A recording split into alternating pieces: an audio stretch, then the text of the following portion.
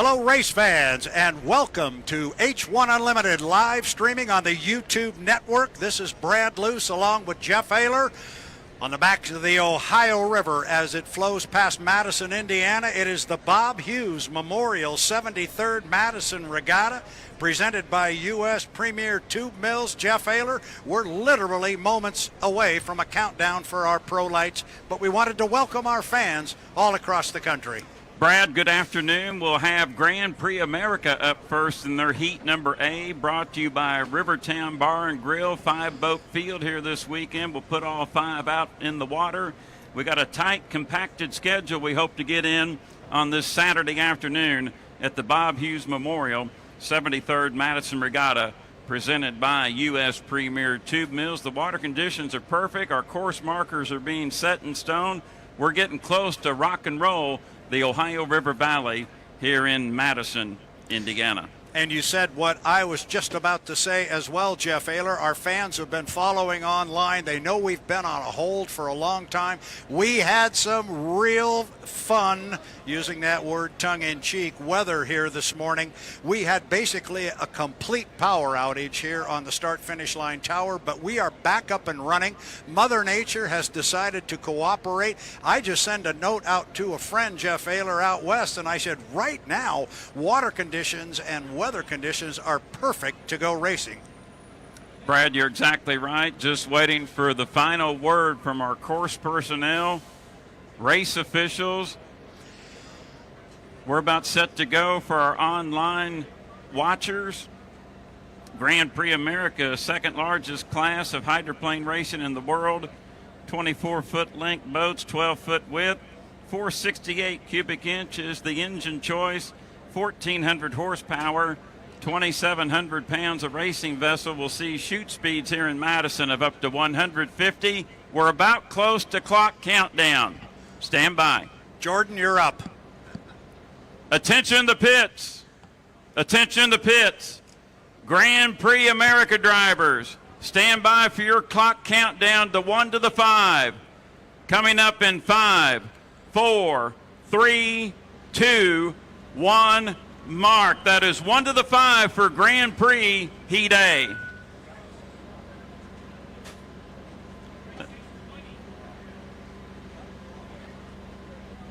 I was told to do this.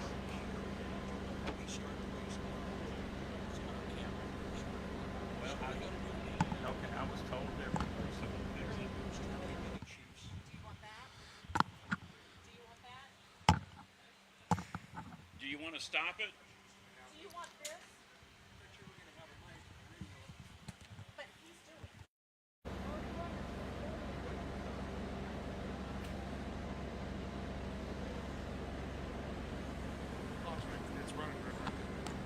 it. GPA drivers, stand by. We need to reset our clocks.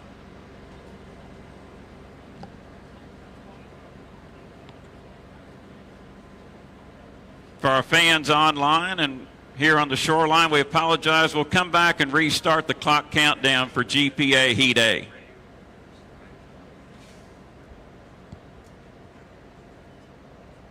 I can count it down from here, Rick.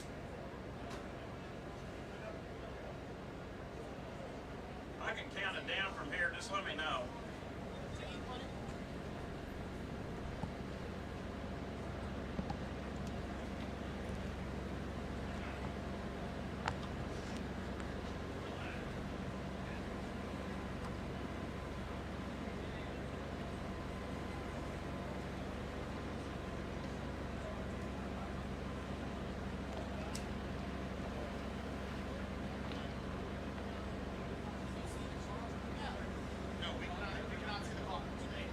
We're good.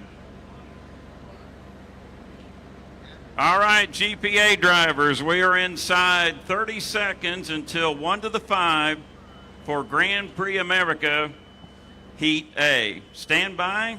15 seconds until 1 to the 5. 10 seconds.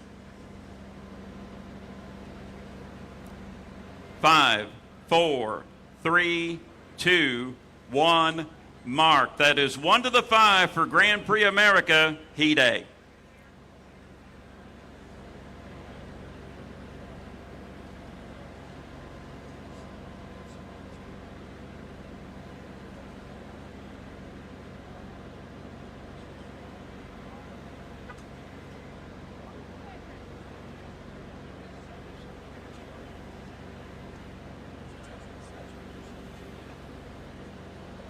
30 seconds.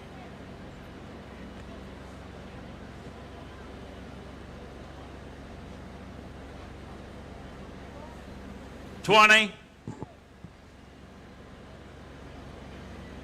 15,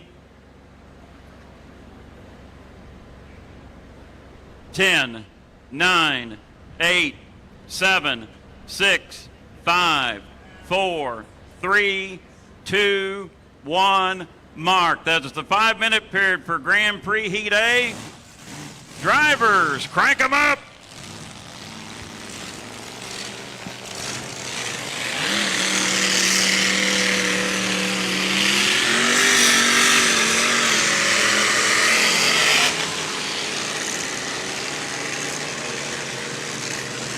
All right, Jordan Bear, boats leaving the dock. It's the first race of the weekend at the Bob Hughes Memorial. 73rd Madison Regatta presented by U.S. Premier Tube Mills.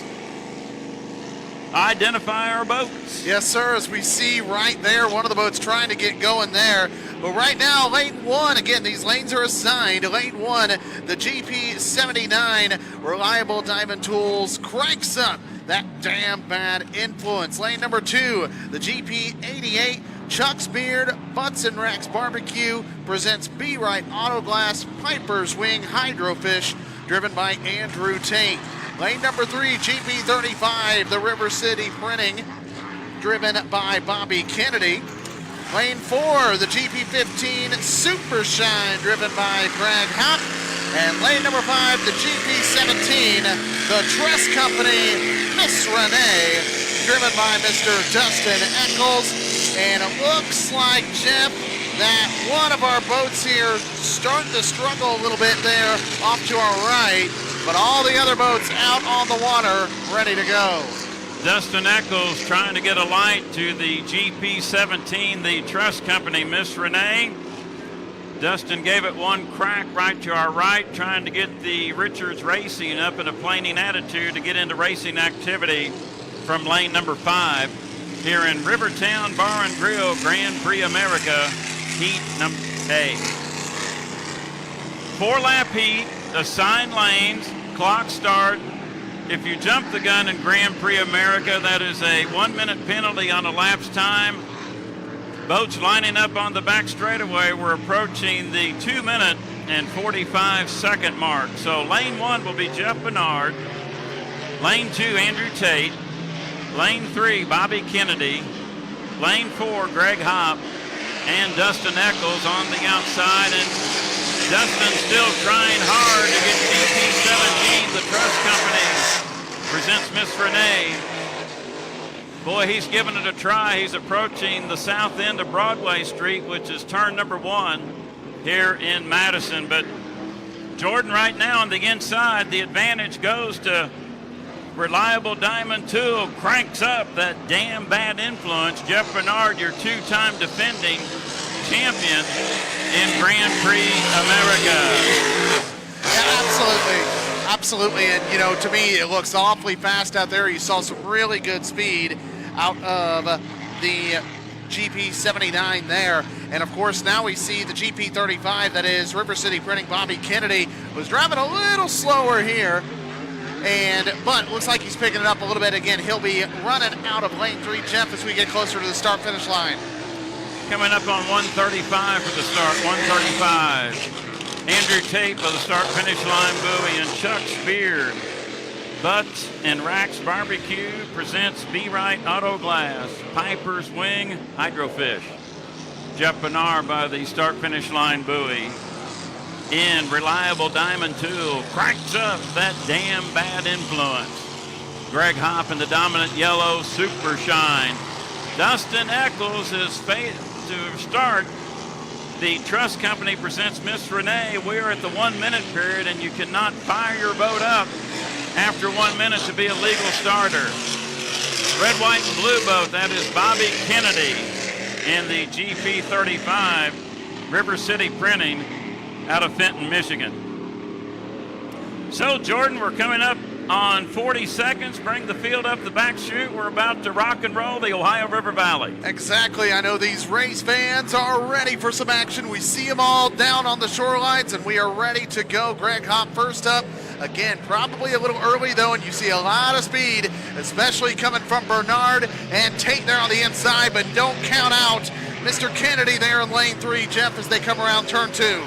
Coming up on the first heat of the day, 15 seconds away. Bernard in 1, Tate in 2, Kennedy in 3. That's Bobby.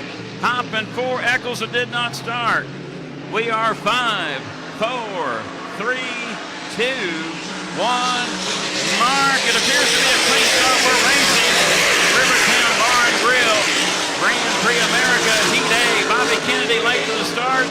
3 working into turn number 1 the first of 4 times around. In lane number 2, it's Andrew Tate, your leader. Start under review. Tate in front, Bernard in second. Tate is coming down, and he's got about a rooster tail lead there on Jeff Bernard, but Bernard's got the shorter track around Jeff. But there is a lot of speed there in GP88 by Andrew Tate as they enter turn number 2. Jeff coming around for lap number 1. In turn 2, the first time around, it's Andrew Tate flying high in lane number 2, and the Chuck's Beard, Butts, and Racks Barbecue presents V-Ride Auto Glass. 1 down, 3 to go. Tate flying high in 88 in front. Bernard in second. Reliable Diamond Tool presents that damn bad influence. Greg Hopp in third in Super Shine. Bobby Kennedy in fourth in the River City Printing. Tate off the turn, comfortable margin. The battle's for second. Absolutely it is. What a run by Andrew Tate. He nailed the start in from lane 2. He has opened up a 2 rooster tail lead, but as you said, Jeff Bernard right there, but Greg Hopp in that rooster tail, Jeff, as they get ready to come down the backstretch as Andrew Tate gets ready to complete lap number 2. Tate working well in lane number 2. Comfortable margin worth a halfway mark of Rivertown Bar and Grill Grand Prix America. Heat A, halfway through Heat A. We still got this battle for second.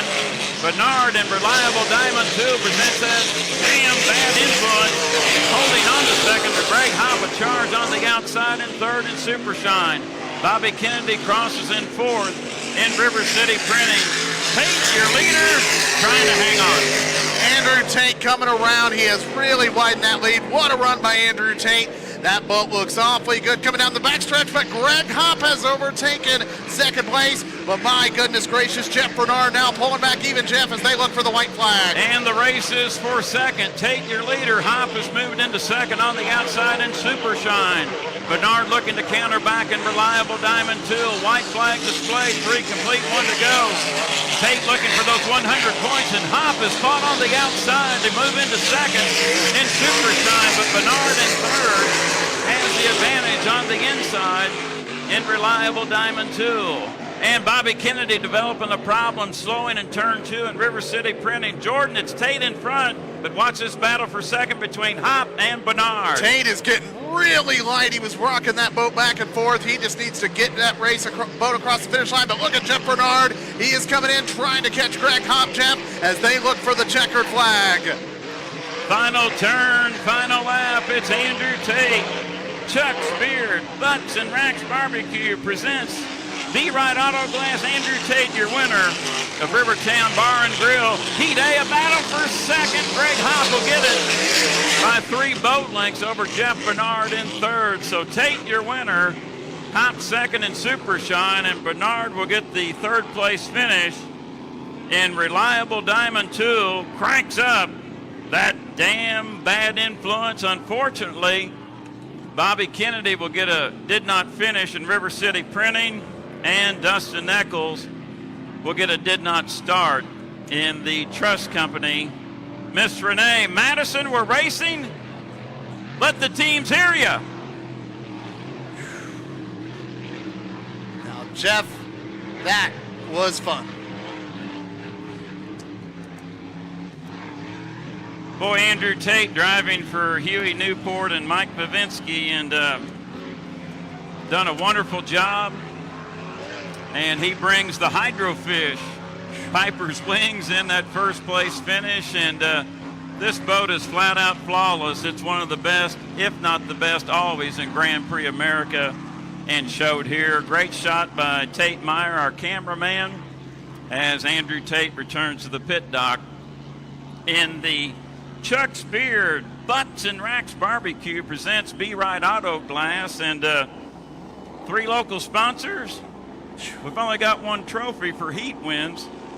They'll saw it up 3 ways. Absolutely they will, but man, what a run by Andrew Tate. We've said anytime you put him in a hydroplane, he's gonna give you a chance, and he put that boat out in front from lane 2, and man, from the word go, he turned around and waved goodbye. What a run also. I want to give a lot of love to Greg Hopp right there, Jeff. He was back in third a good chunk of the race, but then there in lap number 3 was able to get past Bernard. But what a run there by Greg Hopp, and that's just race number 1. We got a lot more racing to go.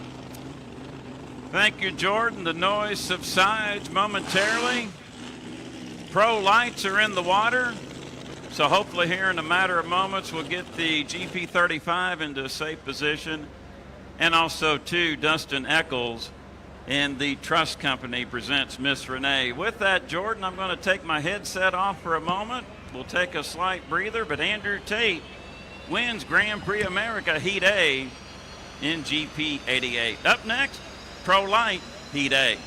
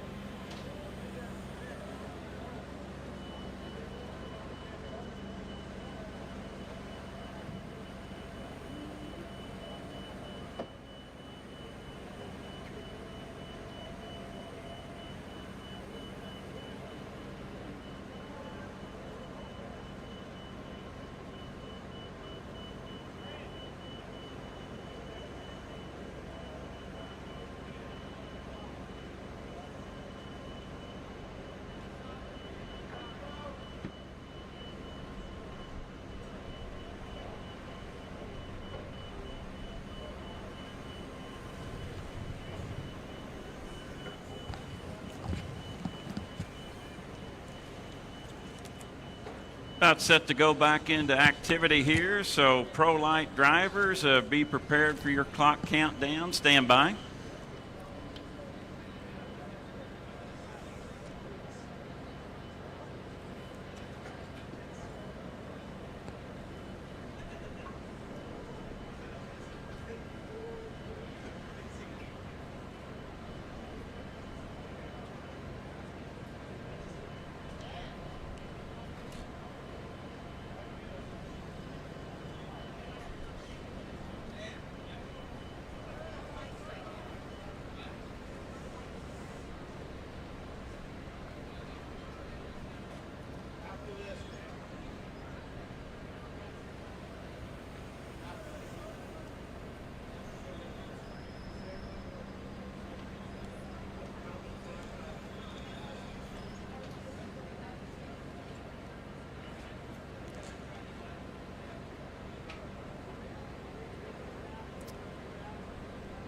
Attention to pits. Attention to pits. Pro Light drivers, stand by for your clock countdown. It will be the 5-minute period. We're inside 30 minutes to the 5-minute period. 30 seconds. I'm sorry. Now we are inside 20 seconds until the 5-minute period. Up to the 5-minute gun. I'm sorry. 15. 10. 9. 8, 7, 6, 5, 4, 3, 2, 1. Mark. That is the 5-minute period for Pro Light. Heat number A, our sponsor, Be Right Auto Glass. Boats leaving the pit area, Jordan Bear. Let's ID our participants for the fans along the shoreline and watch it at home with H1 Unlimited through YouTube. Yes, sir, Jeff Ayler. Lane number 1, it is the E300 River City Printing, driven by Brandon Kennedy.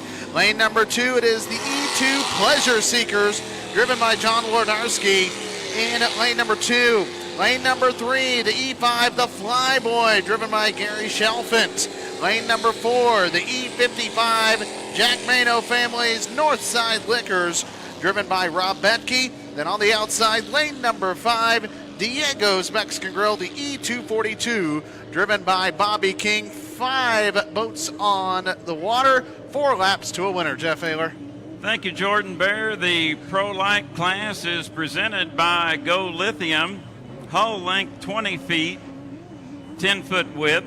All boats powered by the stock 350 cubic inch engine. Horsepower at 400. 1,500 pound racing vessel. Chute speeds capable of up to 135 miles per hour. And Jordan, these chutes, I think we'll see 125 at the end of each chute. Long straightaways, tight turns here in Madison on this 1 1/4 mile race course. We are now 3 minutes and 25 seconds until the start. All 5 are up and running. The water is good. The rain has subsided. We're racing. We are racing, and again, as the E55 Jack Mando's family Northside Liquors goes by, followed by the Flyboy. And again, all 5 boats around. We can see where those turns can really be huge here. We saw where Greg Hopp really was able to utilize it in the last race for Grand Prix America. So with under 3 minutes to go now till the start of the race, boats getting some testing in, probably trying to time it out a little bit, because again, as Jeff, you pointed out, you do not want to cross that line early. 2:45 until the start. Brandon Kennedy in the dominant yellow, River City Printing. Ray Lynn, the owner, out of Cinnamon, New Jersey. Oh, and Brandon Kennedy, that was a scary moment there. Almost porpoised the front of that boat, almost stuck it in the Ohio River, but it continues on. That was frightening right there just in front of the Madison Ford start-finish line. Gary Shalvin off turn 2 in the blue and yellow Flyboy. Here is the Northside Liquors, the dominant white, red, and black craft with Rob Betke driving out of Ortonville, Michigan. We're coming up on the 2-minute mark. 2 minutes. 2 minutes away until Be Right Auto Glass Pro Light. Heat A, John Wodarski by the start-finish line buoy and the Pleasure Seekers. And Jordan, that stopped my heart momentarily. Kennedy, that was scary. That was scary, and you know, I think the last thing we want is to see something like that this early on, but fortunately he was able to get it back, and it looks like it's still running fairly smoothly. But then right on that outside, Diego's Mexican Grill, the 242, it'll be on the outside, but we know how fast that boat is with Bobby King. So we'll see what he's able to do from the outside. He won from there last year. We'll see what Brandon Kennedy does in lane number 1 in the River City Printing. Coming up on the 1:15 mark, 1:15. Good afternoon to our viewers watching at H1 Unlimited through YouTube. This is Pro Light Heat A, brought to you by Madison local sponsor Be Right Auto Glass. 3, 2, 1, mark. 1 minute period in session. 5 boats set to go. All 5 are up and running. Assigned lanes in Pro Light, 4-lap heats. Just like their sister ships in GPA, if you jump the gun in Pro Light, that is a 1 minute penalty and elapsed time. Jordan, bring them up to turn 2. We're under 45 seconds. And it looks like here we have a little bit of a slow roll up there, and that is the E55 Northside Liquors. He's got to shed a lot of speed off because he is very early, but here comes everybody else. Again, Kennedy in lane 1, Wodarski in lane 2, Shalfit in lane 3, Betke lane 4, King in lane 5, Jeff, as they get ready to come down and see the green flag. 20 seconds away. Pro Light Heat A, brought to you by Be Right Auto Glass, the driver's eye, the Madison Ford start-finish line. A beautiful alignment off turn number 2. We are 5, 4, 3, 2, 1. Mark, we're racing in Pro Light Heat A, brought to you by Be Right Auto Glass. I'm assuming the start is under review officially. 5 Pro Lights entering turn number 1. We'll call it physically until we get official word on possible gun jumpers. Your leader on the outside lane, that's Diego's Mexican Grill and Bobby King in front, followed by Brandon Kennedy in second. Bobby King right there, but man, look at Brandon Kennedy, and he is whopping those sponsons left and right. But a beautiful run there by Bobby King on the outside in lane 5. Shalfit there in lane 3 as well, Jeff. But Kennedy's got the short track around, Jeff, as they come to lane 2. Working into turn number 2, the start is under review. So your physical leader is Bobby King and Diego's Mexican Grill, and we're getting word the only legal starter is the dominant yellow boat running physically in second. That is Brandon Kennedy in River City Printing. River City Printing in front, but Bobby King is in second, running physical first in Diego's Mexican Grill. Gary Shalvin, third in Flyboy. John Wildarski in fourth in Pleasure Seekers. Rob Becky trails it in Northside Liquors. It looks like King is your leader, but it's Kennedy and the Budget Buster Pennzoil River City Printing in front. My goodness, again, the only legal starter, how important those starts are. And it's a shame. It's a nice run there by Bobby Kennedy in the Diego's Mexican Grill. We said he's got a lot of speed. Still trying to hold on, though, for second place points. They work into turn number 2. Brandon Kennedy, your leader. Looks like he's second, but he's actually first. And I noticed these pro light boats, the shorter version of the Wild Bill Cantrell Memorial Race Course, giving some unusual boat rides in the straightaways. There's your leader. We're halfway through it. Brandon Kennedy in the River City Printing. Bobby King in second. Diego's Mexican Grill. Gary Shalvin, good run in third in Flyboy.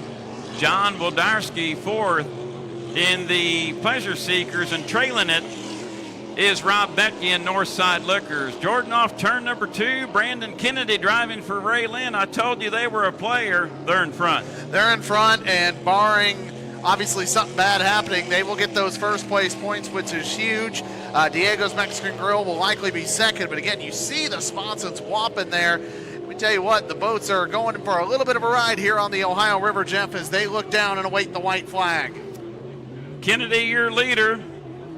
King will accept it. He'll get a 1-minute penalty for a gun jump. Off turn number 2, Brandon Kennedy out of Newark, Delaware. There's your official leader here in B. Wright Auto Glass Pro Light Heat A. King in second, Chalvin in third, Wildarski in fourth, and Betke trails it in the Northside Liquors.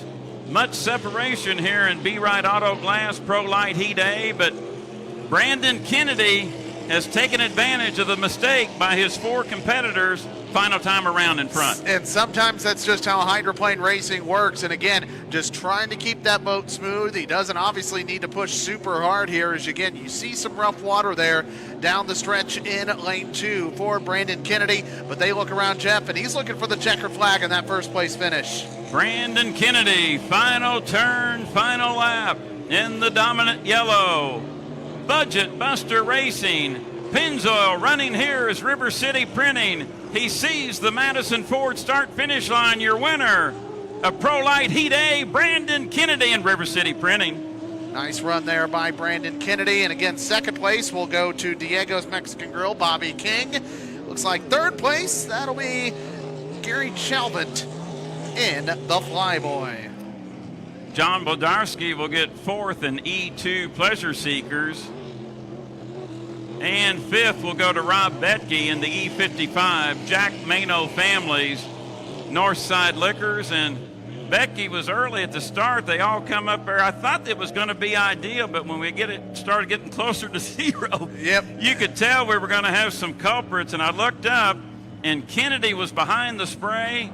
I thought at first that was probably the only legal starter, but we got to wait for the officials. And good job by them getting Tana the information quickly, so we can provide our race fan along the shoreline and those watching at home at H1 Unlimited via YouTube where the correct positions were. Absolutely, and we really appreciate that. And again, that's where that timing is so important, and a great job by Brandon Kennedy, because we know how fast Bobby King showed how fast he is outside in lane 5. You know, I've been saying that up until the race started, but Brandon Kennedy timed it perfectly. You take advantage, you take what's given to you. He gets the boat back safely, and he's got first place points, but with one race down this weekend. Thank you, Jordan Bear. There's a good look of your winner in B. Wright Auto Glass Pro Light Heat A. Brandon Kennedy out of Newark, Delaware, driving for Ray Lynn out of Sentiments in New Jersey. That's a big 100 points in Pro Light. Brandon getting the seat this weekend for Andrew Tate. Andrew is busy, though, because he is in the Hydrofish this weekend here in Grand Prix America at the Madison Regatta. Kennedy back to the dock, followed by John Wildarski in Pleasure Seekers. Good run for Gary Shalvin. That boat received some wonderful maintenance over the winter. He picks up third Our retired American Airlines pilot gets third in Flyboy. And Rob Metke will come back to the dock in the Northside Liquors. So, Jordan, I think they all came back under their own power. There's the 2, the 55's coming in right now, and I think that's it. 242, 305. Yes, all 5 drivers came back under their own power. Race fans, Brandon Kennedy is out of River City Printing. Give him a round of applause. Your winner of Pro Light Heat A. Man, I know the race fans are loving it. I see them all down here watching it. That noise just, it rattles the shorelines. So good to see hydroplane racing here on the Wild Bill Cantrell Memorial Racecourse. Here again, Pro Light, as we've had one race for Grand Prix America, one race for Pro Light, and now, Jeff Ayler, there's other boats that are currently in the water that are about to hit the race course. We got the big ones in the water, the H1 Unlimited hydroplanes. They're competing for the Indiana Governor's Cup this weekend at the Bob Hughes Memorial 73rd Madison Regatta, presented by U.S. Premier Tube Mills. Jordan, thank you for joining me for GPA and Pro Light. Yes, sir. You'll be back with me later today because those 2 classes will be out at 4 o'clock and 4:20. GPA at 4, Pro Light at 4:20. We're going to get it in. Yes, we are. And so with that, I am going to set this down, and the voice of H1 Unlimited Hydroplane Racing, Brad Luce, going to be taking over the headset.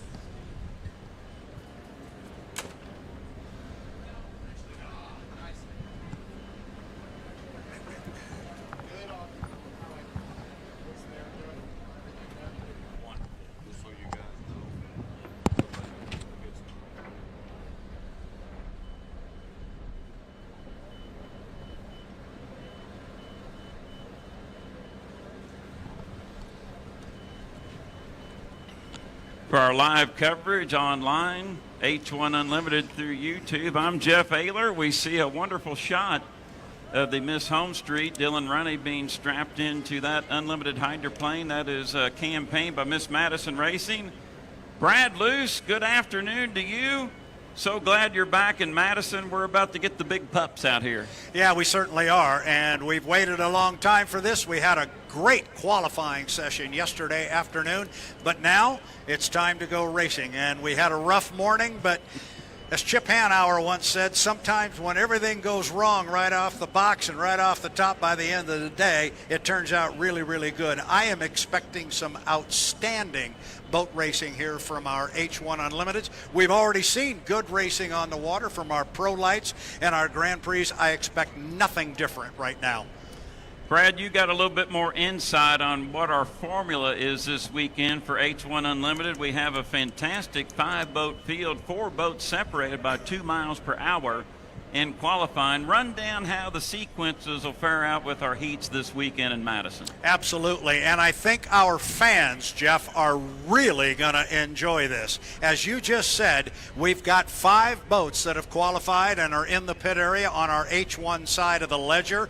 We are going to run 4 boats at a time, and we are going to run 5 of those 4-boat heats for our preliminaries. So this morning at the drivers' meeting, we had a quote-unquote draw, and there were 5 ping pong balls in the basket, and each team drew out a ping pong ball. On that ball was a number, either 1 or through 5. There were 5 of them. Whichever number you drew, that is which heat you would sit out. We're going to run 5 heats, 4 boats per.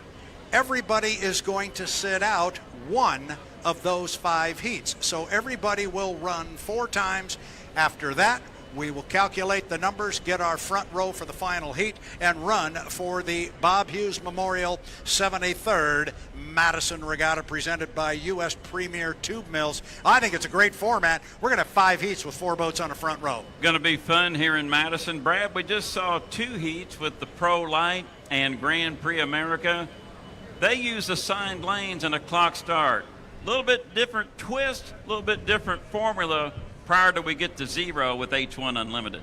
Yeah, absolutely. When these boats are going to go out on the race course, they have no idea what lane they are going to run in. The lanes are not assigned, as you just alluded to. It's what we call the race before the race. We fight for lanes, and there's certain rules around all of that. We know the boats can cut the course at the bottom end of the race course. They can cut it from the front straightaway to the back after they cross the start-finish line. They can cut the race course from the back stretch to the front stretch, but they have to go around those buoys on the GP course to stay out of our safety zones. There's a lot going on during what we call the milling period. You and I will do our best to keep our fans apprised of it. The last piece to that puzzle, you got to stay above 80 miles an hour. There's no trolling. We're going to see these boats rolling out here. And, of course, these are the world's fastest racing boats. All 5 of our competitors here at Madison use the T55L7 gas turbine engine. One real 4.3 gallons of fuel per minute into the motor. Also, 2 28-foot length hull, 14-foot wide, 6,700 pound of racing vessel. Boats are well capable of 200 miles per hour.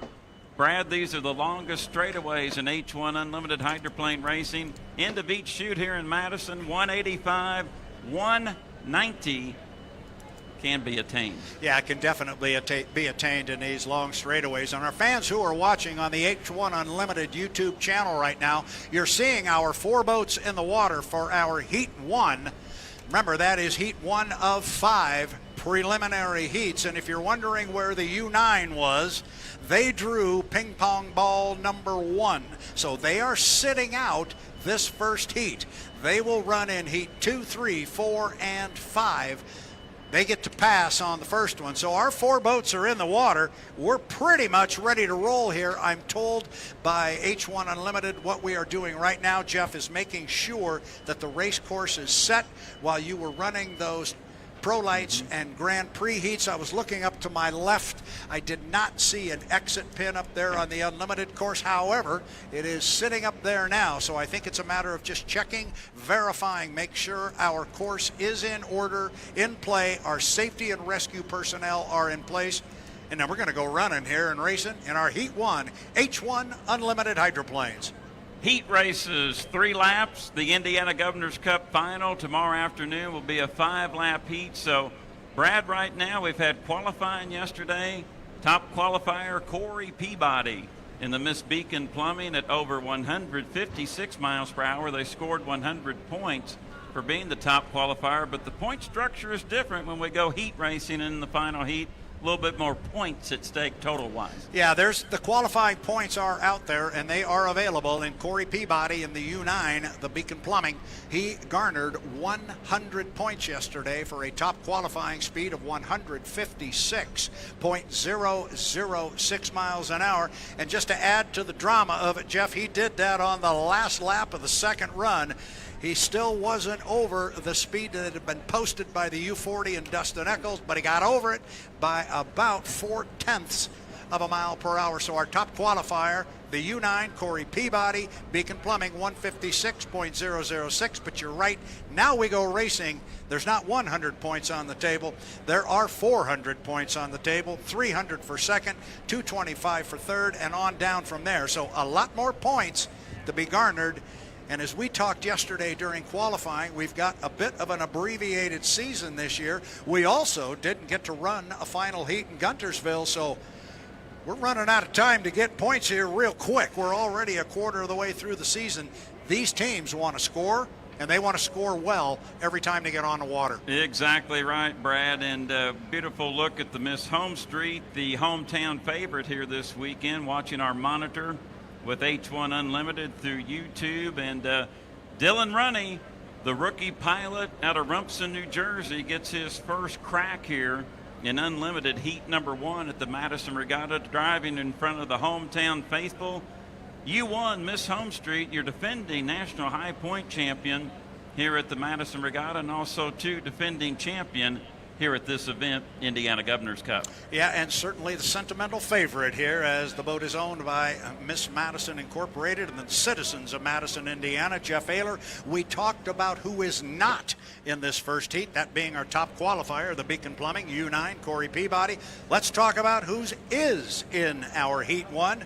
You mentioned the U1, the Miss Home Street, driven by Dylan Runny. He is a rookie this year, but the shackles have been taken off. He got through his rookie race down in Guntersville. He can now go up and start on the front row and run with anybody. So Miss Home Street, Dylan Runny, he will be in our Heat 1. You got a message. Sorry to interrupt you, Brad. That's okay. We're also doing our online stream, but we're providing coverage as well for our guests, the race fans here at Madison. Race fans along the shoreline, if you have parked your vehicle at the post office on Jefferson Street and surrounding the post office, get there immediately because those vehicles will be towed away.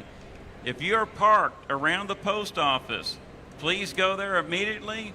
Move your vehicle, because if not, Madison Regatta will have them removed for you. And Brad, with that goes to the yard. That's not fun. No, that's not a lot of fun. And so thank you for interrupting with that. That is very important. The 4 boats that are going to run in our Heat 1, the U1, the Miss Home Street, driven by the rookie Dylan Runny. He's going to be joined by the U8, the Beacon Electric. The boat is bright red. It is driven by J. Michael Kelly out of Bonnie Lake, Washington. Going to be joined out there by the very brightly colored U11 Legend Yacht Transport. It is chartreuse, royal blue, and red. It is driven by Jamie Nielsen out of Gig Harbor, Washington. And rounding out the field is one of the fastest boats we have seen through our first 2 weeks of the season, the U40, the very bright orange Bucket List Racing, and Dustin Eccles. So it's the Home Street, the Beacon Electric, Legend Yacht Transport, and Bucket List Racing, or as you know I like to say, Runny, Kelly, Nielsen, Eccles. The boat on our monitor right now, the Royal Blue, Chartreuse, and Red Legend Yacht Transport. This is a different hull in 2023. Brad Luce the past 2 seasons, and at Guntersville last week. Jamie Nielsen has a knack at getting lane number 1. You fight for your lane, even though he qualified slowest. Lane 1 is the shortest way around. Jamie Nielsen's not out of this. No, he's not out of it at all, and we're hearing in our ear to stand by for a countdown to 5 to the 5. I would take from that, Jeff Ayler, that our course is set. So we will await that countdown. Great shots here. 30 seconds. Great shots here as we're listening to the countdown, but great shots on our online video, the H1 Unlimited YouTube channel, our live stream. 30 seconds. We're going to go quiet, Jeff Ayler. We will let the countdown occur.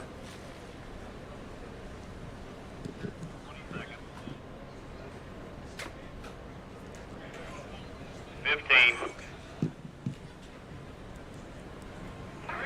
10, 9, 8, 7, 6, 5, 4, 3, 2, 1, 5 to the 5. As you just heard from our officials with H1 Unlimited, we are inside 5 to the 5 for heat number 1 of H1 Unlimited hydroplane action here at the 2023 Madison Regatta. It's the Bob Hughes Memorial 73rd Madison Regatta, presented by U.S. Premier Tube Mills. We'd like to thank our video team with H1 Unlimited, all involved with the staff providing wonderful pictures. We're approaching the 9-minute 30-second mark, and Brad, better yet, always neat working with you. Good seeing you. Let's get this Madison Regatta underway with H1 Unlimited. I am ready to go, and it is always a pleasure and an honor to sit next to you with a microphone in my hand, Jeff Ayler. We've had a lot of fun doing this over the years.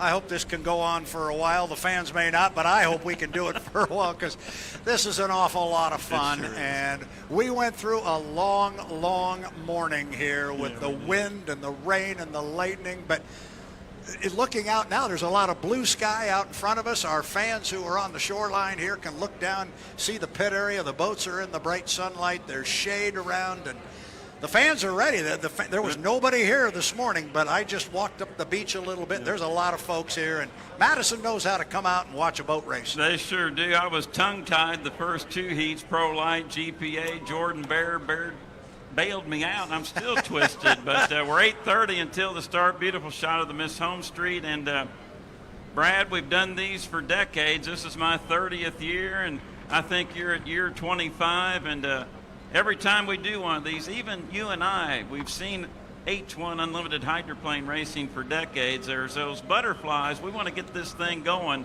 After that first heat, you kind of get the dust off, and then you kind of get into normal racing activity. These drivers are nervous, the crews are nervous, and also, too, the spotters in the corral area, they have a huge job. They actually absolutely do. Now you've got me tongue-tied. Thanks, Jeff. Appreciate it. Passing that along. But they absolutely have a very big role. They're all nervous. They're all twitching down there. I was talking to Jamie Nielsen this morning as we were getting the course set, and I said, how are you doing? He goes, I'm fine. He says, the hardest part is this waiting and just not knowing. At least now they're in the boat. They're on the clock. We're at 7:30 until our start. They know they're going to go racing. They're going over what they need to do in their head. And I think an important point that you and I need to make, we need to make it very strongly to our fans who are watching, those who might be new to this, the importance of scoring points in that first heat of the weekend. We saw it bite a team last weekend. They risked a start, they jumped the clock, they got a penalty, and they were never able to catch up the rest of the weekend. This is your building block, according to my friend Tim Torrance with 96.7 FM WRX. Tim is located to the right of us, and Tim is right, Brad. This is the most important heat of the weekend. This is your building block. To score, you want to be on that front row of the final heat for the Indiana Governor's Cup. We're 6 minutes and 40 seconds until the start. 2.5 mile course. The start-finish line is located right below us, below the new Madison Riverfront overlook with our sponsor, German American Bank. They fly into turn number 1, the west turn, tight turn up the Trimble County shoreline, the back chute underneath the Milton Madison Bridge into turn 2. Bridge turn, east turn, underneath the bridge again, 2.5 miles around. Long chutes, tight turns. 10, it takes driver 9, savvy 8, to negotiate 7, the Wild Bill 6, Cantrell Memorial 5, Race Course.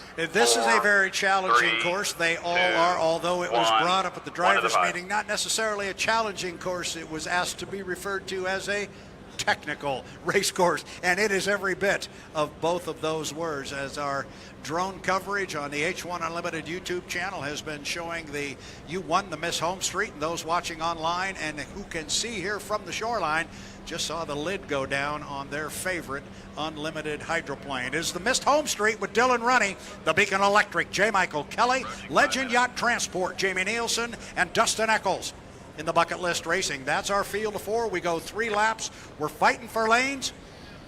You said it's about 12 seconds off the bridge to the line. We'll keep an eye open for that when we get 12 seconds from our start. I expect we'll have 4 boats up there charging hard. All right, Brad, we're coming up on 10 seconds to the 5-minute period. I'll try 10, this. 9, Lids locked. 8, Fuel 7, pump on. 6, Lines 5, loose. 4, Drivers, 3, light 2, up the 1. Lycomings. 5 minutes. 5 minutes, we are inside. Boats can come out on the race course, and it looks like the first, at least on our screen, here is the U11, the Legend Yacht Transport, but it's not. It's going to be Dylan Runny coming away from the dock number 1 in the Miss Home Street. They're going to come out in order, and our boats, Jeff, we heard this morning, they must come out and go all the way down to the lower end of the race course and go around that lower corner. Kelly wants to do it first. He came out second. He gave it a little squirt. He squirted ahead of Dylan Runny in the Miss Home Street. Behind him, behind those 2 lead boats, Jamie Nielsen in the Legend Yacht Transport. And just now, whoa, and we've now got the 40. Bucket List Racing has dropped down off a plane, Jeff. Now let's hope this does not repeat last week for Dustin Eccles at Guntersville. The first tee of the year, he had a gun jump, and now he is refired. Just some smoke coming out the back, and now it looks like the Bucket List Racing will come into a planing attitude. We are now 3 minutes and 55 seconds until the start. Brad, this is the race before the race. Each driver right now does not know which lane they will start in. There are areas of this race course where you can cut the infield. Back chute to front chute to back chute. Where are those spots? They can cut the course from the front straightaway to the back straightaway after they cross start finish line. They can cut the course from the back straightaway to the front straightaway around the Grand Prix America buoys and their upper corner. That is a safety issue for the boats. We talked about J. Michael Kelly giving the boat a little bit of a squirt and running ahead of Dylan Runny. Then up the backstretch, it was Jamie Nielsen. He took off and he went past both Dylan Runny and J. Michael Kelly in the Legend Yacht Transport. Thank you very much, Dustin Eccles. He just gave us a great illustration of cutting the race course from the back to the front, a legal maneuver. 3 minutes until the start. H1 Unlimited, heat number 1. Jamie Nielsen in turn number 1, the Chartreuse Royal Blue Red Legend Yacht Transport. The trio behind him, Dylan Runny, Dustin Eccles, J. Michael Kelly. We've got a black flag on the race course, Jeff Ayler. We have halted our countdown. We're sitting at 2:34. It has stopped. There's a black flag on the race course. I do not know what the issue is. They will get the message to our drivers. It appears Jamie Nielsen has already picked up that message. He is coming back to the pit area here. We'll keep an eye on our other 2 or 3, excuse me. Not sure what the issue is. We are monitoring the H1 Unlimited officials here. Jamie Nielsen back to the dock in the U11 Legend Yacht Transport. Here comes J. Michael Kelly. Behind him is Dylan Runny, and the home street, he will come back, and up at the top end of the race course is the U40 Bucket List Racing and Dustin Eccles. So not sure what the issue is, Jeff Ayler. I'm sure we'll get a report here very quickly. It's coming across. I think we'll have it here quickly.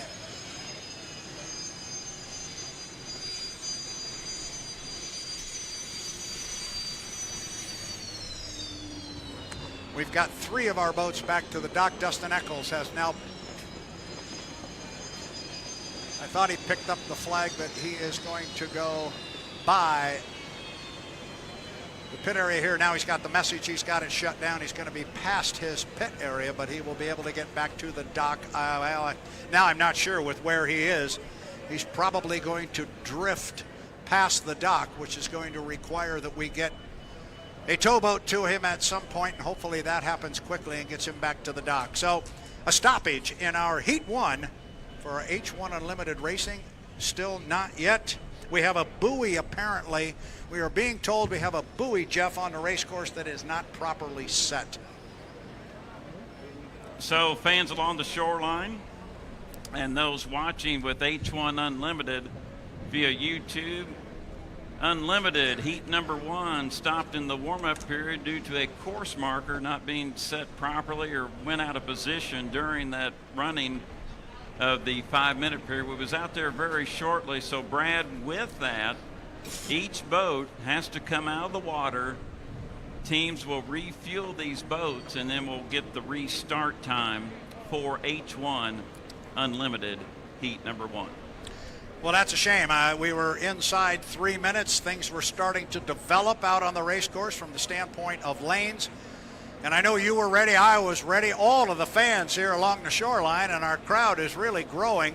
They were here. They were ready to go. But unfortunately, we're going to have to, as you just said, Jeff, bring them back, stick them back up on the trailers, and try this sequence once again. I thought maybe Dustin Eccles would drift past our dock. He has, but they have got a line on him, so I'm not sure it's going to require too much assistance from a patrol boat, which is now headed over his way. Those of you watching online who have been to this particular venue know that the current flows down and from left to right. And when a boat comes back to the dock, if you miss the dock, you can end up downriver a piece. But I think we got the line on the 40, and we'll save that. That should save us a little bit of time. Thank you, Brad. So with that, I mentioned we'll get all 4 boats back on the trailer. They will be refueled, and I'm going to assume when we go back with H1 Unlimited Racing, it will be with these exact same 4 boats, but we will clarify that once we get official word. But I think that's the way we're trending. I would think so as well. Our first boat is coming up out of the water. I'm going to step away, Jeff Ayler. I'm going to try and get some clarification on which buoy or buoys have to be looked at. I'll let you step in. I'll find Jordan Bear around here somewhere. I will hand him a headset. And we didn't quite get it started, my friend, but we were about ready to go. It is the Bob Hughes Memorial 73rd Madison Regatta presented by U.S. Premier Tube Mills. I'll step away. Jordan Bear, take the headset. Thank you, Brad Luce. Jordan Bear stepping back in. And Jordan, I thought we were going to get off and rolling with H1 Unlimited Heat 1, but unfortunately some markers out of position and floating. That's the word we're getting, and you have to have them because that's what identifies the course. The drivers need them. Absolutely, and it looks like we got on our screen in front of us, those watching online live at the H1 YouTube channel, looks like we see the buoy that is out of place here. It looks like one of those orange buoys over by the Milton-Madison Bridge. And, you know, Jeff, you're more of the expert on this than I am, but I'm not exactly sure where that buoy is supposed to go. But it looks the drone is on it right now. It appears to be an orange one out of place, so hopefully they can get that set so we can get some unlimited hydroplanes back on the Wild Bill Cantrell Memorial Racecourse. Unfortunate. It could be worse if that, you know, they're trying to get it set, folks. They worked hard and to get this course set up, and I want to give them, all of our course crew, a lot of love because they did it pretty much in rapid speed time so we can get boats on the water. So hopefully they can get down there and get that buoy set, Jeff. Thank you, Jordan Bear. With that, we can go back and review. We have run 2 heats today at the Madison Regatta. Grand Prix America was first up on the slate. In Rivertown Bar and Grill Heat A, your winner was Andrew Tate in the GP88, the locally sponsored craft campaign by Mike Mavinsky and Huey Newport. The Chuck's Beard Butts and Racks Barbecue presents Be Right Auto Glass along with Piper's Wing and Hydrofish. Andrew Tate got the win. Second position went to Greg Hopp in the Super Shine. Third place went to Jeff Bernard, and Reliable Diamond Tool cranks up that damn bad influence. A did not finish went to Bobby Kennedy in the River City Printing, and Dustin Eccles had a did not start in the Trust Company presents Miss Renee. Pro Light Heat A was run, brought to you by Be Right Auto Glass. Your winner, Brandon Kennedy in River City Printing. It was an easy one after his 4 remaining competitors jumped the gun.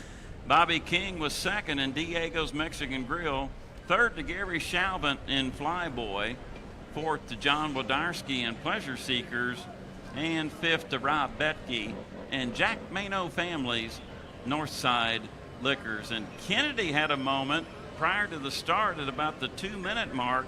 He took a hop, and I thought he was going to stuff the 300 in the Ohio River, but he recovered and hung on and made a good start to get those points in Pro Light presented by Go Lithium. Well, and like you have said, Jeff, in any of the Pro Light or Grand Prix America jump the gun, that's a 1-minute penalty, so it's not like Unlimited's where it's a 1-lap penalty.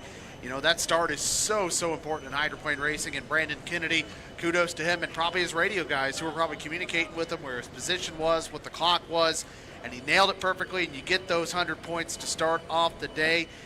Some very fast boats out there at the Diego's Mexican Grill, the 242 by Bobby King.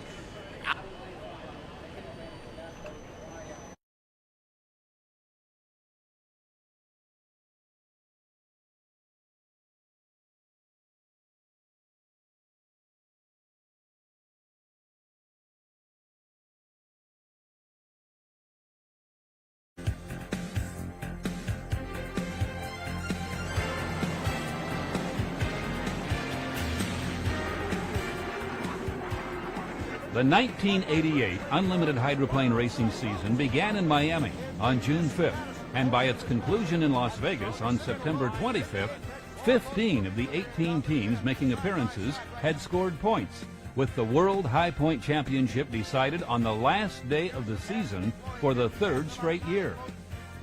For the 4th time in 5 years, Bernie Little's Miss Budweiser team took the top honor, scoring 1,100 points more than second place Bill Worster's Mr. Pringles.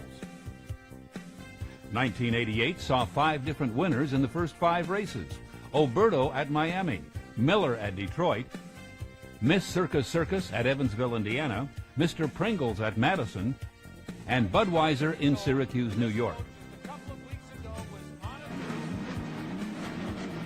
Not until the 6th stop on the tour, when the Bud achieved victory at Tri-Cities, Washington, did the Unlimiteds have their first repeat winner. He's got that boat very light, and he comes down and he takes off. Tommy Deeth up and over, landing right on the cockpit in the Ohio River. The Unlimited participants also proved the viability of aircraft-style enclosed cockpits in 1988, which were credited with saving the lives of drivers Jim Kropfeld, Scott Pierce, Tom Deeth, Mike Hansen, Ron Snyder, and John Prevost. You can see Tommy Deeth coming out of the boat. Wow, what a test of the cockpit. The worst of these accidents occurred at the season's opener in Miami. After qualifying fastest and winning both of its preliminary heats, the Miss Budweiser was involved in a collision with Mr. Pringles in the first turn of the final heat. The Bud took a direct hit in the cockpit area from the Pringles, which flipped upside down.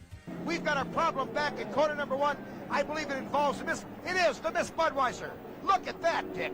Jimmy Kropfeld is still in the cockpit of the Miss Budweiser. It looks like he has been in some sort of a collision, and we don't know the other boat. It looks like Mr. Pringles. Mr. Pringles is upside down in the water right now. They've got Scotty Pierce out of the Mr. Pringles. His boat is completely upside down. He's got flotation. It's not in danger of sinking. Look at the Budweiser. 2 top contenders wiped out in 1 split second. Miss Budweiser driver Jim Kropfeld suffered a serious neck injury. Mr. Pringles pilot Scott Pierce got salt water in his lungs. The lives of both men were saved because both boats were equipped with safety canopies. It was really tough, as you can see. Had it not been for the Miss Budweiser having a canopy, we wouldn't have a Jim Kropfeld today, I'll guarantee you, Jim. Well, and maybe not even a Scott Pierce either, because he ended up upside down on his canopy. Yes, I saw him, and I was watching through your viewer there as he was coming out of the boat, and thank God they're both okay, I do believe. I know I talked to Kropfeld, and he was moving everything, and his neck was hurting, and we're going to head over there to the hospital now. I'll tell you what, thank the good guy upstairs, because you were the one that instituted and became the pioneer of the canopy that covered these drivers. Yeah, Anheuser-Busch and Budweiser funded a couple $1 million worth, and today it's paid off double-fold. Pierce was treated and released from the hospital 2 days after the accident, but the season was over for Kropfeld. Although the prognosis for a full recovery was excellent, Jim would not be 100% well again for several months. A replacement was needed, and in a hurry. Kropfeld recommended his good friend, Tom Deeth, who accepted Bernie Little's offer to drive Miss Budweiser for the balance of the season. Well, Jimmy and I are really good friends, and I really appreciate his confidence in me, and I'd never be able to replace Jim Kropfeld, but I'll do the best job I can. Deeth had a difficult first month with the beer wagon. While leading a heat at Evansville, the Bud blew over on the front straightaway. The boat thinks it's an airplane. Can't get enough altitude. Comes over in a 360-degree flip. Hits upside down, bounces on the tail, and then comes right side up. Deeth was only slightly injured. At Syracuse, the Budweiser's run of recent hard luck came to an end. Crew chief Ron Brown and the team put it all together, outrunning Chip Hanauer and Miller High Life for the win. We've had everything happen that could happen, and Jim Kropfeld is just on the phone, and he is so happy for Tom and all of us, and needless to tell you, the Miss Budweiser earned it all the way. Well, Tommy, you had to kind of push it out there for the first couple of laps. You had some competition. Oh, absolutely, but the Miss Budweiser responded to every command, and the crew really did a great job setting the boat up for me. It's a victory for Thumper, Miss Budweiser. That's our rabbit, Thumper. She did it today. And it looks like a good start all the way across. The Bud made it 2 in a row at Tri-Cities, beating second place Miss Circus Circus and Hanauer by an incredible 97 100ths of a second in the final heat. Seattle was another thriller. Miss Budweiser again demonstrated its mastery over the rest of the field, winning in record time. Second place Chip Hanauer and Miller High Life went all out after the Tom Deeth chauffeured craft, but fell 1 8 100ths of a second short at the finish line. Moving on to San Diego, Miss Budweiser had difficulty with its turbine engine and conked out while leading in the final heat. This final race, and another boat is down, and it's the Miss Budweiser. The Budweiser, the Soap is taking its goal. The Bernie Little team had only to finish at the season finale in Las Vegas to repeat as High Point winner. But Miss Budweiser scored a decisive victory, nailing down the Beer Wagon's 65th race triumph since 1966 and 10th High Point title since 1969 on the waters of Lake Mead. Tom Deeth won his first ever High Point title, outscoring Scott Pierce by 227 points in spite of not having driven at the first race of the season in Miami. The national champion boat, not national champion driver. Tom Deeth, great job. Bernie Little, congratulations. Well, I would want to say just one thing, Lee. You're a real good friend of mine and a native Detroiter. You were the last Detroit national champion, and I'm very proud to say that I'm following in your footsteps. Hey, thank you, Tommy. But eyes are now on Scotty Pierce and Mr. Pringle. He's going to win. He's going to take the checkered flag. The Mr. Pringles, a duplicate of the Miss Budweiser, did itself proud in 1988. Driver Pierce won the Indiana Governor's Cup at Madison and kept his team in the High Point chase right down to the last day of the season. Three different leaders. Budweiser, Miller High Life, and the winner. Chip presents Mr. Pringle. But the checkered flag will fly out for the Fran Miller Muncie's High Miller Life. High Life and Miss Circus team achieved mixed results due to mechanical difficulties, but performed brilliantly on occasion. Miller High Life won all three heats at Detroit, but collided with Oh Boy Oberto at the Gold Cup in Evansville and had to be withdrawn. But Hanauer moved to the seat in Miss Circus, which had been damaged in a crash with Mike Hansen and Sutphin Spirit during Heat 2. Circus in there. What? Oh, my goodness, Mike Hansen up and over him in the Sutphin Spirit. Sutphin Spirit continues on. Circus dying in the water right now. Driving a combination of parts from his team's two damaged boats, Hanauer went on to win Gold Cup Heat 3B and the final championship heat in fine fashion, thus continuing his phenomenal victory streak in the race of races. Here's the checkered flag coming out for Circus. He has done it. Chip Hanauer taking his 7th consecutive Gold Cup. What a moment in this young man's life. Chip's 7th Gold Cup win, putting just one victory short of the all-time driving record of 8 wins, established by the late Bill Muncie.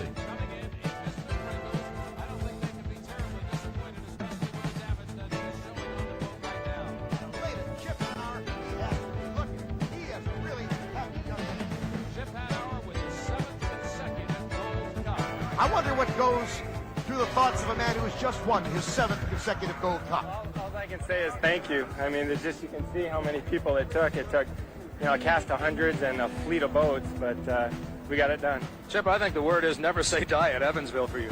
Well, I think that's what sums these guys up, is they just refuse to die. You know, at one point they just said, you know, Miller High Life's out of commission. We got to just put everything we got, take the best of both boats and put them on one boat and go for it. And we went for it and it worked. They come into corner number 3. Lots of action to watch, and now they try to keep that lane tight, and Lauterbach is up and over. Larry Lauterbach looked like he went up and over the roof. Steve Woomer's turbine-powered U-10 only attended 6 of the 9 races and suffered hull damage on several occasions, but still managed to place 7th in High Points. Campaigning as the Vantage Ultra with Larry Lauterbach at the wheel, the craft came from behind to take 2nd place from Mr. Pringles on the last lap of the Las Vegas Silver Cup in a thrilling finish. Larry Lauterbach came up and nipped Mr. Pringles for 2nd place. Larry Lauterbach, there you see Scott Pierce and Mr. Pringles. He's got to be disappointed. Vantage Ultra coming right up. Sutphin Spirit, owned by Rich Sutphin and driven by Mike Hansen, knocked on the door of success several times during 1988. Further back in the field, Sutphin Spirit, and Sutphin Spirit gets loose out of the water. Mike Hansen is up and over on his roof. Hansen looked like he just plain lost it in the air. There was no infraction on it or anything. He was riding in a clean third place, and all of a sudden the boat just caught a gust of air and got up. Prior to flipping in the Syracuse race on Lake Onondaga, the former Pay and Pack had its best showing at the Evansville Gold Cup, where it finished an overall second and accumulated more points than any other boat that day.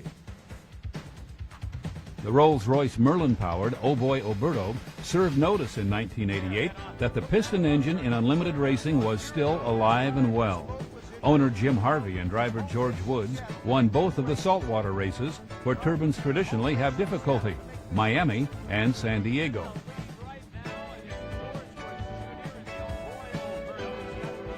Tell you what, the crew worked. This is the same engine that they built in the parking lot last night, and it went all 3 heats with all straight 3 wins. It's hard to believe. Old Jim here in the group just did fantastic. This boat is a true survivor in every sense of the word. The new Turbo Allison-powered whole-set Miss Madison, designed and built by Ron Jones, made its long-awaited debut at Tri-Cities after the craft's aging predecessor had filled in during the first half of the season. After a 5th-place finish behind 4 turbines at Tri-Cities, whole-set Miss Madison experienced difficulty in the next 2 races. Oh, it appears we had a little accident down in the pit. Steve Rabel, what do you got? The craft was run over at slow speed by Miss Circus Circus while returning to the pits in Seattle. The damage to both boats in this instance was mainly cosmetic. But in San Diego, the Madison and the Circus got into trouble again. Look at those boats as they come down the straightaway. Coming right at you on the back street of lap number 1. The Circus trying to catch up after a late start. He starts to fly. He's up in the air. Oh, no. It's the whole-set Miss Madison. They both went over, Dick. Unbelievable. It looked like a choreographed ballet as both boats going over. Let's check the drivers out right now. Johnny Prevost right side up in the water. Ron Snyder is upside down in the water. We remind you that they are on their own breathing mechanisms in these capsules. But you can see right there, Snyder is not out of the boat yet. Prevost is sitting upright in his boat. He has not yet popped the cockpit. There he goes. He has popped it out. So one driver is okay. The other driver we have not seen. Let's take a look back now at what happened. Look at, there goes Circus, the first boat up. Then you can see Madison flying up almost exactly the same way. Unbelievable as they come back down. The back end of Circus comes down. It looks like the boat actually split. Let's take a closer look at it. Here he gets airborne. At this point, I don't even think he realizes he's flying. Now, by this time, he's lost the horizon, goes over. Watch that back end as it comes down. It looks like the boat might have split. Here he comes, and he could have gone again, but no, the back end. Look at it right there. Right there, the boat splits in half. He's lucky that the boat is even floating at this point. Johnny Prevost is out of the Circus. He is all right. They are attempting to rescue Ron Snyder out of the whole-set Miss Madison. Here's another angle, Jim. One more time. First Circus, then the whole-set Miss Madison. Now watch the whole-set Miss Madison on the right. He doesn't get completely over as the rooster tail of Old Boy Alberto hits him and stops him and flops him upside down. So he actually is cushioned by that rooster tail and settles back into the water, but he is upside down. There he is. He is out of the boat right now. You can see him sitting up. If you see the man with the blue and white shirt on there and the white cap sitting right next Thankfully, to him. Snyder and Prevost escaped injury and were back at the race site 3 hours after the crash. Again, the sport's new safety capsules had saved lives. And here's another boat that's staying right up there right now in third place, the Pocket Savers Plus boat. Jim McCormick's veteran U-4 from Owensboro, Kentucky, was a welcome addition to the fleet in 1988. Co-owned by another longtime participant, Bob Fendler, the variously named entry made the scene with Rookie of the Year Steve David in the cockpit. Using 2 different hulls, after the first was damaged in a shop fire, the team went with both Allison and Rolls-Royce Merlin Power. They finished 4th at Miami and San Diego as Pocket Savers and 4th at Evansville as Art Construction. Al Thorison's U7 with driver Jerry Hopp went the entire circuit in '88 and scored points in all but the last race of the season. Known alternately as Jackpot Food Mart and Miss Paddock Pools, the Allison-powered entry finished 8th in high points and 4th among the piston teams. And you see Mitch Evans now as he tries to fire up. We're coming close to that 1-minute gun rule, and that rule says that if you're not on the course in a planing attitude at the 1-minute gun, you don't get to race. So he has to move out. The father and son team of Ed Cooper Sr. and Jr. from Madison and Evansville, Indiana, had a memorable year. Their new boat, designed and built by the Evans brothers, turned in some mighty impressive speeds for an Allison-powered craft. Fred Leland's Miss Rock U100 and Miss Crab Legs Rainier Beer U77 appeared at the 2 Northwest races with Jack Berry and George Johnson as drivers, but both experienced mechanical difficulties.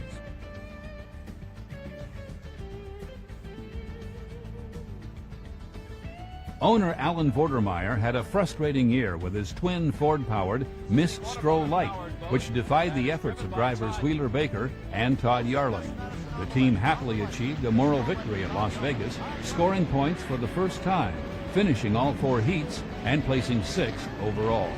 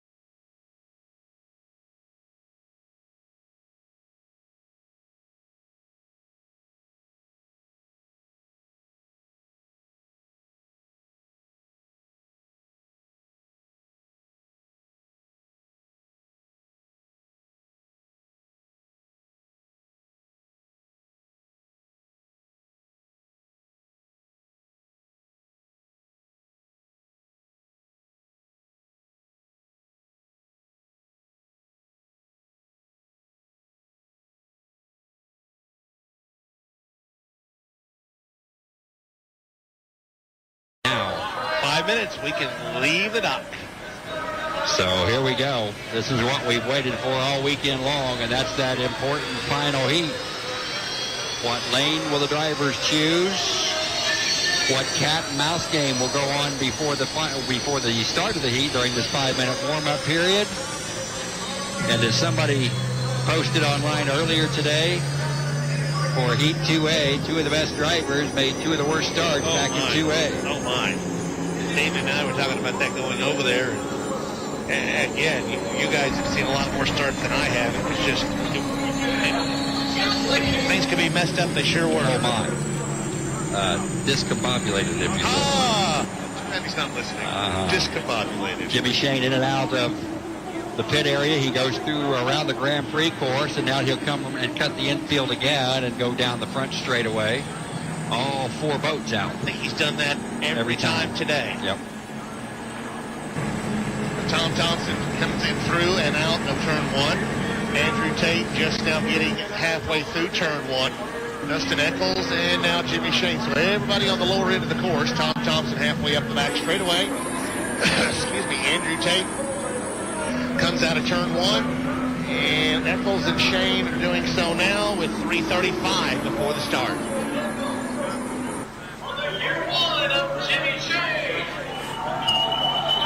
All four boats on the backstretch now as Tom Thompson gets up to 2. Across from us, it's Andrew Tate. Just now coming up on the inside of Andrew Tate, and about 4 or 5 rooster tails behind is Jimmy Shane, and on the way outside is Dustin Eccles. Tom Thompson down the front straightaway. Everybody will go up and go through 2 and come down the front straightaway. He's at the apex buoy right now on the inside. And just leaving it open. 5. Here comes Andrew Tate and the tail behind you on the inside. U9. Jimmy Shane just to the inside of him in the home street bank.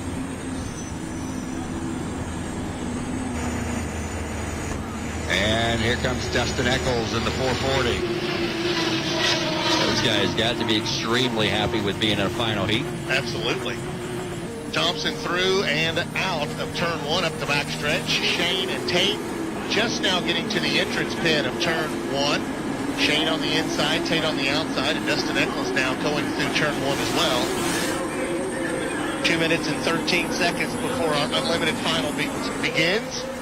And everybody's pretty much holding steady right now. Thompson's going to cut the course right here in front of us and head to the front stretch. Shane, Tate, and Eccles all on the backstretch. See what happens across the backstretch. Looks like Andrew Tate's starting to slow down. And we'll see if he'll cut behind Jimmy Shane when he gets up here to the spot where he can cut through. Nope. Not going to do it. Everybody goes up to 2. Tom Thompson through the infield again, and he'll come up the backstretch to catch up with the field. They'll go around one more time before we get this thing underway. Midwest Tube Mills, the title sponsor of the 2018 edition of the Madison Regatta. 120. Oh, that lane right there, that was good. Good on time. 121.85 March. Tell Jimmy Shane, you want the inside, buddy? You got it. Well, when I talked to Steve David a number of years ago about the inside lane. Get off the buoys if you can. Nobody's going to be inside of you. The inside lane, and he said, well, it comes with a little reservation. Yeah. Sometimes lane 1's not the best place to be. 1 minute to go before the start, he said, when you get to the first turn and you get to the entrance, Andrew's really laying back. Buoys and being able to read the fine print on them because there's no room for error. Jimmy Shane is going to be in lane number 1 as they exit turn 1. Andrew Tate back about a rooster tail. Tom Thompson. You can move out right now if you want to give yourself more room. 3, and I believe that Dustin Eccles will be in 4. We're down to 35 seconds before the start. Everybody looks to be in pretty good shape coming up the backstretch. Shane on the inside. Tate's in lane 2. Thompson's in 3. We're at 27 seconds before the start. Thompson's accelerating now. Dustin Eccles is on the outside. We're down to 20 seconds.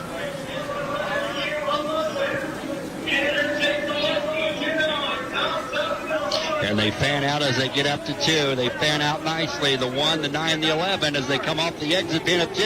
And they run to the start-finish line. And here we go. Who's got the best acceleration? It'll be Jimmy Shane. He'll lead it. Let's go. You nailed it. Come on, buddy. Let's smoke it right here. Watch light. Watch light. Watch light. Get wide on him. Get wide on him. Get wide on him. Force him out. Force him out. Down to turn number 1, but it is going to be first there, Jimmy Shane. And the U1, the home street bank, rocking and rolling down in turn number 1. He'll cleanly exit out of turn number 1, followed closely by Andrew Tate. Tom Thompson on the outside. He's in third. Tate's actually got a little loose. After it. I'm not sure what happened, but keep after it.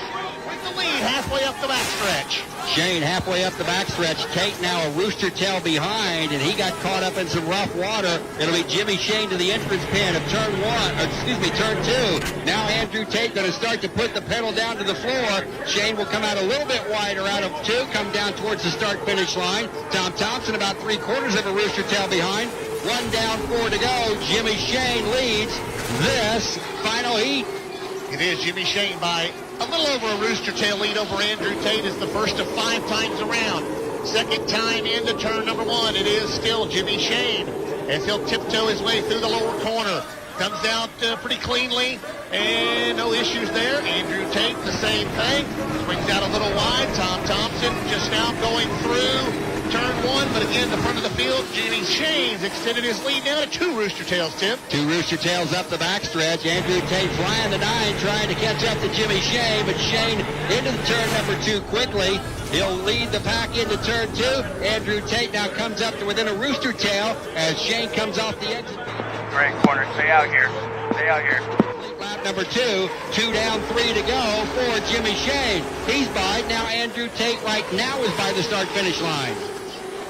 Start of lap number 3. It is Jimmy Shane in the hometown U1 home street bank, Miss Madison. He continues to, quote-unquote, widen his lead a little bit, also making it a little harder for Andrew Tate to do any catching up. He's just trying to stay out there now, so he's going to run into the 440 wicks and stay right next to the 440. Tate through 1, halfway home in this final heat, and again, it's still a 2, maybe 3 rooster tail lead for the blue and white home street bank. He's catching up to Dustin Eccles, who's running in 4th. It'll be Jimmy Shane up tight to the pins. He's about 2 rooster tails in front of Andrew Tate. Now Shane will come a little tighter to the pins this time. Give Eccles and Tate plenty of room. Shane coming down, start-finish line. 3 down, 2 to go. Jimmy Shane in the home street bank. Here comes Dustin Eccles. Here comes Andrew Tate by the start-finish line as they go down to turn 1. Same as it's been for all 4 laps, or all 3 laps, I should say. Go wide. Go real wide through here. And turn number 1. You'll hit a couple of rollers down there, but looks to be in pretty good shape. Tate still. Be careful. Just let him go. Just be careful. All is worth, but Jimmy Shane continues to keep foot down up the back straightaway. It is Shane, Tate. Tom Thompson just completes his 3rd lap, but again to the front of the field, it's all Jimmy Shane. Jimmy Shane, 3 rooster tails, and if this is where Andrew Tate's going to make a move, it's going to be right here now as we get towards the white flag lap, and Andrew Tate got real light on the front end going up towards the entrance pin of 2. Jimmy Shane off. The white flag is out. Shane, 1 more lap to go for the home street bank. Off the corner is Andrew Tate. He'll come. He's got 1 more lap to go. Well, unless something happens with Jimmy Shane, and this will be the turn to do it because there's all kinds of rough water down in turn number 1. Jimmy Shane hits a big hop, another big hop down in turn number 1, but he successfully negotiates the lower corner. Tate trying to do the same. He's actually moved over a little bit on the inside to try to maybe gain some ground as Dustin Eccles completes his 3rd lap. Thompson coming off 2 now to complete his 4th lap, but it's Jimmy Shane with 1 more corner to go, Tim, for the checker. The entrance ahead of turn 2. Andrew Tate still not giving up. He's not going to let Jimmy Shane just have it. It'll be Shane coming off the corner. He's coming wide. It'll be Andrew Tate in 2nd, getting ready to come off the corner. The winner of the 2018 Midwest 2 Mills Madison Regatta, Jimmy Shane in the U1 home street bank. Oh, Andrew Tate with a big hop as he comes by 2nd place finish for the Auction Marketing Delta Rail Tracks. Jimmy Shane, you are a stud! Attaboy! Layton, give him that 1 too. He has 1 more lap to go, actually a lap and a half to go before he will be finished, and What a start for Jimmy Shane on the inside, and if you're going to take one. That was hard to tell, really. I don't know if he gave me a head check or hit a hole, or if I was just too tight and got into his spray. It's hard to tell. The video will let you know. Meaning bye-bye, unless something else happens. Jimmy's not going to back down. No. Past the start-finish line for Dustin Eccles. Past the start-finish line, third place podium finish for Tom Thompson. Dustin Eccles will finish fourth, but he's still got another 3/4 of a lap to go. Yep, we're still good. Good job, Red Biscuit.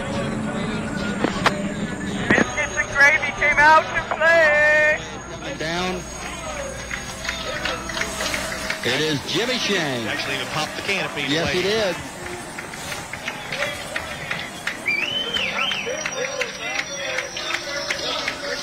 He's coming in front of the crowd along Vaughn Drive, and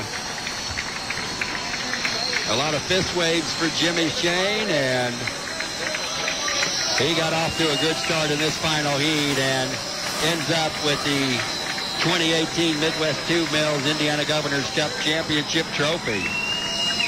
A lot of applause from the shoreline, as you can imagine. Andrew Tate spooling it down, coming back to the dock. Also coming around to finish will be the U18 Bucket List Racing. Here comes Dustin Eccles down the start towards the start-finish line, and he will finish fourth in the Bucket List Racing. Immediately for the award presentation, the Grand Prix or Land 1 please report to the judge immediately. Top 3 finishers. That would be GP 55, GP 20. Checking to make sure we don't have any calls on the course. Jimmy Shane, your winner of the 2018 Indiana Governor's Cup Madison Regatta. We'll step out, take a break, come back with more here on Works 96.7.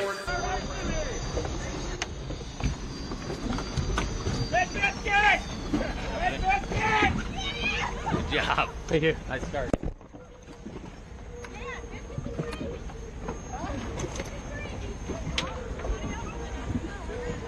Good job, Jimmy. Thank you. Jimmy, it's Big Red!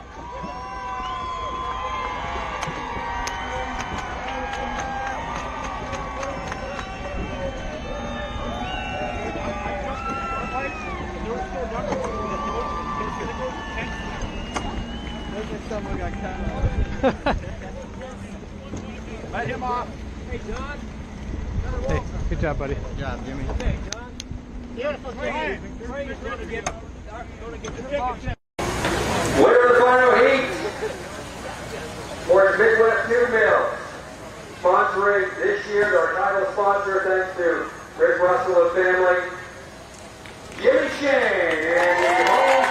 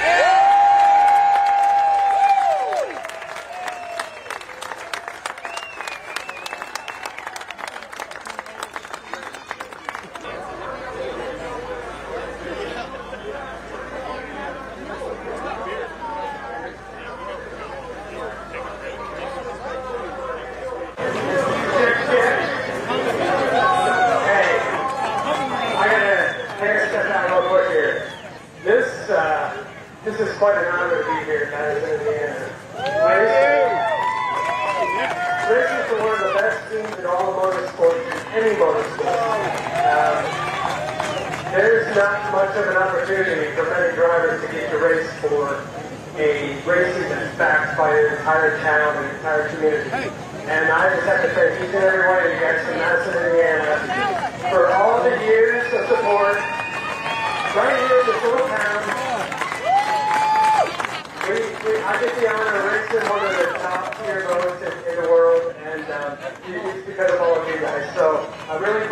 thank, obviously, first and foremost, my team. They gave me the best equipment today, and we were short on the race course who was going to win this race. So we're proud of our team. Thank you to Cindy Shirley, our new crew chief. Cindy did a fantastic job. And, it's a very, very proud moment for Cindy. She's been part of the team for years, and I'm happy to see you win at a hometown race for the team. Charlie Groom's our team manager. He's still involved in the town, the sports community, and I have to thank Charlie for all of his support. Rick Russell and Midwest Two Mills, what a great title sponsor for this event this year. Thank you so much for sponsoring the 2018 Madison Regatta. And obviously Governor Holcomb, he gave me some good luck. He got to start this Madison boat up just an hour before the final heat, so I think he put the magic touch on the starter last night.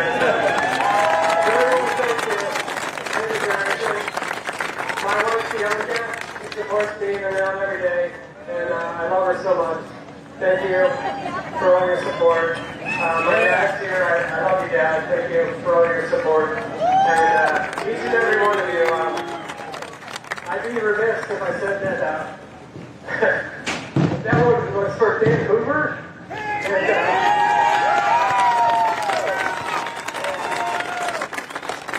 never forget Dan Hoover. And, thank you guys so much. Thank you to Bob Hughes and Pat for all their support. And the entire Madison Regatta Committee. Matt Drew, thank you so much for running the race. And congratulations to everybody for pulling off another successful event in the town of Madison, Indiana. Thank you so much. Thank you. You guys are all winners today. Thank you so much. Thank you. Congratulations, Jimmy. You are a champion, and to the whole crew, what a race. Thank you to all the race fans that came out. Madison knocked it out of the park because of you. Thank you for being here. It's good. It doesn't get any better than this when you can spend a little time with thousands of your closest friends. But look, Madison is one of not just Indiana but America's crown jewels, and this event is a signature event for our state. So keep telling all your family and friends to get down here next year, and let's see another great race. Thank you all. We need all three of them. All right. There you go. You can do that.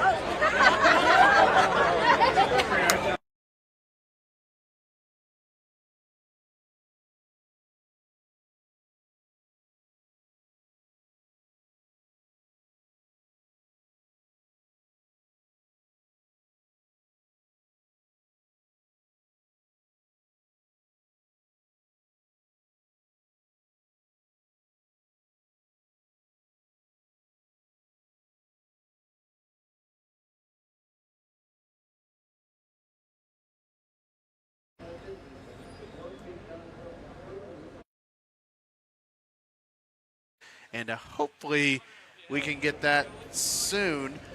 But obviously, now we have 4 boats in the water. Again, the GP 88. Andrew Tate just got lowered into the water. He is getting ready to get into that boat. Of course, he was the winner of Heat A. Andrew Tate going to have to do it from one of the outside lanes this year. Tate and GP 88 lane 4 this time. And again, Jeff Bernard in the Reliable Diamond Tool cranks up that damn bad influence, going to be in lane number 5.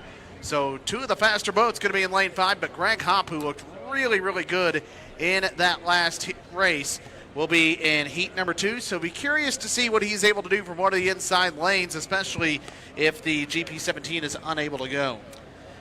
Thank you, Jordan. I just spoke to Jerry Hopp. He'll be up here spotting for his son, Greg Hopp, in the GP15 Super Shine. And Jordan, he wanted to send a big thank you out locally to Kelly's Marine Performance. They took the GP15 there earlier this week in the Madison area, pulled an engine out, put a new one in, and Papa Hop looked at me right there at the end. He said that thing was running, it was moving, and it was. When you pass a boat on the outside like that, you got some good mustard underneath the engine cowling. So Greg Hopp's come to play here in Grand Prix America. Heat number B, he'll be in the mix, and right now, Jordan, with that, we're waiting on official word when we'll get the clock countdown. And I think right now it looks like it's going to be 4 boats because it looks like there's work taking place on the GP17. The Trust Company presents Miss Renee, so we might be down to a 4-boat GPA.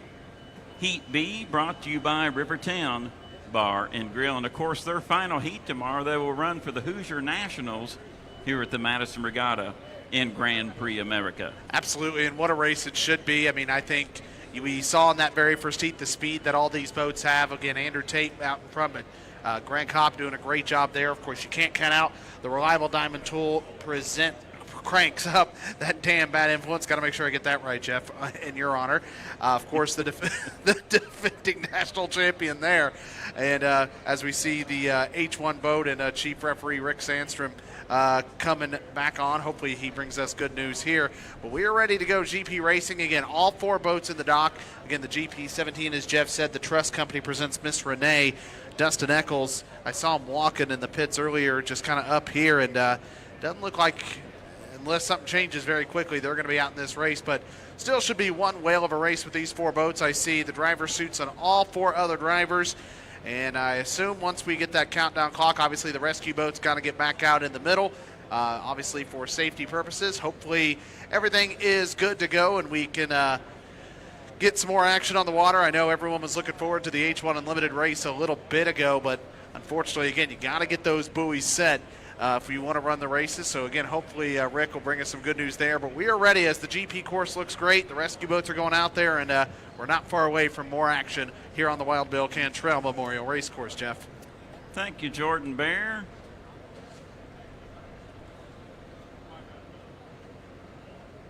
Also, too, we'd like to welcome back our viewers watching on H1 Unlimited through YouTube via the World Wide Web. Good afternoon and good morning, good evening. It is worldwide on the World Wide Web, so we'd like to welcome everyone watching via H1 Unlimited through YouTube.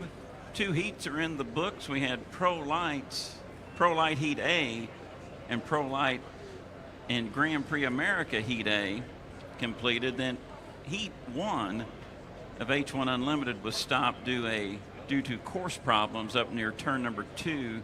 Those boats were brought back in under their own power. They have refueled, and I'm assuming after this Grand Prix America heat, we will go right back to H1 Unlimited, but I've not got official word, but that's kind of my prognosis here at the German-American Bank judges stand. Absolutely, and obviously we want to see some action on the water, and it was going so well up until the issue with the buoy. I mean, once the racing started, it was pretty much nonstop, boom, boom, boom, and I know the fans were excited.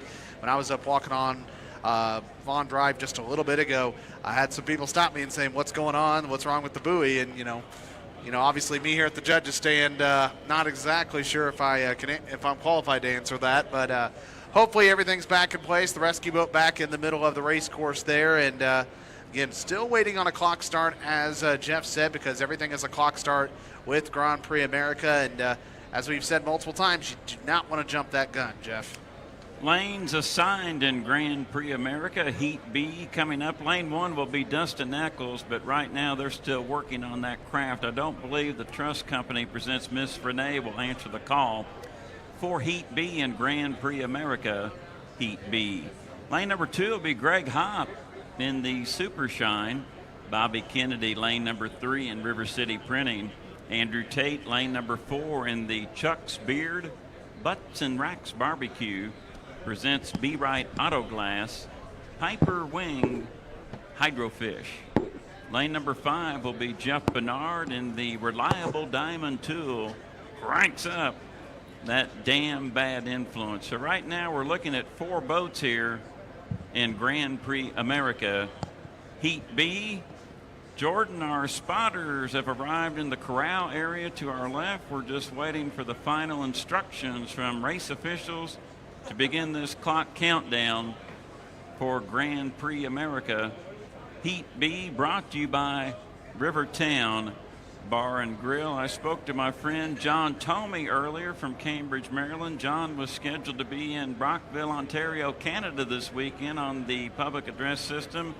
Unfortunately, John had a little bit of a issue medical procedure. John, great talking to you earlier. Get well soon, because I know they need you in Valleyfield, Quebec, Canada in 2 weeks for that prestigious event in the Hydroplane Racing League. Jordan, that is their Super Bowl in HRL at Valleyfield, Quebec.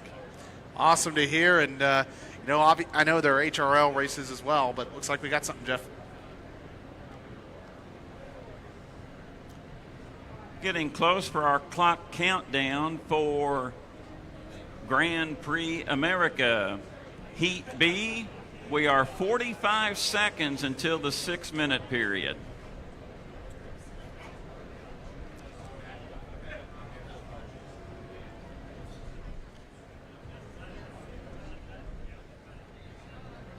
$30 seconds until 1 to the 5.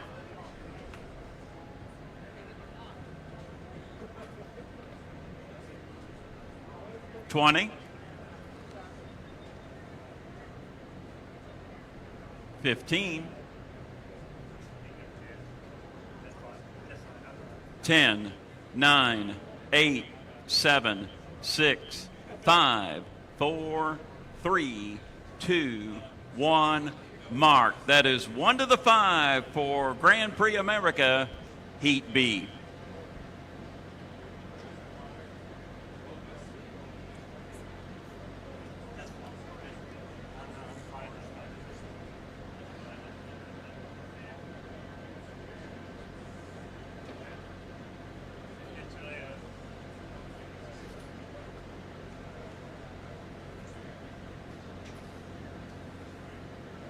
$30 seconds.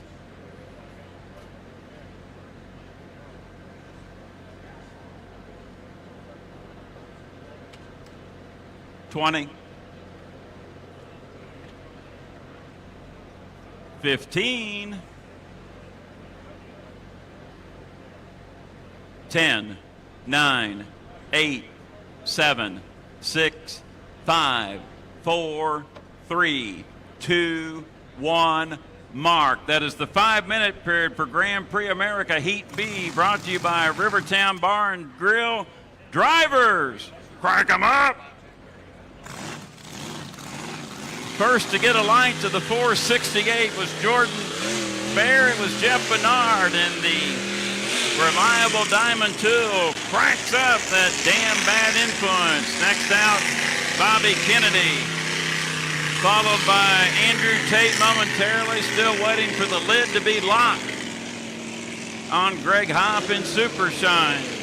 Jordan Bear, ID our participants for Heat B in Grand Prix America. Yes, sir, Jeff Baylor. Again, unfortunately, it looks like the GP17, the Trust Company presents Miss Renee, will be a DNS, did not start, but in lane number 2, it'll be the GP15 Super Shine, driven by Mr. Greg Hopp out of Lake Stevens, Washington. Lane 3, River City Printing, Bobby Kennedy out of Fenton, Michigan. Lane 4, Andrew Tate driving the Chuck's Beard Butts and Rats Barbecue, presents B-Right Auto Class Piper's Wing Hydrofish out of out of Michigan. While in lane 5, it is the GP79 Reliable Diamond Tool cranks up that damn bad influence. Jeff Bernard, the driver out of Kent, Washington. So, Jeff, all 4 boats now on the race course, the Wild Bill Cantrell Memorial Race Course here. Again, they go 4 laps around for this heat, Jeff. We got a little over 3 minutes to go. Unfortunately, the Trust Company presents Miss Renee. Dustin Eccles will get a did not start. They're working on that craft right now below us at the German-American Bank judges stand. We're now 3 minutes and 5 seconds away from the start. Andrew Tate right by the Madison Ford start-finish line buoy. In the Chuck's Beer Butts and Racks Barbecue presents B-Right Auto Glass. The dominant yellow Super Shine on the back straightaway, driven by Greg Hopp out of Lake Stevens, Washington. Jordan, they get assistance throughout the season from Bardall and Plan B Garage. Local assistance for the 15 comes from Kelly's Marine Performance, and Dan Cole sells cars. And all 4 boats trying to get their timing down here, because we saw in the Pro Light boats earlier, kind of what can happen if you don't time that right as Jeff Bernard comes around. Again, Jeff Bernard going to be all the way outside in lane number 5, but we know there's a lot of speed in that boat. Assigned lanes, 4-lap heat. If you jump the gun in Grand Prix America, that is a 1-minute penalty on your lap's time. We're coming up on 2 minutes. 2 minutes until the start. This is the second largest hydroplane class in the world. Grand Prix America, 24-foot length hull, 12-foot width, 2,700-pound racing vessel, all powered by the 468 cubic inch engine, supercharged, bust out 1,400 horsepower. Straightaway speeds here in Madison competition, I'm looking at about 140 to 145 miles per hour at the end of each chute, but that green one could get to 150. He absolutely could. My goodness, just look at that boat fly right now as Andrew Tate, the winner of Heat A, is showing why he's got so much speed. He is going to be a tough boat to beat, but he does have the longer track around this time as he is all the way out in lane 4, Jeff. And Jeff, we are right at about 1 minute remaining until the start of the heat. 3, 2, 1, mark. 1 minute period in session for Grand Prix America, Heat B. Day number 2 of 3 of the Bob Hughes Memorial 73rd Madison Regatta, presented by U.S. Premier Tube Mills.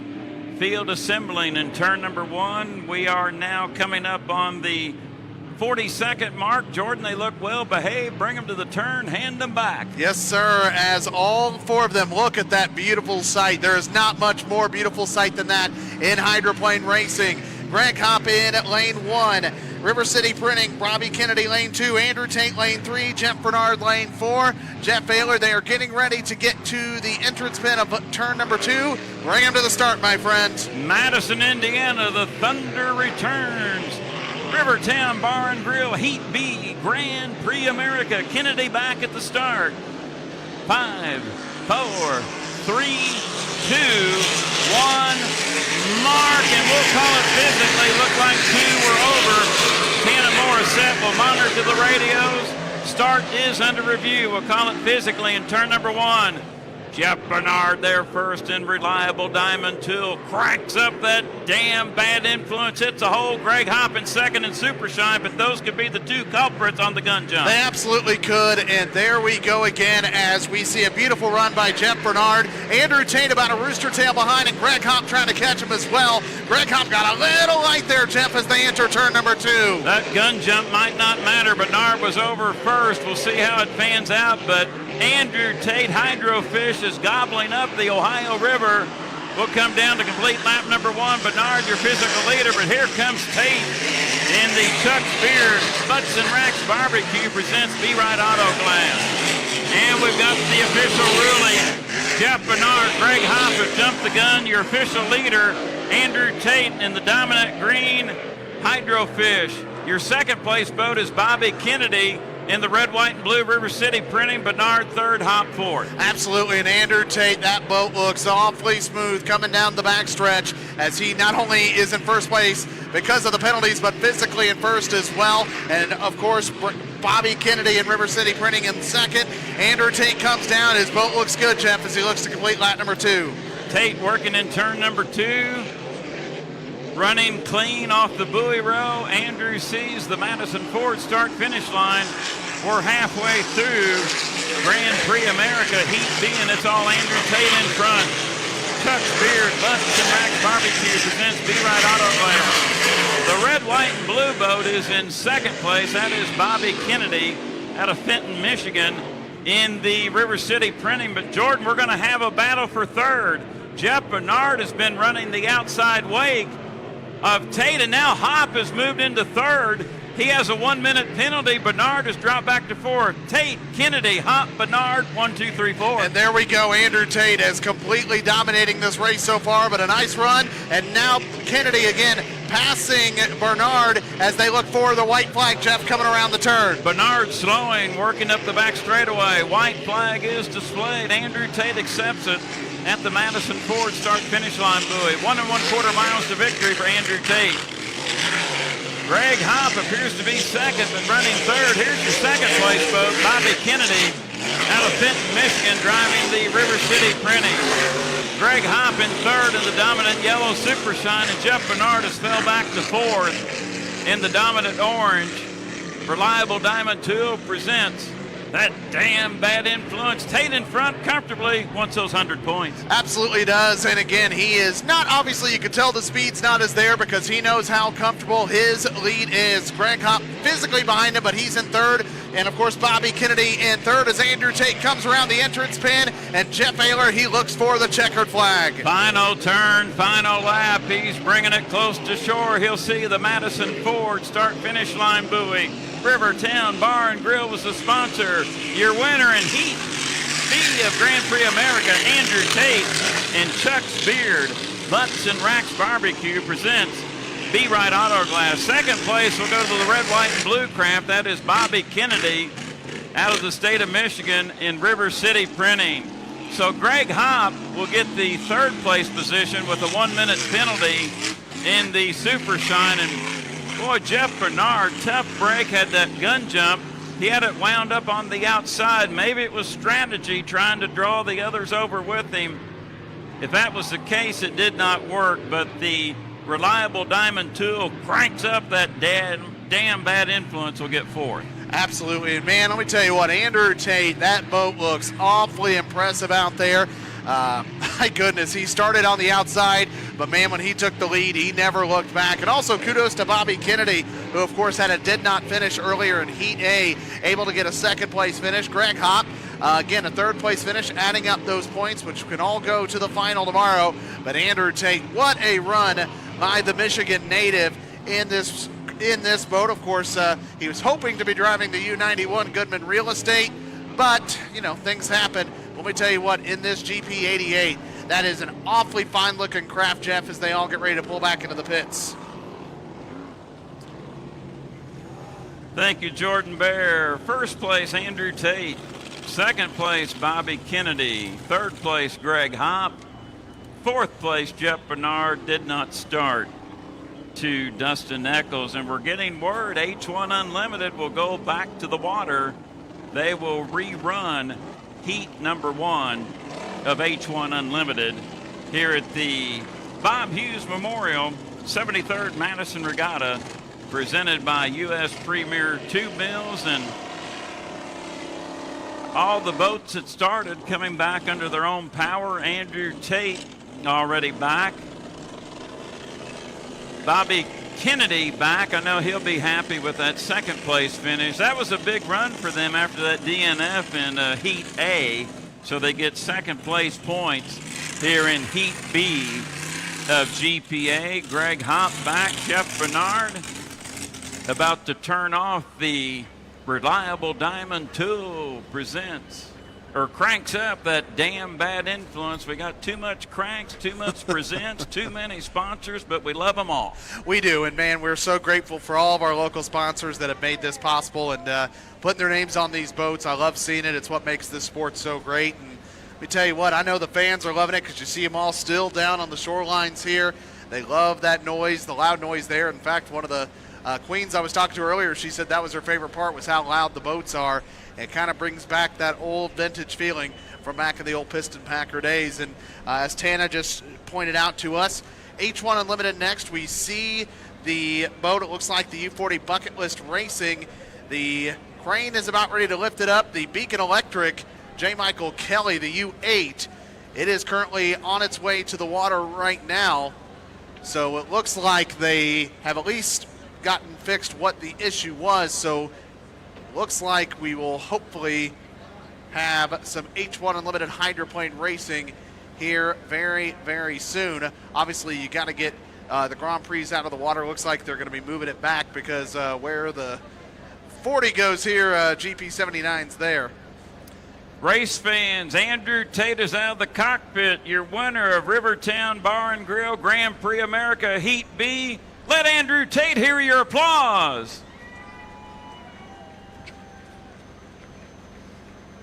Andrew wearing his Miss Goodman Real Estate fire suit in the Chuck's Beard Butts and Racks Barbecue presents Be Right Auto Glass, Piper's Wing, Hydrofish.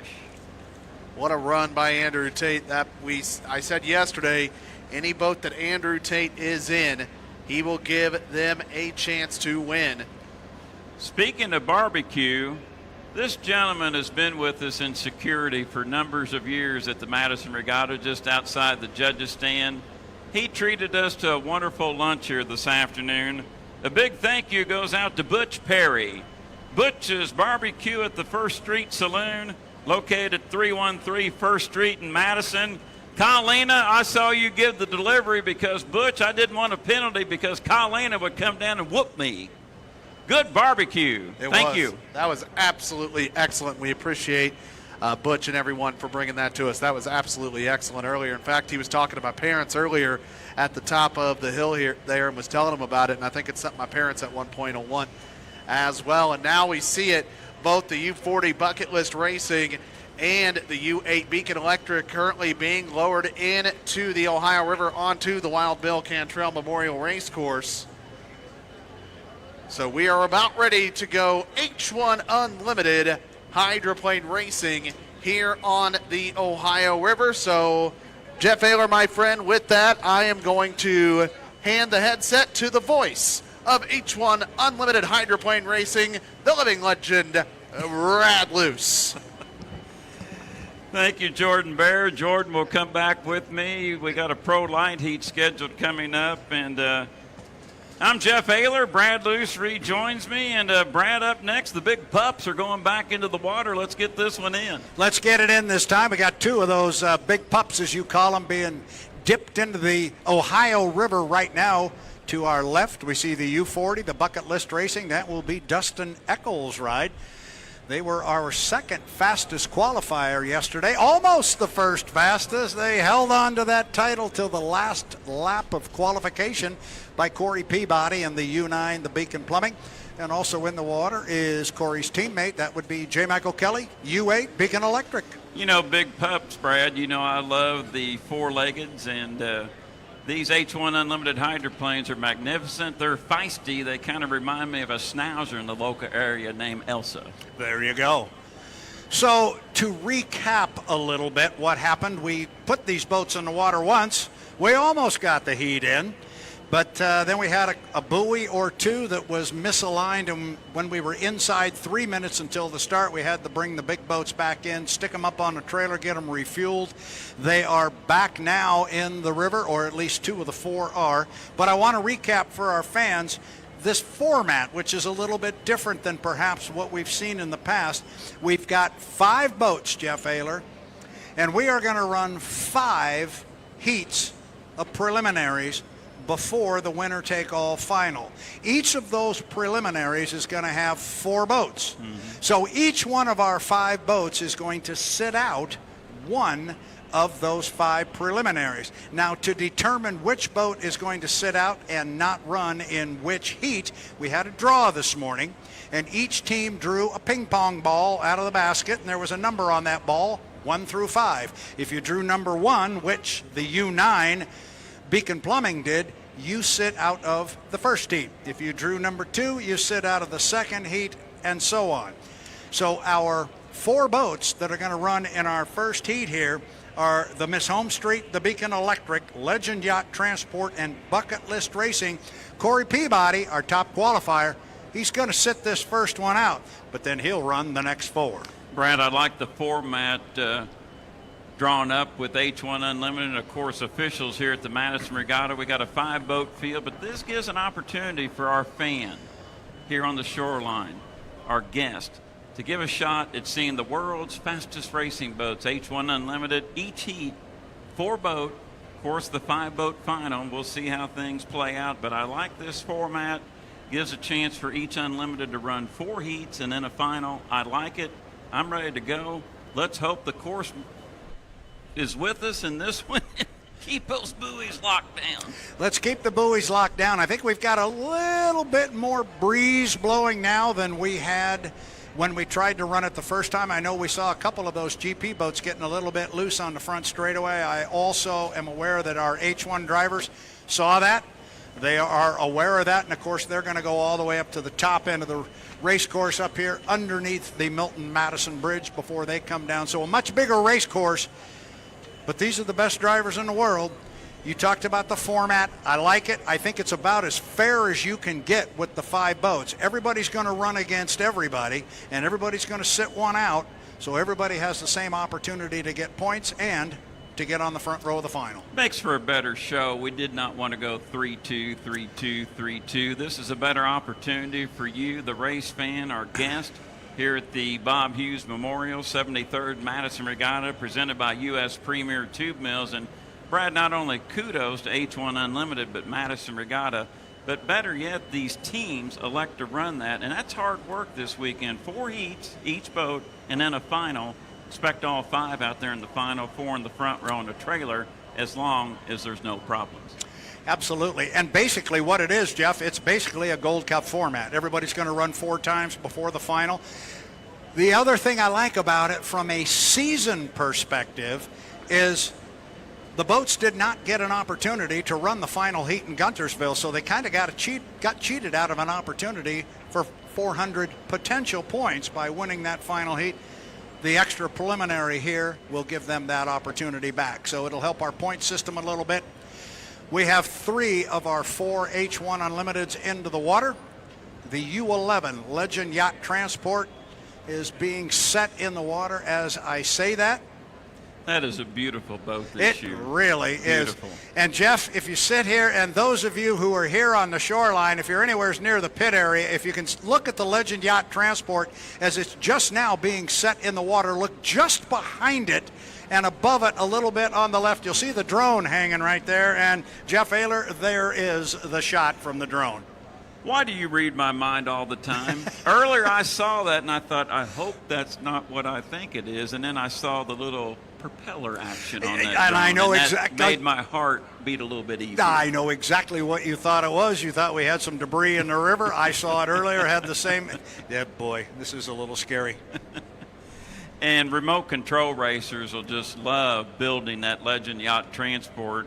Know a lot of those guys. I'm sure there's some decal requests and boats already being prepared to be just like the Legend Yacht Transport in remote control racing around the country. And Brad, also too, remote control racing with unlimited hydroplane models, not only big in the United States, it's all over the world. Yeah, it really is. And it's a sport that's catching on. And I'm going to go back to a group that I've been singing the praises of all weekend. And yes, I'm partial to them because my wife, who is here, will tell you that I spend most of my Sunday evenings on conference calls with our H1 Unlimited live stream team. These individuals are absolutely the best talent in the business. They know what they're doing, and anybody who is watching our H1 Unlimited live stream online, you have to admit the quality that you are seeing this year versus previous years is absolutely unmatched. Look at the pictures you're getting right now of Jamie Nielsen being set in the Legend Yacht Transport. Our fans that are here on the shoreline, when we go out west and you don't have that opportunity, make sure you dial up H1 Unlimited's YouTube channel, and you'll be the ones we'll talk to online. Oh, the video is incredible, and starting in 2021 when we came back from the pandemic in 20, video is improved, and the graphics they've added is absolutely A1, first class. And Tate and Jared Meyer, they lead the team of H1 Unlimited through YouTube. And we got AJ Kish, he helps us with our sound. Matt Johnson doing a wonderful job learning the camera work. We got Brian Montgomery on a drone, Dan Cooper, Lisa Cornier, and Preston. Don't leave somebody out now. Preston, I don't know his last name, but he's new to me, and he's doing a wonderful job. I think that's Tanner. Oh, Tanner, I'm sorry. Preston's at the souvenir trailer, I'm sorry. Preston's on the dock. But I thought you did pretty good. I decided not to go down that trail, Well, but you did. I went through and I got off the cuff, and I probably shouldn't have. Yeah, it's all right. Let's take a look at the 4 boats that are going to run here in our H1 Unlimited Heat 1. The U1, the Miss Home Street with Dylan Runny. He is the rookie, but he has completely qualified, done his requisite rookie laps, and starting behind the field, took care of all that last weekend in Guntersville, Alabama. Dylan Runny is ready to go up and fight for a spot on the front row with the rest of the competitors in our Heat 1. He's going to be joined by the bright red Beacon Electric, the U8. The boat is driven by J. Michael Kelly. Also in our Heat 1, Legend Yacht Transport, the U11, driven by Jamie Nielsen. It is chartreuse royal blue with some red trim. It is an absolutely gorgeous hydroplane on the water. And one you also can't miss, the U40 Bucket List Racing, Dustin Eccles. Something about that Tennessee orange. It shows up real well, Mr. Ayler. We mentioned it in Guntersville last week. Every boat in all three classes are prepared nicely. The paint jobs are wonderful. And Brad, it's the same situation here this weekend in Madison for the Bob Hughes Memorial 73rd Madison Regatta, presented by U.S. Premier Tube Mills. We still have the camera on the Legend Yacht Transport. Now that drone will pan to the right. We get a look at the Bucket List Racing. This craft was the top qualifier last weekend at the Southern Cup at 171.294 miles per hour. Brad, Jordan Bear was with me earlier today. We were talking about qualifying yesterday. This boat you're looking at on screen, the first lap out yesterday was over 155 miles per hour.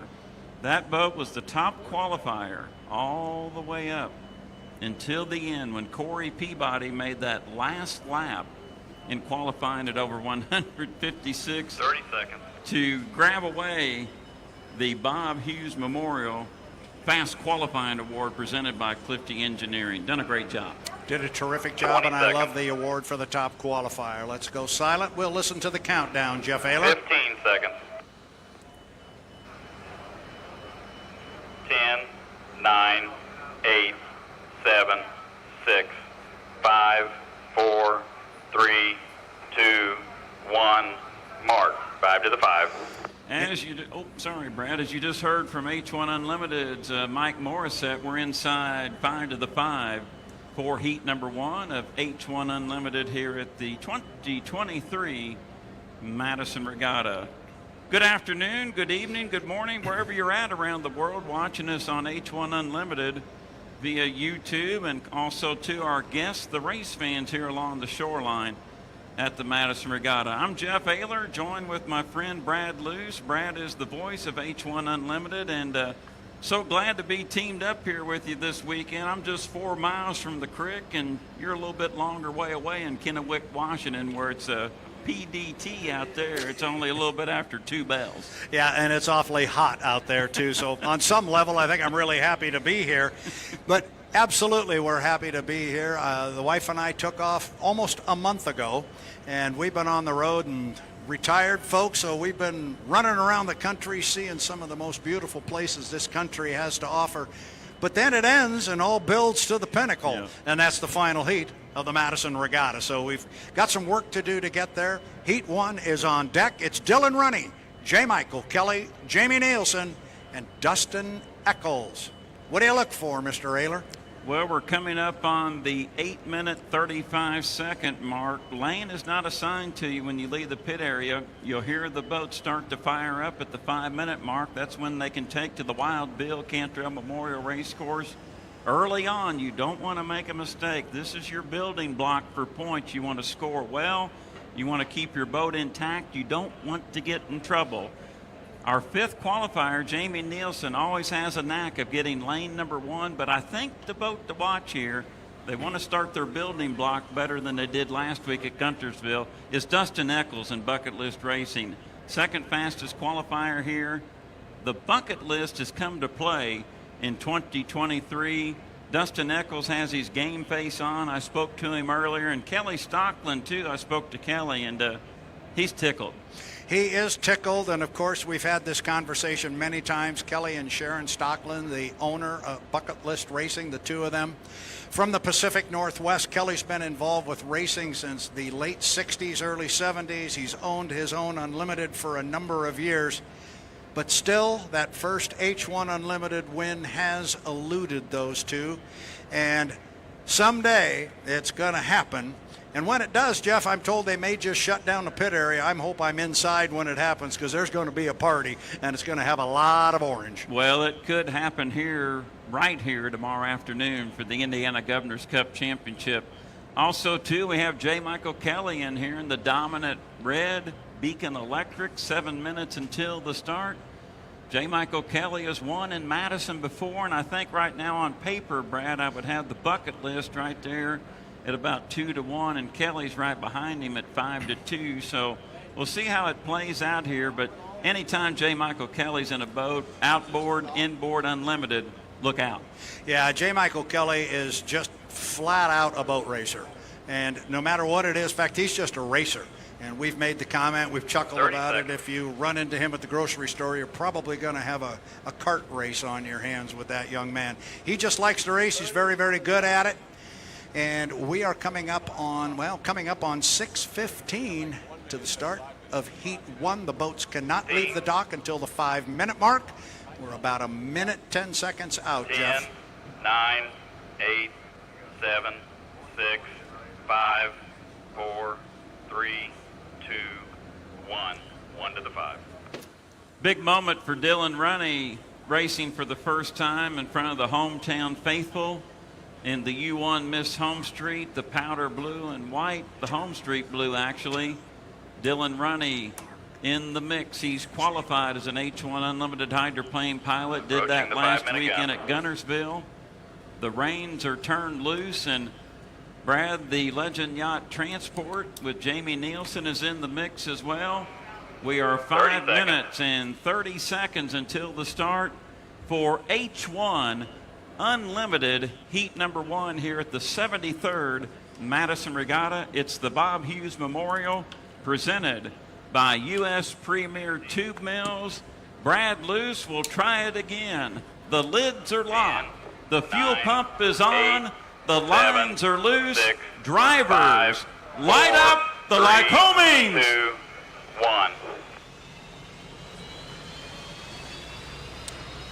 Jeff Ayler, it's like you're radioing them directly, because immediately at the 5-minute mark, we heard the turbines begin to spool. Time to stand up. 1, 2, 3, 4. H1 Unlimited hydroplanes come away from the dock. U1 to Miss Home Street is first away.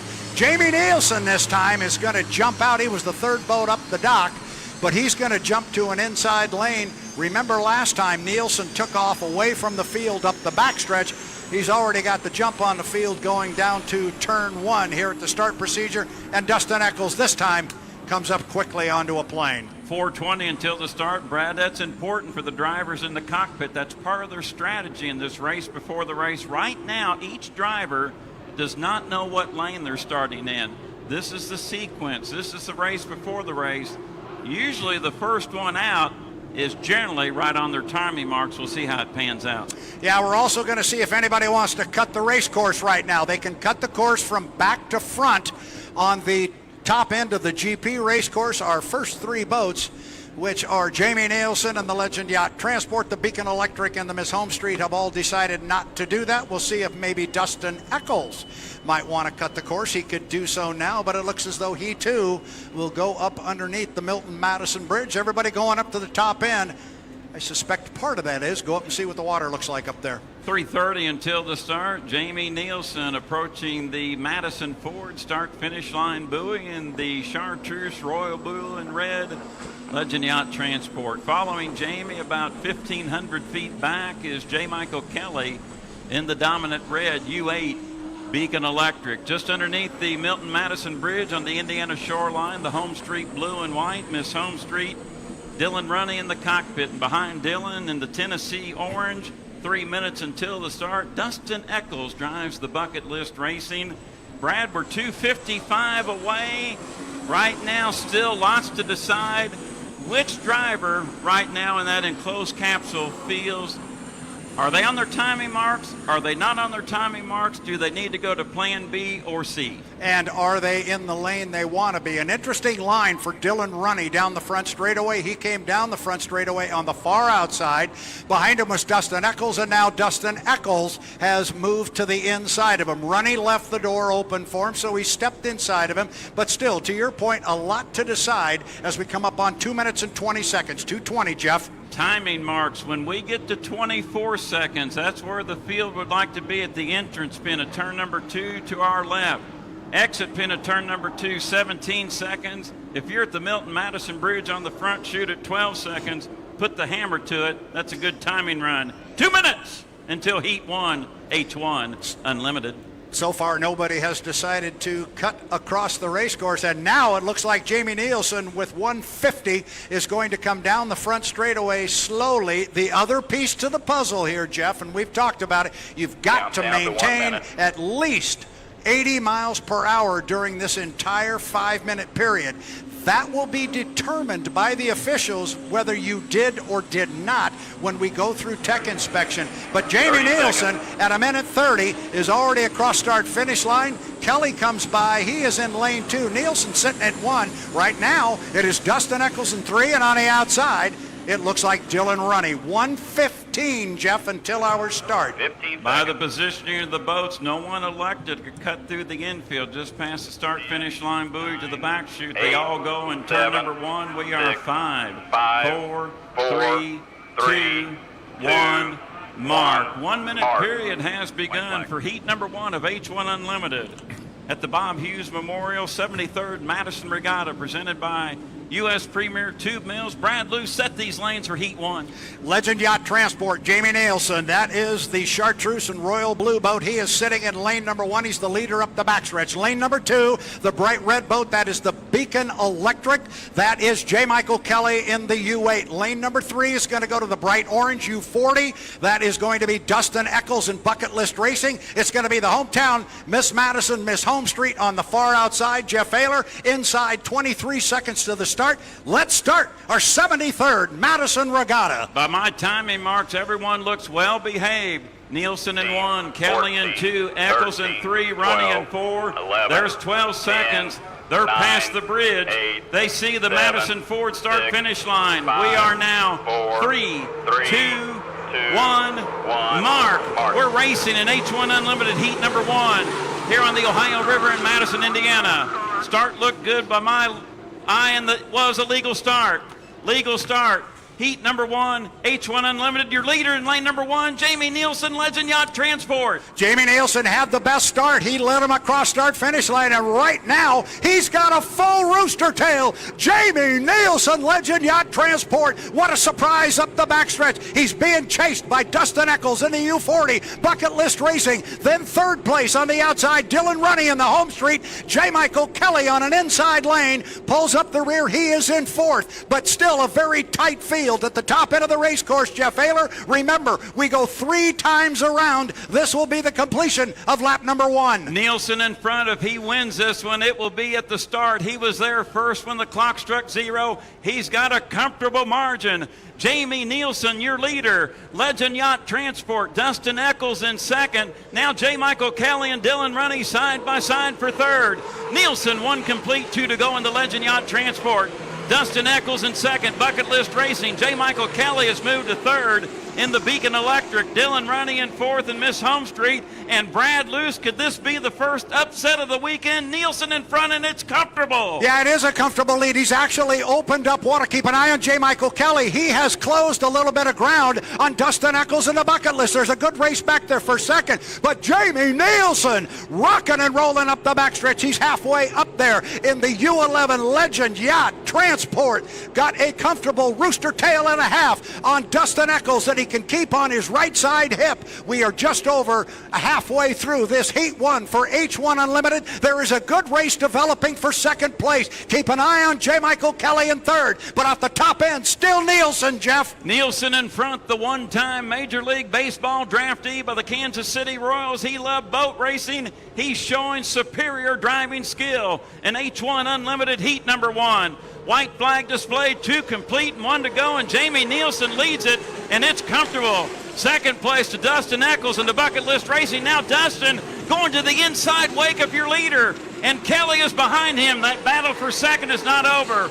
Running in fourth, Brad, your leader is Nielsen, but look at second. It's going to be tight. Yeah, it might get tight in there for Kelly, and it does, because Dustin moved in a little bit. It was going to get tight for Kelly. He got in the rough water. He's still within a half a rooster tail of Dustin Eccles. They're going to come off the lower end of the race course, and now Dustin Eccles starts to open it up on J. Michael Kelly after Kelly got stuck in that rough water down in turn one. But Jamie Nielsen is up to the Madison Bridge. You said it, Jeff. Could we have our first upset of the weekend? This is a doozy if the story holds. Jamie Nielsen is at the top end of the race course. He gets to the exit pin now, and he's just got to come down the front straightaway. He will pick up first place for the U11 Legend Yacht Transport. Jamie Nielsen, your fifth fastest qualifier of the 5-boat H1 Unlimited Kelly is field. down. And we got Kelly down, checkered flag waving. Here's your winner of H1 Unlimited Heat number 1. It's Jamie Nielsen in Legend Yacht Transport. Second place will be the Bucket List Racing. We got a battle for third. Running in the home street, here comes Kelly on the inside, and J. Michael Kelly will get, third place. I'm going to give it to Kelly by about 14 feet over Dylan Running in the Miss Home Street. That's unofficial because we're a little bit sideways at the German American Bank judges stand looking at the Madison Ford start finish line. Jamie Nielsen, your unofficial winner of heat number 1. He won it right at the start, the best start. Lane number 1, shorter way around, textbook driving. Absolutely. Jamie Nielsen was just superb in that heat. My apologies to our fans as J. Michael Kelly is going dead in the water down in the lower corner. My apologies, Jeff. At the top end of the race course, Kelly really got in some soup up there, and the boat really slowed down. That's why all of a sudden you had the home street right alongside him. But a great run for Kelly to pick up third when they came home. But the story of this one, it is chartreuse and royal blue with a bunch of red trim. Jamie Nielsen in the Legend Yacht Transport.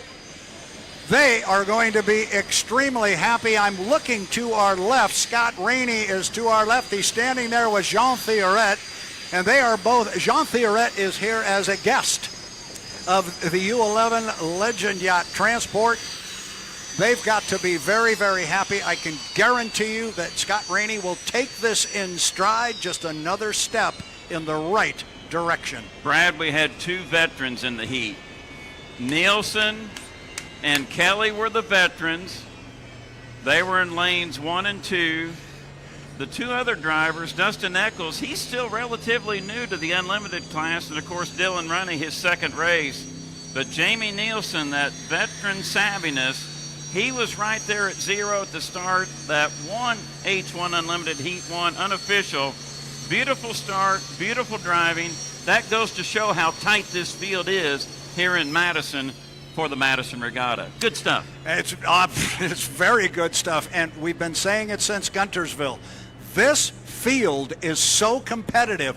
You better not be a tick or two late at the start because the race is going to be over. You're not going to run this field down, and not going to put the moniker on them of our slowest qualifier, but if you want to look at it that way, got to jump on the field, and nobody is going around Jamie Nielsen that time. One more final puzzle piece to make this race official, tech inspection.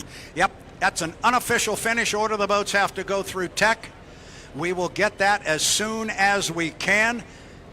But either way, that was a beauty, and I know you turned around and saw Scott Rainey walk behind us. He was a happy guy, had Jean Thioret in tow, and there were some big smiles on the face. Those are 400 big points to go with their fifth place points in qualifying. So right now, early on at the Bob Hughes Memorial 73rd Madison Regatta presented by U.S. Premier Tube Mills, your boat that qualified fifth, unofficial winner of H1 Unlimited heat number 1. But boy, what a battle for third there. I believe Kelly hung on and got it by about a half a boat length, which is 14 feet. And I know Dylan Running will be disappointed, but that's why you need to continue racing till you get to the checkered flag. Absolutely. And Jeff Ayler, I just realized I have good news for you.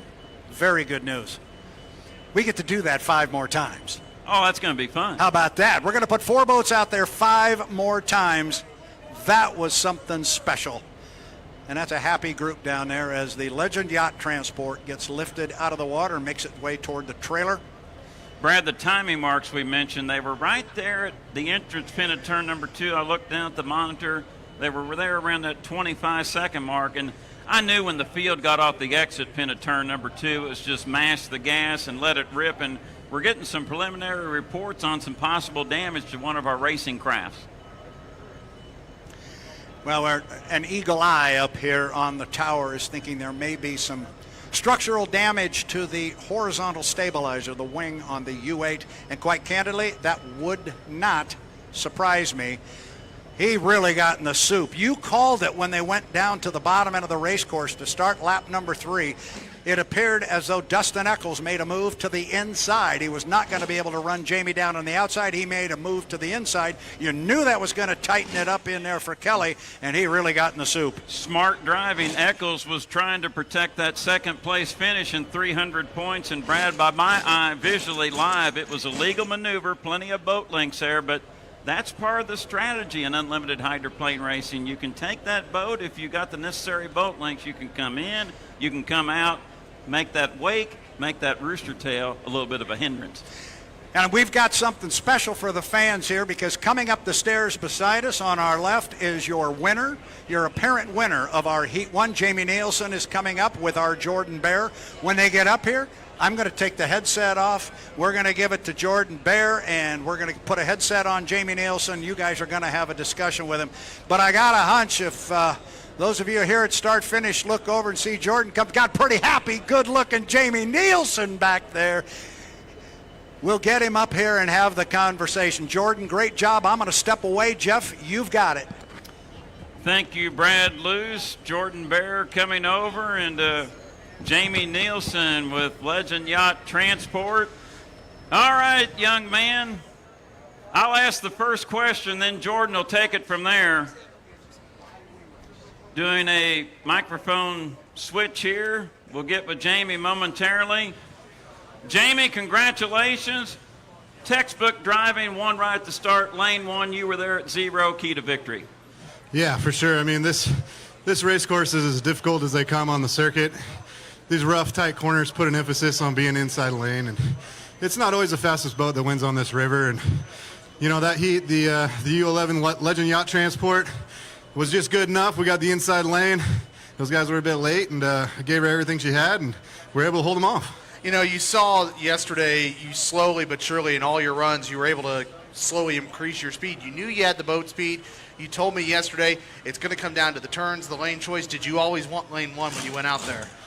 Oh, you know, sometimes you just kind of take what you can get, but we were experimenting with some setups and some timing marks, and, you know, you guys all know Mike Kelly. I don't think he fought me too hard for it, but, you know, there's a lot of racing still to go this weekend, and you're going to see a lot of different strategies and techniques, and guys might be experimenting, trying some other things for the final, but, you know, we're really happy with 400 points. We're going to take them, put them in the bank, and try to keep building throughout the weekend. You look at the rest of the fleet. Obviously, you had 3 other really, really fast boats by you there. Were you always still kind of having that corner of your eye of you knew a boat was right there behind you? Oh, for sure. I mean, anytime you got boats like that behind you, you're digging for everything you got to stay ahead. So, you know, I got a great radio guy and crew chief Scott Rainey, and he was telling me exactly where they were, and sounded from the sounds of it, I wasn't pulling away from them there for a while, so it took a lot of work. But, you know, anytime you can beat a field like that, you're doing something right. So what are you going to do now, Jamie? I'm going to go take this suit off and cool off. Awesome. Jamie Nielsen. One last question. We'll let you cool off. You're in wonderful shape. You're winded. This course is it's a challenge. I mean, the holes in the corner are as big today as I've seen them, so it's going to be an exciting race. I hope the fans enjoy it. Jamie Nielsen, your unofficial winner, Heat 1, H1 Unlimited, Legend Yacht Transport. Let him hear you. Awesome. Fun stuff. That was awesome, I must say. You like it when a boat that comes in on paper, you're thinking, well, they're 5th. But that's what makes the sport so unique. The 11 just cleared. Jamie Nielsen, you're the official winner of Heat number 1 and H1 Unlimited, Legend Yacht Transport.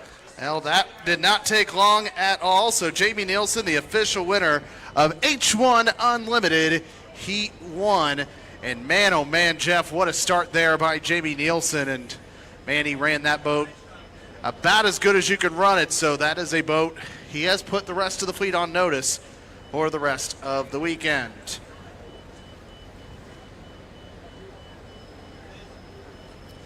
All right, Sean, with that, let's play some commercials. I need to take a little breather, but stick with us. We're going to get with officials and let you know what's up next here on the water at the Bob Hughes Memorial 73rd Madison Regatta, presented by U.S. Premier Tube Mills.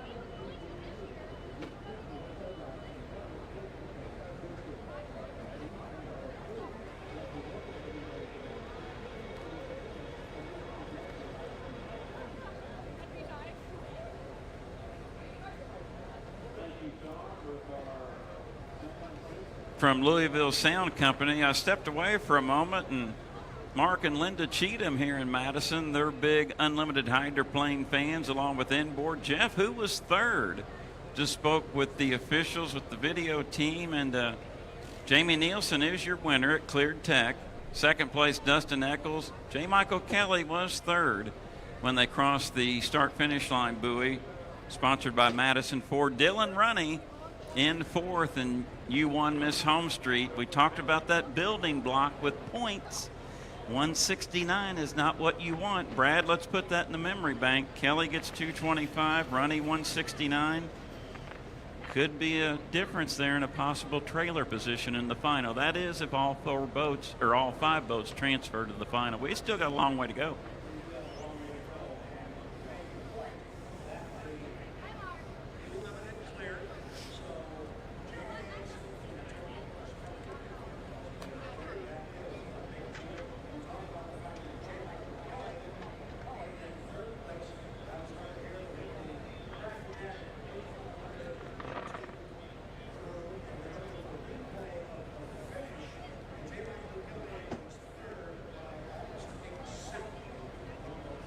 Okay, so it was 28 feet. I must have blinked. I thought it was 14 feet, half a boat length. Thank you, Brad. Understand that Grand Prix America will be back up next. No boats are in the water, but race fans, stay with us. We still got activity on the water here for day number 2 of 3 of the Bob Hughes Memorial 73rd Madison Regatta, presented by U.S. Premier Tube Mills.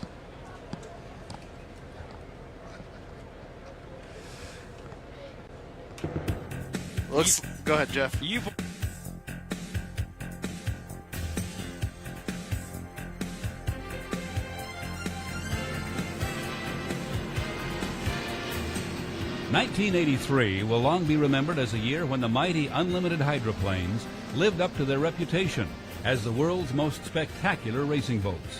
29 local and national speed records were chalked up during a season that started in May at Lake of the Ozarks, Missouri, and concluded in October at Clear Lake, Texas. No one boat won a majority of the season's races. Bernie Little's Miss Budweiser, chauffeured by Jim Kropfeld, won 4 first-place trophies. The Fran Muncie Jim Lucero-owned Atlas Van Lines, handled by Chip Hanauer, claimed 3 victories, while the community-owned Miss Rich Plan from Madison, Indiana, R.B. Bob Taylor's American Speedy Printing, and Jerry Shana's Miss Renault each accounted for 1 triumph apiece. All in all, 23 boats appeared to do competitive battle during the year. It was also a season that saw advances in the area of cockpit safety, as Chip Hanauer explained. What we used to do was the philosophy of throwing the driver out of the boat. If we had an accident, we always thought that the driver was to be thrown clear, which is all well and good if indeed the driver is thrown clear. But the percentage of time the driver is going to be thrown into a worse situation. So really we took a lesson from you guys in Indianapolis and decided to make a cockpit in a boat to absorb the energy, much like you guys hitting a wall and the car coming apart. We want to keep the driver in the boat, let the boat absorb the energy, and hopefully save the driver. And the way we've done that is lowered me down inside the boat, where last year my head was above the engine. Now I'm about 14 inches below it. We replaced what this used to be a fiberglass cowling, and now I've replaced it with honeycomb aluminum, and is virtually the strongest place in the boat. So I've got some real protection around me. And to take advantage of all this protection, of course, I'm using seat belts to stay in the boat long enough to survive the crash. American Speedy Printing Centers backed both Fred Leland's U-40 and Bob Taylor's U-7 and scored a victory in the Columbia Cup at Tri-Cities, Washington with the U-7. The AMC-sponsored Miss Renault garnered reams of favorable press with her season-concluding triumph in the UIM World Championship race at Houston. Tyfield Importers likewise got its money's worth with Miss Tosti Asti, one of the most consistent boats on the tour, which finished 20 out of 22 heats entered and pulled down a third at the Missouri Governor's Cup, with rookie driver Todd Yarling doing a fine job. This is what I wanted to do ever since I was a little kid around the hydroplanes at Madison, and I've worked my way up. I think I'm ready. For the first time ever, the use of outboard motors was permitted in a category that had been an inboard sanctuary for 80 years. The forward-thinking APBA Unlimited Contest Board approved a 1-year trial period for the clamp-on concept. As a result, 2 teams gave the outboards a try in 1983. Molinari's Italian Challenger and the Don Aronow Gary Garbrecht-owned Miss USA, driven by Jimbo McConnell. At San Diego, the Rolls-Royce Merlin-powered Atlas Van Line set a world heat record for the 12.5-mile distance at 131.54 in the final stanza. A checker flag is waiting. 1983 was likewise a renaissance year for Allison Power. At the season opener in Missouri, Madison's Miss Rich Plan copped the Governor's Cup to end a 7-year dry spell for the Allison. Rich Plan's Ron Snyder led all the way in the final championship heat, outsprinting second place Earl Hall in the Merlin-powered Squire Shop. Your crew, everybody connected with the Rich Plan Food Service, Miss Madison, deserves a special vote of thanks and a very heavy trophy. Yes, it sure is. Thank you, Governor. And at Houston, Miss Renault and Milner Irvin used an Allison to achieve their upset UIM World Cup victory. Throughout the season, Atlas Van Lines and Miss Budweiser dueled sponson to sponson and also sponsor to sponsor. At the outset, Atlas Van Lines Incorporated had 42 accumulated race victories since 1971, while Anheuser-Busch had 41 wins since 1966. By year's end, Atlas and Bud were dead even with 45 victories apiece. Neither Atlas Van Lines nor Miss Budweiser could finish at Missouri. Then it was on to Miami, where the Bud and Jim Kropfeld put it all together. He's coming to the apex of corners number 3 and 4. He stakes it down, and he's going to come down the straightaway, come close to the stands. The checker flag is waiting for Miss Budweiser, Jim Kropfeld. He waves to the crowd. He knows he's got his first victory as an unlimited driver, and what a feeling that must be. I'm so honored to be here and so proud to win for Budweiser and to help Budweiser get back in a winning track. Like they said, it's been a year, so this is the start of a new deal for Budweiser this year. We're going to get them all. Get out at first, and it's going to be Chip Hanauer at the Squire Shop. At the Romulus, New York event on Seneca Lake, Atlas Van Lines reached the first corner ahead of and on the inside of Miss Budweiser in the winner-take-all final heat. Miss Bud caught up with Atlas as they started lap 2. Kropfeld powered past Hanauer and pulled away on the next backstretch.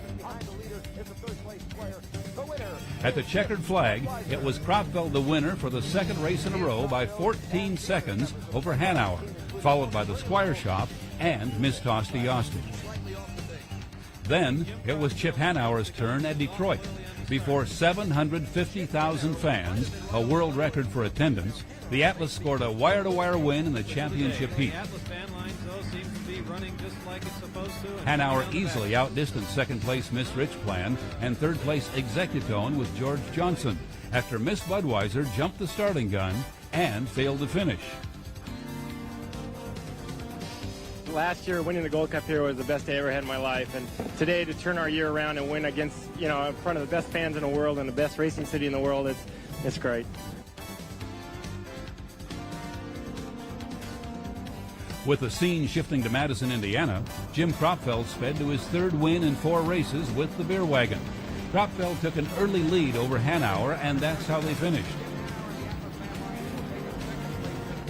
Next time out, it was Hanauer's day to rise again, annexing the 75th annual APBA Gold Cup, Power Boating's crown jewel, at Evansville, Indiana. The winning script was virtually a carbon copy of the previous year's Gold Cup story, as Atlas Van Lines traded preliminary heat victories with arch-rival Miss Budweiser and then came from behind to win.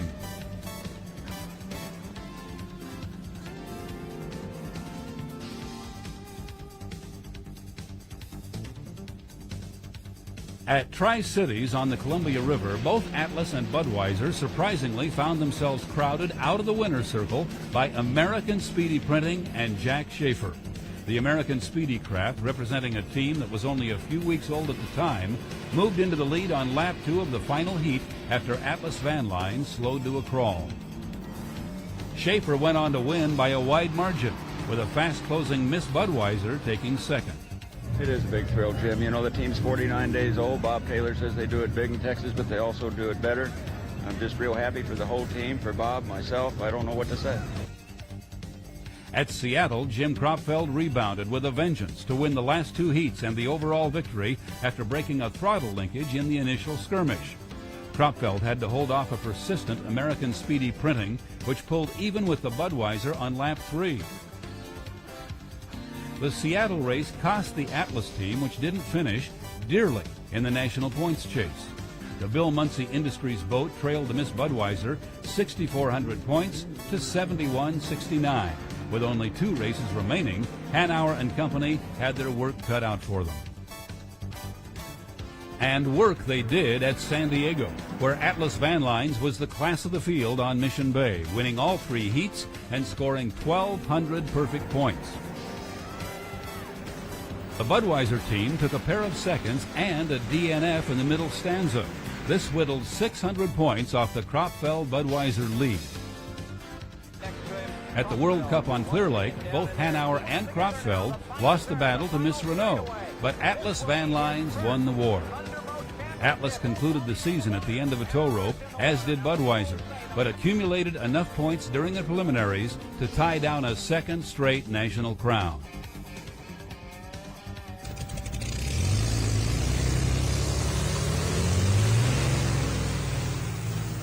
The Squire Shock took the number 3 spot in the nation, followed by Miss Rich Plan, Frank Kenny Toyota Volvo, then Miss Renault, and American Speedy Printing.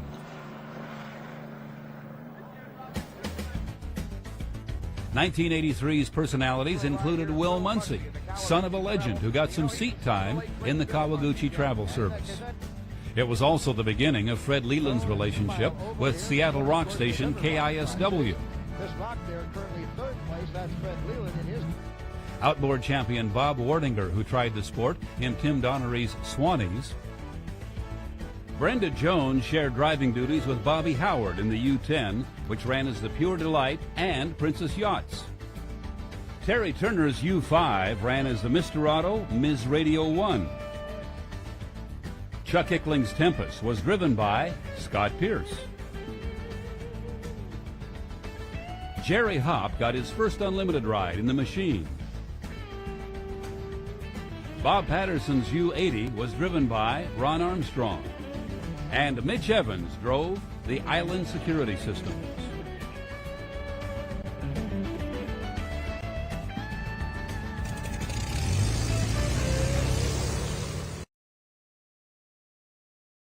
A late good afternoon. It's been a trying day, but like yesterday, once we got going today, it's been going pretty well. You can't help buoys out of place. You can't help boats going down in the water. That's part of boat racing, but we saw a nice H1 Unlimited Heat 1. That was good. I'm glad everybody else got to see it because I didn't get to see that one, Jeff, but I did hear Jamie got the win, which is awesome.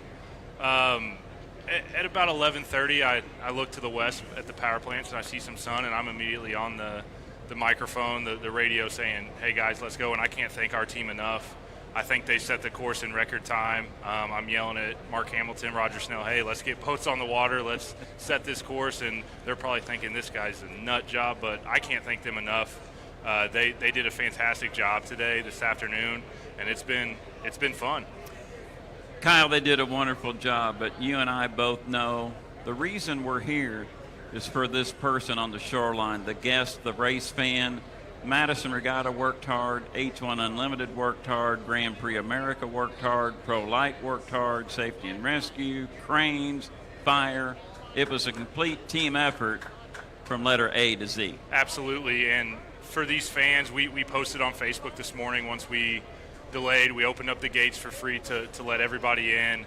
And my whole goal was, as soon as we post everybody, oh, they're canceling, and I didn't want that. These race fans deserve to see boats on the water. They deserve to see them run one after another. And we're under a little refueling, restaging for these boats. They have to do it. But I promise we'll get 2 more heats out here, and they're going to be competitive. Just got word from Tana Morissette with H1 Unlimited, our engineer on site. All the boats in H1 Unlimited Heat number 1 cleared tech. So your winner was Jamie Nielsen, Legend Yacht Transport.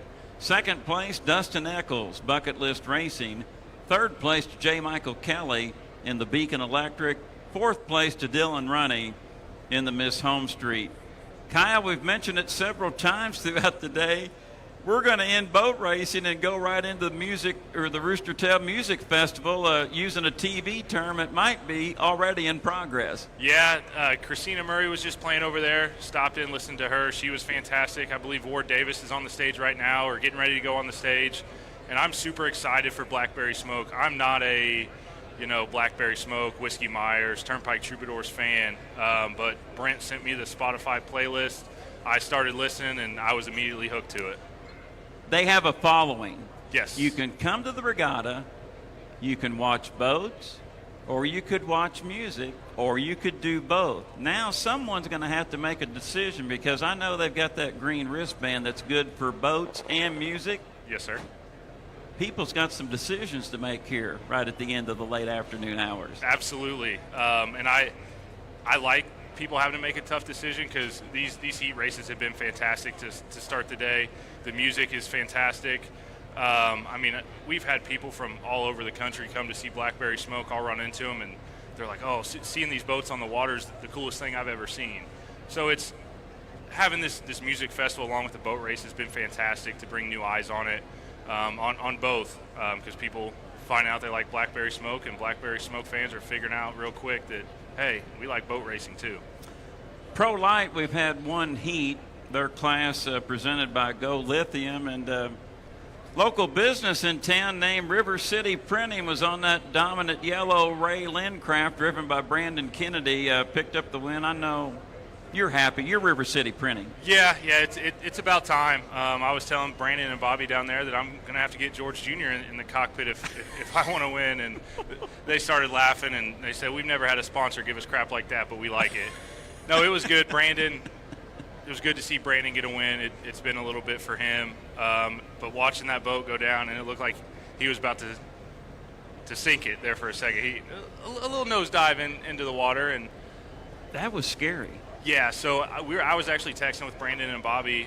Bobby wrecked that boat doing the same thing, broke his back doing it. That exact same thing happened, and when Brandon got back, he's like, I don't know why we were talking about that, because that was some bad juju on me today. So great to have the boat owner, Ray Lynn, here from Sentiments-in, New Jersey, and I've mentioned it a couple of times over the weekend. Ray Lynn was a driver, but boy, he prepares fabulous inboard hydroplanes, and has to be a treat for you to put your business name on a legendary figure in APBA inboard and Ray Lynn. Absolutely. I can't thank them enough. I can't thank the Thompson family enough for allowing River City Printing to be on those two boats. I met Jen and Jamie last year. They were here helping the Kennedys out, and they said, well, we got a 5-liter that we run. You know, we may bring it to Madison sometime, and I did some search for them, and next thing you know, I'm on that boat as well. And last year I think I was on 4 or 5 boats, got 1 heat win, and this year I'm on 2 and already got 1. So this year's a little better. Rooster Tail Music Festival. Also tonight, 10 o'clock, we're on schedule for the Fireworks Spectacular. Kim Washer, I know, has been a leader in that for a number of years, done a wonderful job, and it's going to take place right here tonight at 10 bells. Her husband, Kenny Washer, said the barge is loaded. All it needs to do is drift out, secure position. Right at 10, we're going to light up the Ohio River Valley. The fireworks is always enjoyable. Hang on.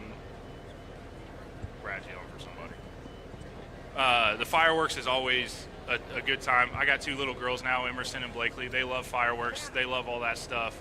And we can't thank Arvin Sango enough for sponsoring that and putting that on this year.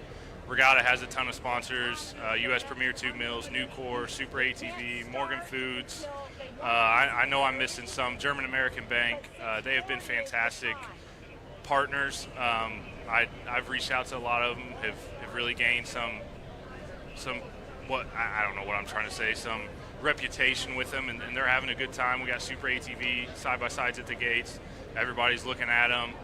We got a hydroplane simulator over there in Fireman's Park. Hop Racing brought that out of Evansville, and that's been a long line all weekend long.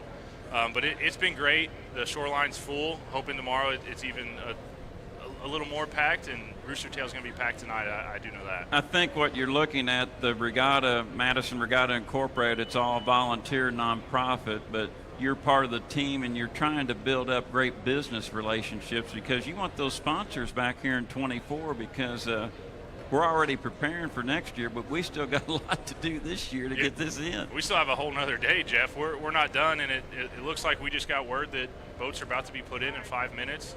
I'm going to hand this microphone back over to the legendary Jordan Bear and let you two call a race because that is not my job this weekend. Thank you, Kyle, for Thank joining you. us. I know you've worked hard today and hard throughout the weekend and hard preparing for this event. So, Jordan Bear, we just got word from Madison Regatta Vice President Kyle Bipes that Grand Prix America boats will be lowered into the water here in about 5 minutes. And we're going to start getting into the prime time portion of our program if we were on television. You got some info. I actually think, Jeff, the boats that are getting ready to go in the Ohio River are H1 Unlimited, because I see the slings on the U1 Miss Home Street down in the David Lee Pitt area, because I see the slings down there on it. So that is someone needs to inform me of that.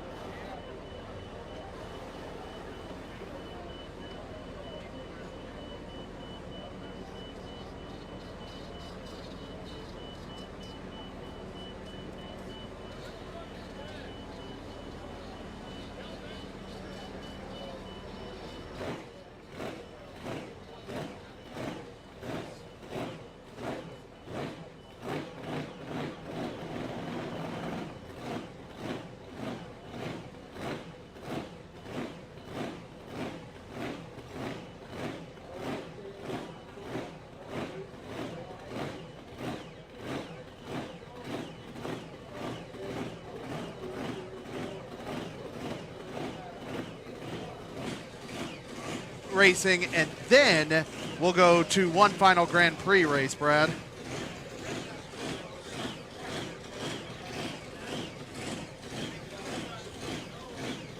There was some question. Now I've got it. Thank you. My headset was not on. There was some question about what we were going to run next.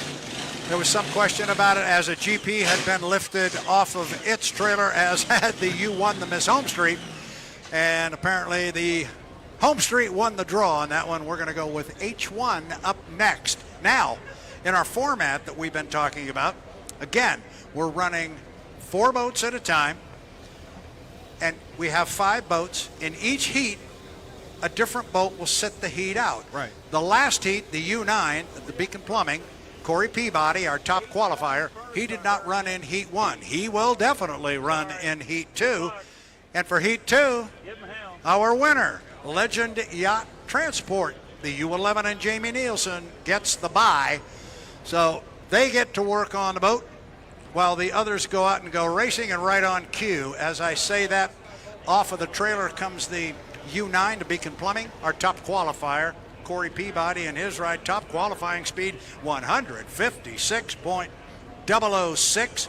It was the last qualifying lap run yesterday afternoon. It was impressive. It really, really was. And, you know, it's one of those weird things that Jeff and I were talking about, because what had been the fastest was the very first lap of the day. Then suddenly see Peabody, who had done 151 and 153 in his first 2 qualifying laps, and you're thinking, okay, well, it's going to be Dustin Eccles again. Then suddenly 156 on that last one, and looks like we are just about ready to go. As again, as Brad said, Corey Peabody and the U9 Beacon Plumbing being lowered in to the Ohio River, and the slings are being attached to the U40 Bucket List Racing, and again also the excuse me. Also looks like the U8. Yep, U8. J. Michael Kelly. I had to make sure I had the right boat there. And again, it looks like we are about ready to go. Should be a fun one. And Brad, I'm going to hand the headset to your partner in crime right here. Thank you very much. Jordan Bear doing exceptional work here, helping us out on start-finish line. Got Jeff Ayler here with me, the voice of the Madison Regatta. Get that headset wired in there. When I got set up and started talking, it wasn't wired properly, but we got it all fixed. So what we've talked about here, Jeff, our format, we've got 5 boats. We're running 5 preliminary heats. We've already run one of them, and in each one of those preliminary heats, somebody is going to sit it out. Our top qualifier, the U9, Corey Peabody, he sat out the first heat. The boat is already in the water for this one. Our winner of our Heat 1, the Legend Yacht Transport U11, Jamie Nielsen, they got the bye in this round. So it is not because they won the heat that they're sitting out. This was their time to skip a heat. Now, the slings are being pulled tight on the bucket list, the U40. They will lift that one up. Our last boat that's going to go in the water is the U8, the Beacon Electric, J. Michael Kelly's ride. They had that dramatic finish with Dylan Runney and the Miss Home Street, garnering 225 points by 1 length, and it was our eagle eye over here on our left, Tana Morissette, who said they may have some damage to that wing, and she caught it, and she was right. When they lift the boat up, you could just barely see it, Jeff, from where we are. If you lean this way, you'll see that wing is white. Yep. The wing now on the U8 is off of, well, I don't want to say off of the U9, but let's just say it's a U9 wing. It's a strong racing part. There you go. It goes where it's needed. And similar to the boats that are, and I say boats plural, that are operated by Miss Madison Racing, you do the best you can to make all the parts interchangeable. We saw an interesting Heat 1 and H1 Unlimited, Heat number 1 here on the Ohio River. And Brad, you and I have called these races for decades, and we saw it all right there. We saw textbook driving. We saw a good start by one driver, key to win. I think Corey Peabody right now having a chance to watch Heat 1 will give him an opportunity, get the thinking cap on, go over his timing marks, and I think that might be a benefit for him coming up here in Heat number 2 by way of setting out Heat number 1 to look what the other drivers did in the previous heat. I think that's key for him in this one. Yeah, I think you could sit here and argue 6 ways from Sunday about which of the 5 heats you would like to sit out. Would you like to run 2, sit 1 out, run 2 more? You want to sit out the last one, the first one?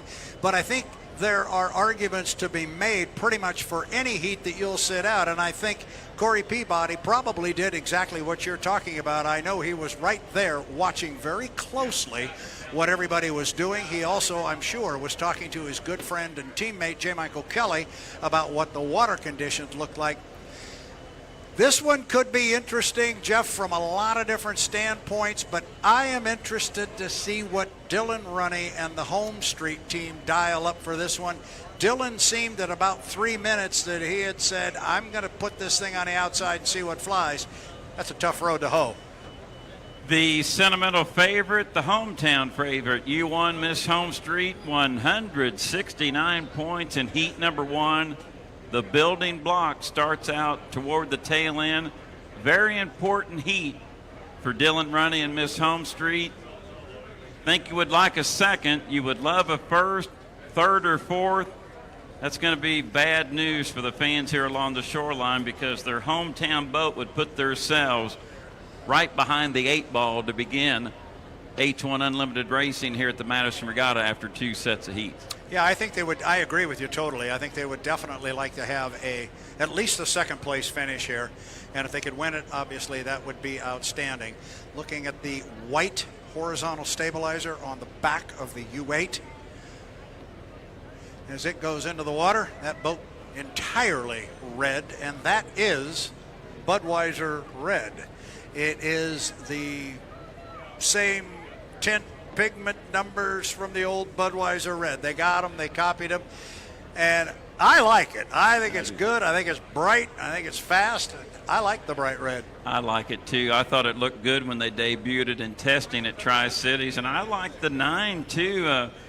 Sponsor Bill Cahill over the years with Beacon of Plumbing and now adds Beacon Electric. He's had very different paint schemes throughout his career sponsoring H1 Unlimited hydroplanes, and I don't know if he has a graphic artist he goes to in the Pacific Northwest, but if there's one at Beacon Plumbing, my hat's off to you because you always come up with something unique.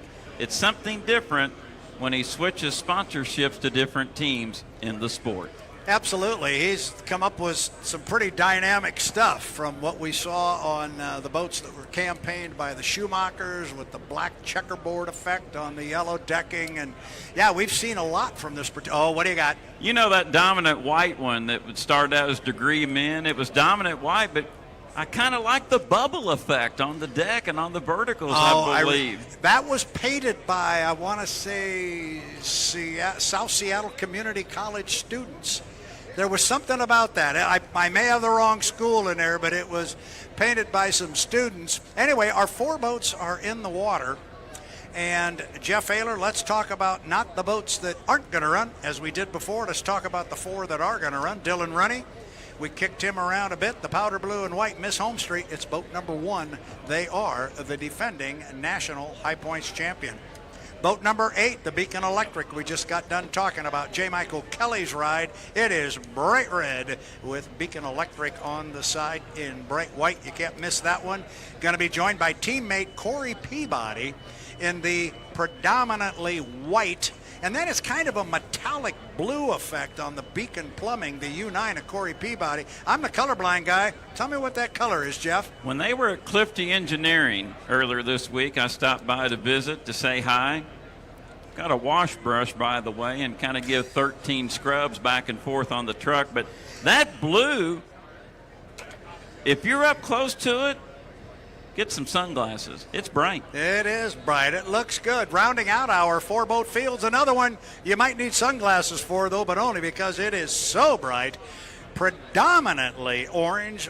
Bucket list racing. They call it Tennessee orange. If you've got one of their T-shirts, or Jeff, I'm sure by now you must have the bucket list sunglasses. I've got a couple pair in my car. In fact, when I'm driving around the Tri-Cities, that's what I've got on. Bucket List Racing, Dustin Eccles, solid second place finish in our first heat. He'd like to have another one just like that and put the boat on the trailer all in one piece. And they're off to a better start this weekend in Madison than last weekend at the Southern Cup in Guntersville, Alabama. I know the Bucket List team is happy. Kelly Stockland with Sharon, his wife, the owners, they're happy. But Brad, right now, the way the format sets up, we're back to another 4-boat heat. Lane number 1, lane number 2 critical, but you need to be at this Madison Ford start-finish line at 0. Right when that clock strikes, you want to be just a touch to the left-hand side of those start-finish line buoys. If you jump the gun in H1 Unlimited, that is a 1-lap penalty. Lots of strategy still here. And Corey Peabody right now, top qualifier with 100 points. This is his first heat of the race weekend. This is key for him. This starts his building block in Heat 2. Yeah, he's going to run in the next 4 heats, so it's going to go back to back to back to back for him. He's already had his one sit-out heat, but I think it was advantageous, as we spoke earlier. I think he got to watch the other guys run, see what some of the other drivers were doing, and our fans online on the H1 Unlimited YouTube channel are getting a good look right now at the white horizontal stabilizer on the back of the U8. Looks a little out of place right there. However, it does say U8. It does not say U9 on it. I got a hunch if we got down there, we'd find some tape on there to make the 9 look like an 8. They do have to have their boat number aboard ship, and it is definitely there. And Brad, while we wait for the clock countdown, I am assuming we will go to 5 to the 5. But what a Herculean effort by all of our crews with H1 Unlimited. Boats were taken out of the water, looked at, refueled. Of course, the U11 Legend Yacht Transport will set out Heat 2. They'll get back in Heat number 3. But great job by all of our race teams in the pit area. Absolutely. And it is a labor of love, as you well know, and they work so darn hard. And it seems like no matter where we go, it's hot. It is hot, and we come down here, and it is humid. And then we go out to Tri-Cities, and the humidity goes away. That's a good thing. Oh, but it's hot. You're going to find out. You're going to find out in a few weeks when you come out and join us. But you're right, and they work so hard to keep these boats prepared and get them on the water and run as good as they do. We're getting a note here from H1 officials. Apparently, we're working out a communication issue right now, Mr. Ayler. So we'll wait to get that rectified, and then I know we've got 4 boats ready to go.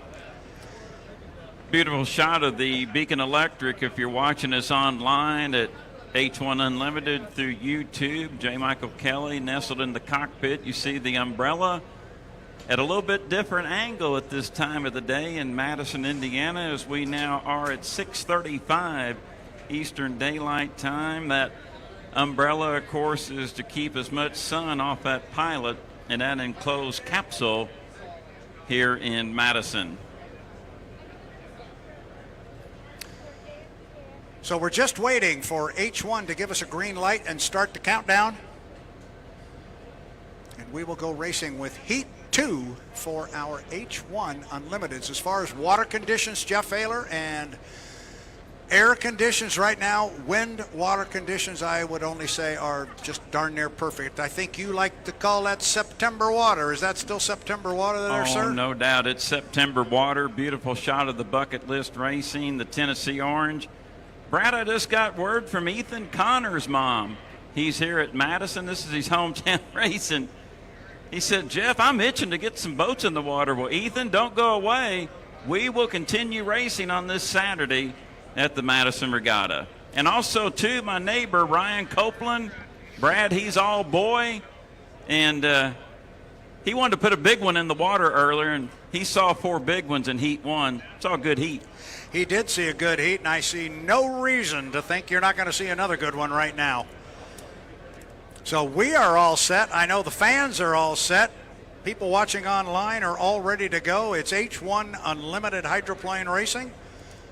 4 of the fastest race boats in the world when it comes to running around a closed course. We've got a 2.5-mile track here. I love this, the Wild Bill Cantrell Race Course. I know you got to watch Wild Bill drive when you were a bit younger. I know you saw him certainly as a personality in the pit area when he was older and not driving anymore. But you talk about one of the absolute, bar none, most colorful people in the history of H1 Unlimited Racing. You don't do much better than Wild Bill Cantrell. He was amazing, then retired to Madison, Indiana, and was with Graham Heath up on Madison's Hilltop in that shop. And when you were in your bicycle days, before driver's license days, you would pedal over there, and the stories were flat out amazing. Wild Bill Cantrell and Graham Heath, and Pappy Cantrell drove in 3 or 4 Indianapolis 500s, and Brad, he drove on the front chute when the whole front straightaway was just the plain bricks, nicknamed the Brickyard, up at the Indianapolis Motor Speedway. Of course, Wild Bill Cantrell, the winner of one APBA Gold Cup back in 1949, and that cigar look U3, my sweetie. That was a big day, and he calls it his greatest race, but I'm going to tell you what I remember from Bill Cantrell. He had one of my favorite ever quotes. And I know we're inside 5 to the 5 here. We'll get to our countdown. We're at 9:33 right now. But I started. I'm going to finish this one. No, I don't remember him saying it, but I do have the news article where he did. In 1954, he put the Gale 4 up in the Rose Garden out on Lake Washington at the north end of the race, and they asked him about it afterwards, and in that usual drawl that he would kick out there on the West Coast that we all loved, he said, "That is the first time I ever walked home from a boat race." He was quite the character in this neck of the woods. He was one of those professional wrestlers, too. Wrestler, boy, there we go. So, Jeff, 9 minutes, 4 minutes to the 5, and we're going to do it again. So you got your buddies that are texting you there. He wanted them in the water. Well, we already had them in the water. Now we're going to put them out on the race course. U1, Miss Home Street. U8, Beacon Electric. U9, Beacon Plumbing.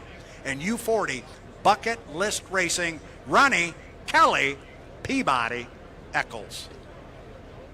Beautiful shot if you're watching online at H1 Unlimited through YouTube. Our drone team doing a fabulous job giving you these outstanding pictures. We're going away from the U1 Miss Home Street. They were starting to zero in on the Beacon Plumbing. Of course, that is the craft that ended last year's Indiana Governor's Cup when it was silver, named Lynx Healthcare, entering turn number 1 on the final lap. A wonderful rebuild job over the winter by Jeff Campbell and the team. Corey Peabody now the team leader at Strong Racing, and behind him is his childhood friend and classmate, J. Michael Kelly, in the Beacon Electric. We now are 7 minutes and 50 seconds until H1 Unlimited heat number 2 at the Bob Hughes Memorial 73rd Madison Regatta, presented by U.S. Premier Tube Mills.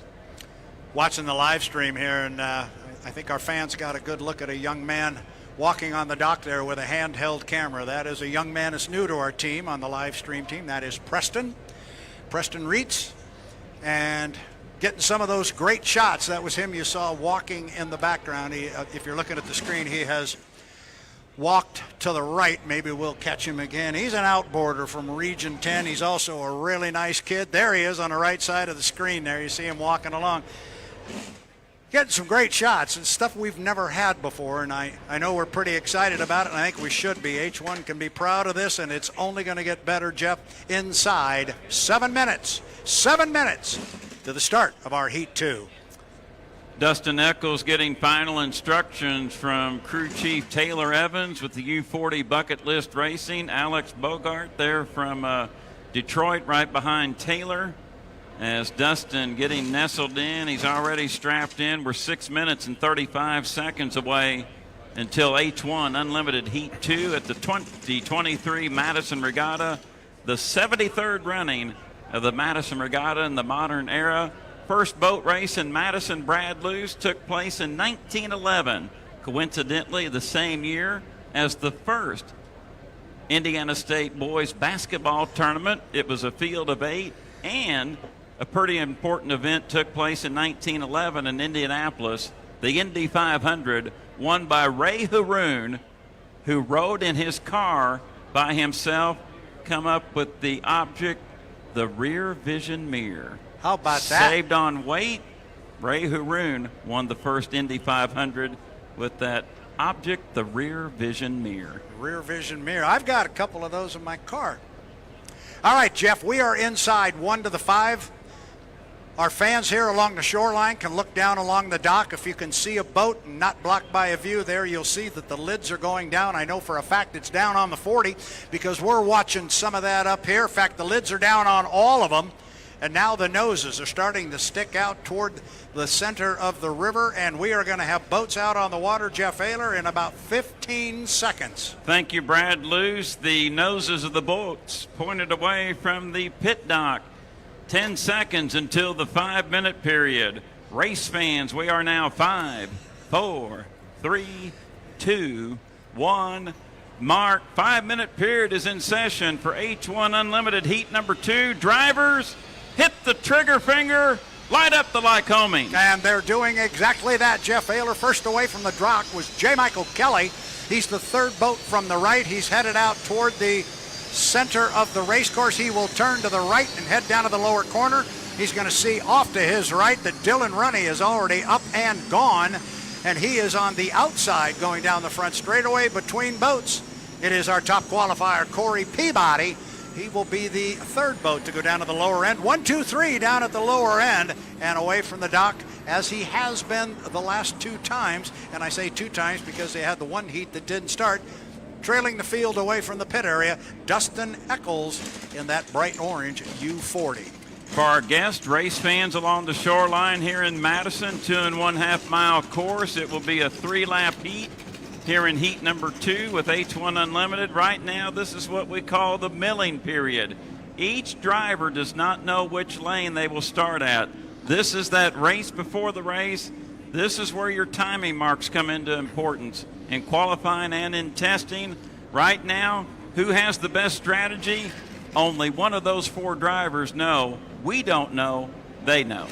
They know, and they're going to try and execute to a plan. The problem is if somebody else is going to try and execute to the same plan. That's what we're about to find out. Everybody went down to the lower corner and went all the way up to the top end of the race course underneath the Milton Madison Bridge. J. Michael Kelly's going to bring him down the front straightaway at 320 before our start. Again, our boats cannot drop below 80 miles an hour. That is an aspect that will be found and determined during tech inspection. There are indicators aboard the boats, so they get an indication. If they start getting close to 80 miles an hour, they will know it. But we won't find out until after the heat is over. Side by side, Corey Peabody comes by with Dylan Runny, and then coming up behind the field, bright orange, Dustin Eccles, 2 minutes and 50 seconds, Jeff. So the 3 of Kelly, Peabody, and Runny will go down to turn number 1. Dustin Eccles will elect to join them. He could have cut through the infield right there, but we'll go to turn number 1.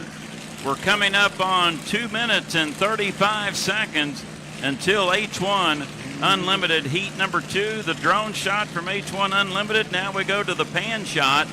Kelly leads him up the back chute, followed by Peabody and Runny. Eccles trailing back. Brad, prior to the start, you have to have your lane established prior to the entrance pin of turn number 2, and right now there is still lots to decide. Yeah, there's still lots to decide. I like where they are in the race course as we approach 2 minutes. J. Michael Kelly is right now sitting in lane number 1, but that could change. Now, look at Dustin Eccles. He starts to give it a squirt, and he's going to pull up to the rest of the field. And you made a great point, Jeff. Not this time at the top end of the race course, but the next time they go to the top end of the race course, whatever lane they are in, when they get to the entrance pin to turn 2, that's the lane they have to hold to the start-finish line. Then standard overlap rules apply. Jeff, 135 coming down the front straightaway. Thank you, Brad. Right now the sequence would be Kelly, Peabody, Runny, and Eccles. I think Madison fans would love to see the home streak blue and white more toward the buoy row, but right now everyone seems well behaved, but once again have to have that lane established prior to the entrance pin of turn number 2. Will we see the leapfrog activity? Beautiful shot up above turn number 1 from our H1 Unlimited video team. We're coming down to 1 minute. 5, 4, 3, 2, 1. mark. 1 minute period is in session for H1 Unlimited Heat number 2. Brad Luce set these lanes. Take them up to the Milton Madison Bridge. I think we're going to see a quicker start, if it's possible, than we saw in that first heat. But on lane number 1, it's the Beacon Electric and J. Michael Kelly. Lane number 2 is the Beacon Plumbing with Corey Peabody. Lane number 3 is the Powder Blue, the Home Street. And on the far outside is Dustin Eccles in the U40, the Bucket List Racing. Coming up on 35 seconds. I liked where they were coming off the lower corner at about a minute 6. Jeff, they're at the top end of the race course. Inside 30 seconds, it's Heat 2 of H1 Unlimited. Get them going. Thank you, Brad Luce. I like the alignment. This start maybe just a touch early. Feather that throttle. We're at 17 seconds. They're at the bridge. They're at 12. Put the hammer down. H1 Unlimited Heat number 2. We are now 5, 4, 3, 2, 1. Mark, we're racing. We'll call it physically. Dustin Eccles led him across the line in lane number 4 in the Bucket List Racing. Up above with the drone in turn number 1. Eccles there first, but we look to the inside. Corey Peabody, your leader in the Beacon Plumbing. J. Michael Kelly second. Runny third. Eccles fourth. It is strong racing, running 1-2, coming off the corner in lane number 2. It is Corey Peabody in the Beacon Plumbing, and he's got his teammate J. Michael Kelly sitting in that left side rearview mirror on the inside lane. But Jeff, you don't see the other boats because they are right there with them. And look on the outside. You have got Dustin Eccles making a move on the outside. Very tight at the top end of the race course, Jeff. Anybody's race here. The start was good. Pertana Morissette with H1 Unlimited. Corey Peabody had the lane. He's in lane number 2, leads it. J. Michael Kelly back in second, but we got a battle for third between Dylan Runny and Dustin Eccles. We'll come down to complete lap number 1 of 3. It's Corey Peabody now comfortably in front. Kelly in second. Officially after lap 1, Eccles in third officially. Runny in fourth. Peabody comfortably in front. Kelly in second, the advantage to the buoy row. Eccles now in third, make it 6 boat lengths. Brad Luce off the turn. Peabody comfortably in front, but still some deciding to do for second, third, and fourth. Yeah, that race for third and fourth is a barn burner right there. It is Dylan Runny right now with about a 3 or 4 boat length lead over Dustin Eccles on the outside. You can see the orange boat. All you see is the rooster tail. And look at Dylan Runny. He's got his sights set on J. Michael Kelly. This is still a very, very close boat race as we go underneath the Milton Madison Bridge. This lap number 2 of 3. Top end of the race course. Corey Peabody's got his teammate off to his left. That's J. Michael Kelly. But he's also got mirrors on the right side full of boats. Peabody swung out. Corey Peabody has found some extra voltage, or J. Michael Kelly, he's still in the mix. White flag displayed, 2 complete, 1 more to go. Corey Peabody, your leader in the Beacon Plumbing, now making a 7 boat length advantage over J. Michael Kelly in the Beacon Electric. Dylan Runny third in Miss Home Street. Dustin Eccles fourth in Bucket List Racing. Back into turn number 1 here on the Wild Bill Cantrell Memorial Racecourse. Peabody, your leader. Kelly still in second. Boy, it's rough off the turn.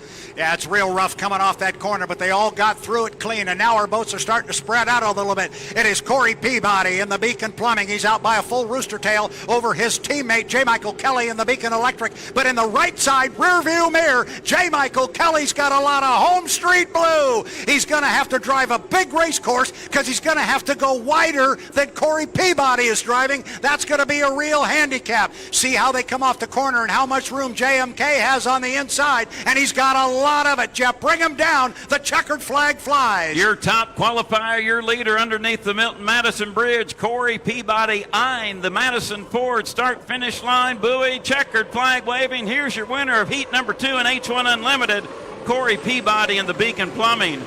J. Michael Kelly will get second in the Beacon Electric. Dylan Runny made a charge on the back chute on the last lap, but will settle for third in the Miss Home Street. And Dustin Eccles had the best start of all in the Bucket List Racing. But Brad, when you're in lane number 4, and no pun intended, that's handicap territory, covering too much territory. We know the inside lane here on this particular race course can be really tough, but that doesn't mean they get better the further you go out. The sweet spot is somewhere in the middle, and you're right.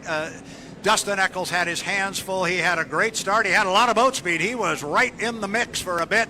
And I think when they came off the lower corner there at the beginning of lap number 3, I think his radio people probably made commentary to him, let him go.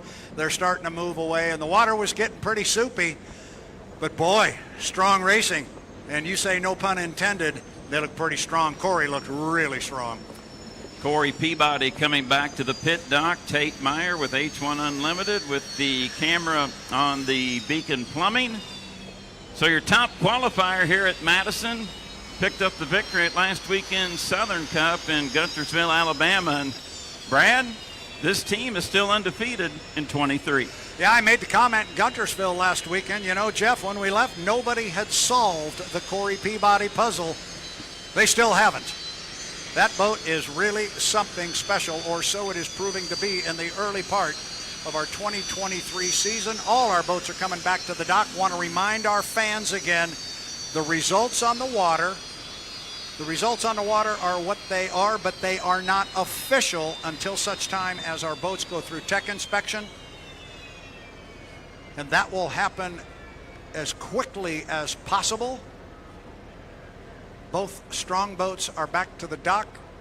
The engine has been shut off aboard the Bucket List Racing U40, and the home street is drifting into the dock. So, second time, 4 start, 4 finish. Good racing, Jeff. That was a good one. They were tight going up that backstretch on lap 1. I thought J. Michael Kelly had the advantage in lane number 1, but this U9 Beacon Plumbing is fast. And Brad, here in Madison, you could tell as the race went on, Peabody could keep the horsepower up, running well away from the pins in lane number 2, driving clean. But you could see Kelly in second trying to move up, and when he would get on that buoy row in this rough water in each turn with 4 H1 Unlimiteds out here, that's tough maneuvering on the buoys.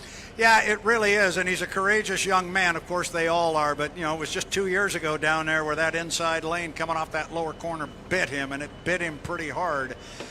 But he's a racer. He's not afraid to dive back in there and do what you got to do to try and get a position. That time, it got him a solid second-place finish to go with his third place earlier. I think he's got to be happy. In fact, down there on the deck of the boat, I don't know, we did. Apparently, they were watching that on the live stream. I was watching it live. I happened to look down. They were doing some serious fist bumping down there. J. Michael Kelly with his crew. So I think they're happy.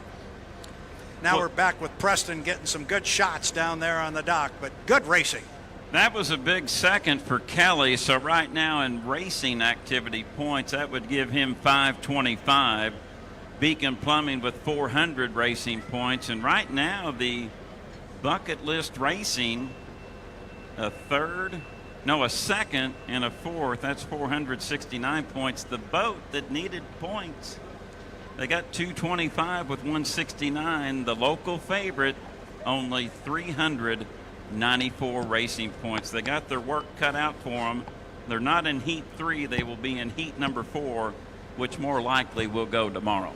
Jeff, what we are watching here on the screen, that I have now, they were having an issue, it seemed, trying to get the lid open on the U40 and Dustin Eccles. But as we had that pointed out to us and we started to say it, they got it popped open. Dustin is coming out of it right now. Sure got a little warm in there.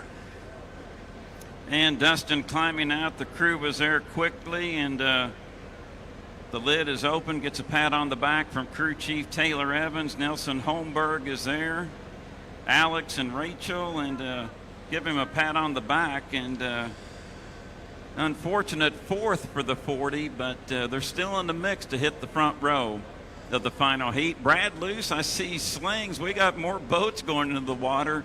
Up next will be Heat C of Grand Prix America here in Madison. And I turned around. I do not see our Jordan Bear here, so I'm going to assume he found a young Corey Peabody, and indeed he has. Jordan, nice work, young man. Thank you, Jordan. I'll get with Corey on the first question. You can finish it up. And Corey, get the microphone there from Sean with our sound system. And great run. You've got the top boat here, it appears. And I think lane 2 was key. A little bit better water. Keep the RPMs up in each turn.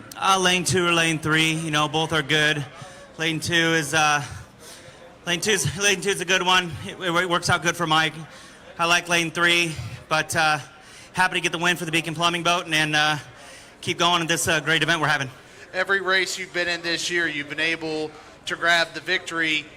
You know, what is it about this boat? What have they done to really allow this to put it at the front of the pack each time? We just got a great team working really hard, and we got a lot of experience behind that boat. So, you know, it didn't come easy, and it's not coming easy. We're still trying hard and, you know, trying to keep our head clean and not make mistakes. So that's really what it is, and you got to be there at the start. And if we can get our nose out front of the start and get to the first turn first, that helps a ton. Last week you're down in Guntersville Lake.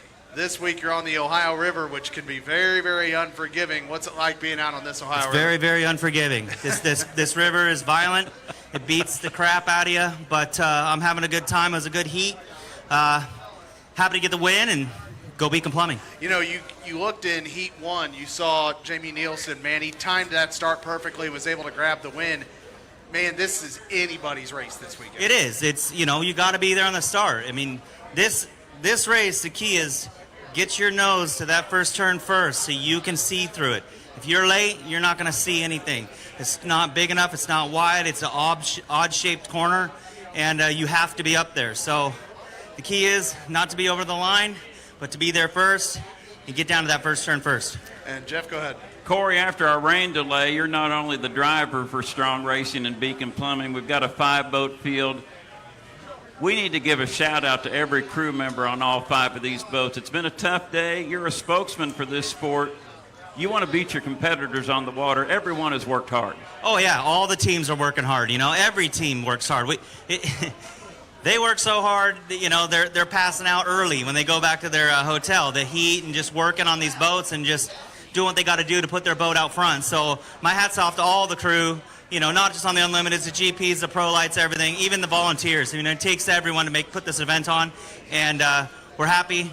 We're happy to be here. Hospitality is great, and looking to survive the river and get the wins. We're still waiting on tech inspection. Your unofficial winner of Heat 2 and H1 Unlimited, Corey Peabody. Thank you. Congratulations, Corey. That's no off switch on that one. It's just there. Good job. Good job, Corey. All right. So we got 2 H1 Unlimited heats in the books here at the Bob Hughes Memorial 73rd Madison Regatta, presented by U.S. Premier Tube Mills. Grand Prix America, Jordan Bear going back into the water for their Heat C. What a better way to close out the day, Jeff, than Grand Prix America. And getting the Unlimiteds off of the race course, we have the GP15. That is the Greg Hopp in Super Shine. He is in the water as we speak. I see the GP35, that is River City Printing, being lifted as we speak, and most likely once the Beacon Plumbing here, the U40, is lowered on to their trailer here, which it will be momentarily, I'm guessing they will then begin to lift some of the other boats into the water as well. Had a question on my phone. They were asking about what's the object on the deck of the U40 Beacon Plumbing. I'm sorry, that's last year. Yeah. What's the object on the U40 Bucket List Racing on the left side? I apologize for that, my error. That happened. That was developed last year, and the idea that when Dustin Eccles moves that canard wing in front of him between the forks, that moves at the same time, just another aerodynamic tactic to gain advantage in H1 Unlimited. Absolutely, and speaking of H1 Unlimited, we do have one thing to call. The U9 has cleared tech inspection. The U9 has cleared tech inspection, so your winner is Corey Peabody in the U9 Beacon Plumbing. That is official, as he has cleared tech inspection. Thank you, Jordan Bear, and we'll wait on word from our unofficial second, third, and fourth place finishers. J. Michael Kelly second, Dylan Runny third, and Dustin Eccles in the fourth slot. Super Shine Grand Prix America Craft in the water. River City Printing Grand Prix America Craft in the water. Heat number C coming up for Grand Prix America here on the Wild Bill Cantrell Memorial Racecourse. And it looks like they are getting ready to try to lift Andrew Tate's boat. That is the 88. The Chuck's Beard Butts and Racks Barbecue presents Be Right Auto Glass Piper's Wing Hydrofish. Interested to see if the 17 Dustin Eccles will get out there. They're still working on that boat, Jeff, so we'll see if they'll make it out to the Ohio River or not. At this point right now, it'd be tough. We got 5 bodies up there. We've even got Roger Mahan, a competitor, up there looking at the Trust Company presents Miss Renee engine. We got a long way to go. Race fans along the shoreline, stay with us. We got a projected start time for H1 Unlimited Heat 3 at 7:50 Madison time. We got a projected start for H1 Unlimited Heat number 3 coming up at 7:50 Madison time. And Jordan, right now, that's going to be a quick turnaround because on my clock at 7:03, we want to get as many heats in today as possible to go into tomorrow's card here at the Bob Hughes Memorial 73rd Madison Regatta, presented by U.S. Premier Tube Mills. So with that, your boats coming up in Heat 3 with H1 Unlimited. Boats participating: U8 Beacon Electric, U9 Beacon Plumbing, U11 Legend Yacht Transport, U40 Bucket List Racing. Projected start time for H1 Unlimited Heat 3, 7:50 Eastern Daylight Time here in Madison. And with that, that will end when the prime time television schedule begins on the East Coast. Yeah, no kidding. That's awfully late to be running hydroplanes, but I'll keep my opinions to myself on that. But glad to see more action on the water as GP 79, that is Jeff Bernard, being lowered into the Ohio River. That is the reliable diamond tool, cranks up that damn bad influence. Jordan, with that, let's just take a slight break. Sure. Sean, let's hear some commercial sponsors at the Madison Regatta. Thank you.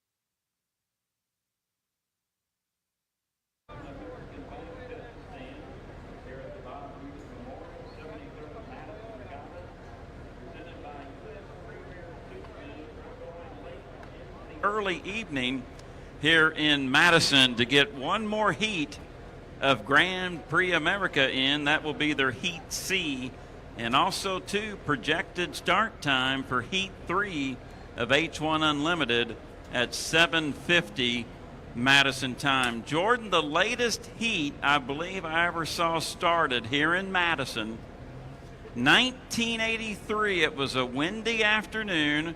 It was the old format of 1A, 1B. No, it went to that new Bob Hughes format in 83. That was the Bob Hughes format, but I think they might have still only done 1A, 1B, 2A, 2B, and a final. They started late, and I think the final heat that day went off at 7:40. Wow. That is awfully late, and it looks like we're on pace to break that again this year on today. Now, obviously, tomorrow won't be the case. The final heat's scheduled to go at 3:30.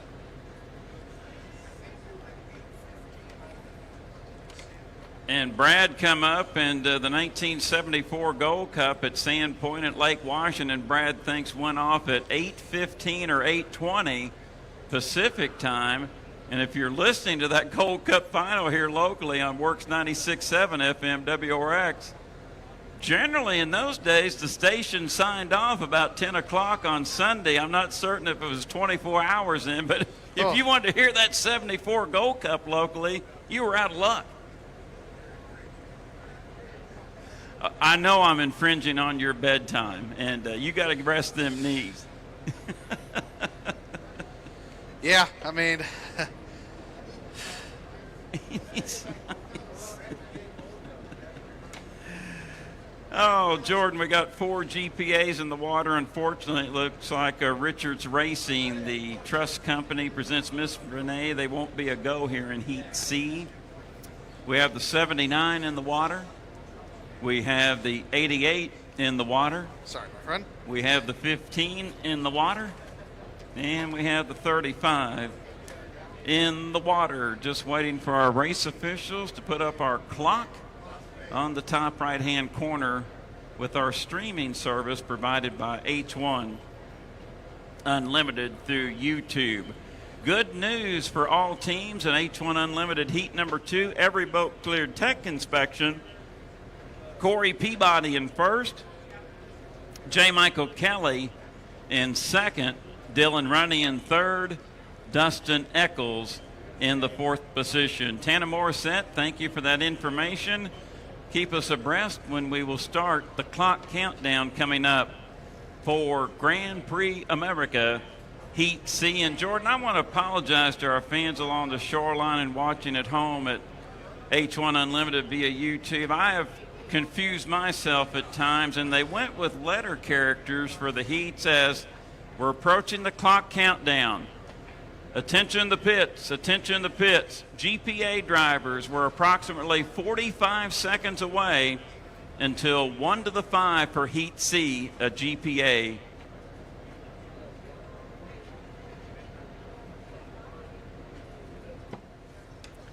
"30 seconds until 1 to the 5.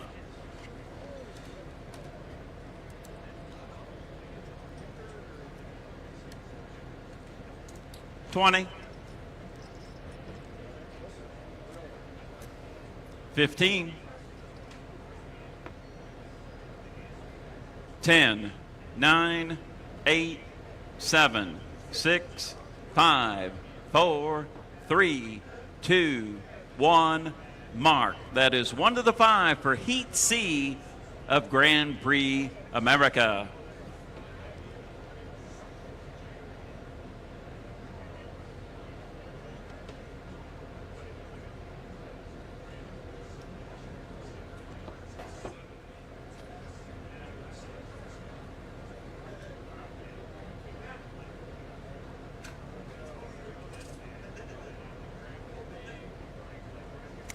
"30 seconds until the 5-minute gun.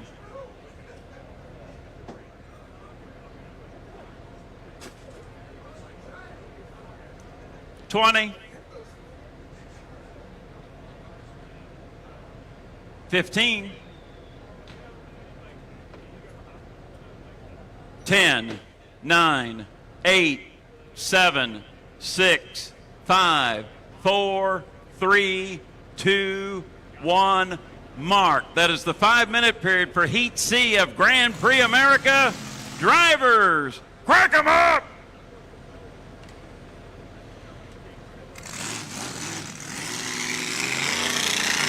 Jeff Bernard, a light first in the Reliable Diamond Tool, presents that damn bad influence. Next out, Bobby Kennedy, River City Printing. Lid still up on Greg Hopp with the Super Shine. Andrew Tate pointing the nose of the Chuck's Beard. Butts and Racks Barbecue presents B-Ride Auto Glass. Now Andrew gets a light to that 468, leaving the dock in that colorful craft campaign by Mike Novinsky and Huey Newport, and it leaves the dock with a little pop in the crack. Maybe too much fuel to the carburetor.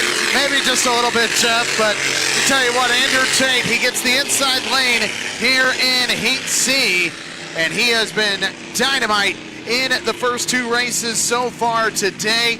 So we will see if he will take advantage of that inside lane or if another boat can finally trip him up here today as Greg Hopp in the 15 Super Shine makes its way out on the course. Assigned lanes in Grand Prix America. This is the second largest hydroplane class in the entire world. 24-foot length boat, 12-foot width. Power plant, 468 cubic inch engine, generates 1,400 horsepower. 2,700 pound racing vessel. Shoot speeds at the end of each shoot here in Madison. The water conditions are perfect right now. 135, 140 miles per hour. Assigned lanes, clock start. If you jump the gun in Grand Prix America, that is a 1-minute penalty on elapsed time. We're coming up on the 3-minute mark. 3 minutes until Heat C for Grand Prix America at the Bob Hughes Memorial 73rd Madison Regatta, presented by U.S. Premier Tube Mills. Jordan, 2:45 away. We're in the early evening hours in Madison. I like it. Absolutely, and here we go. We still got more racing. We have one final race after this.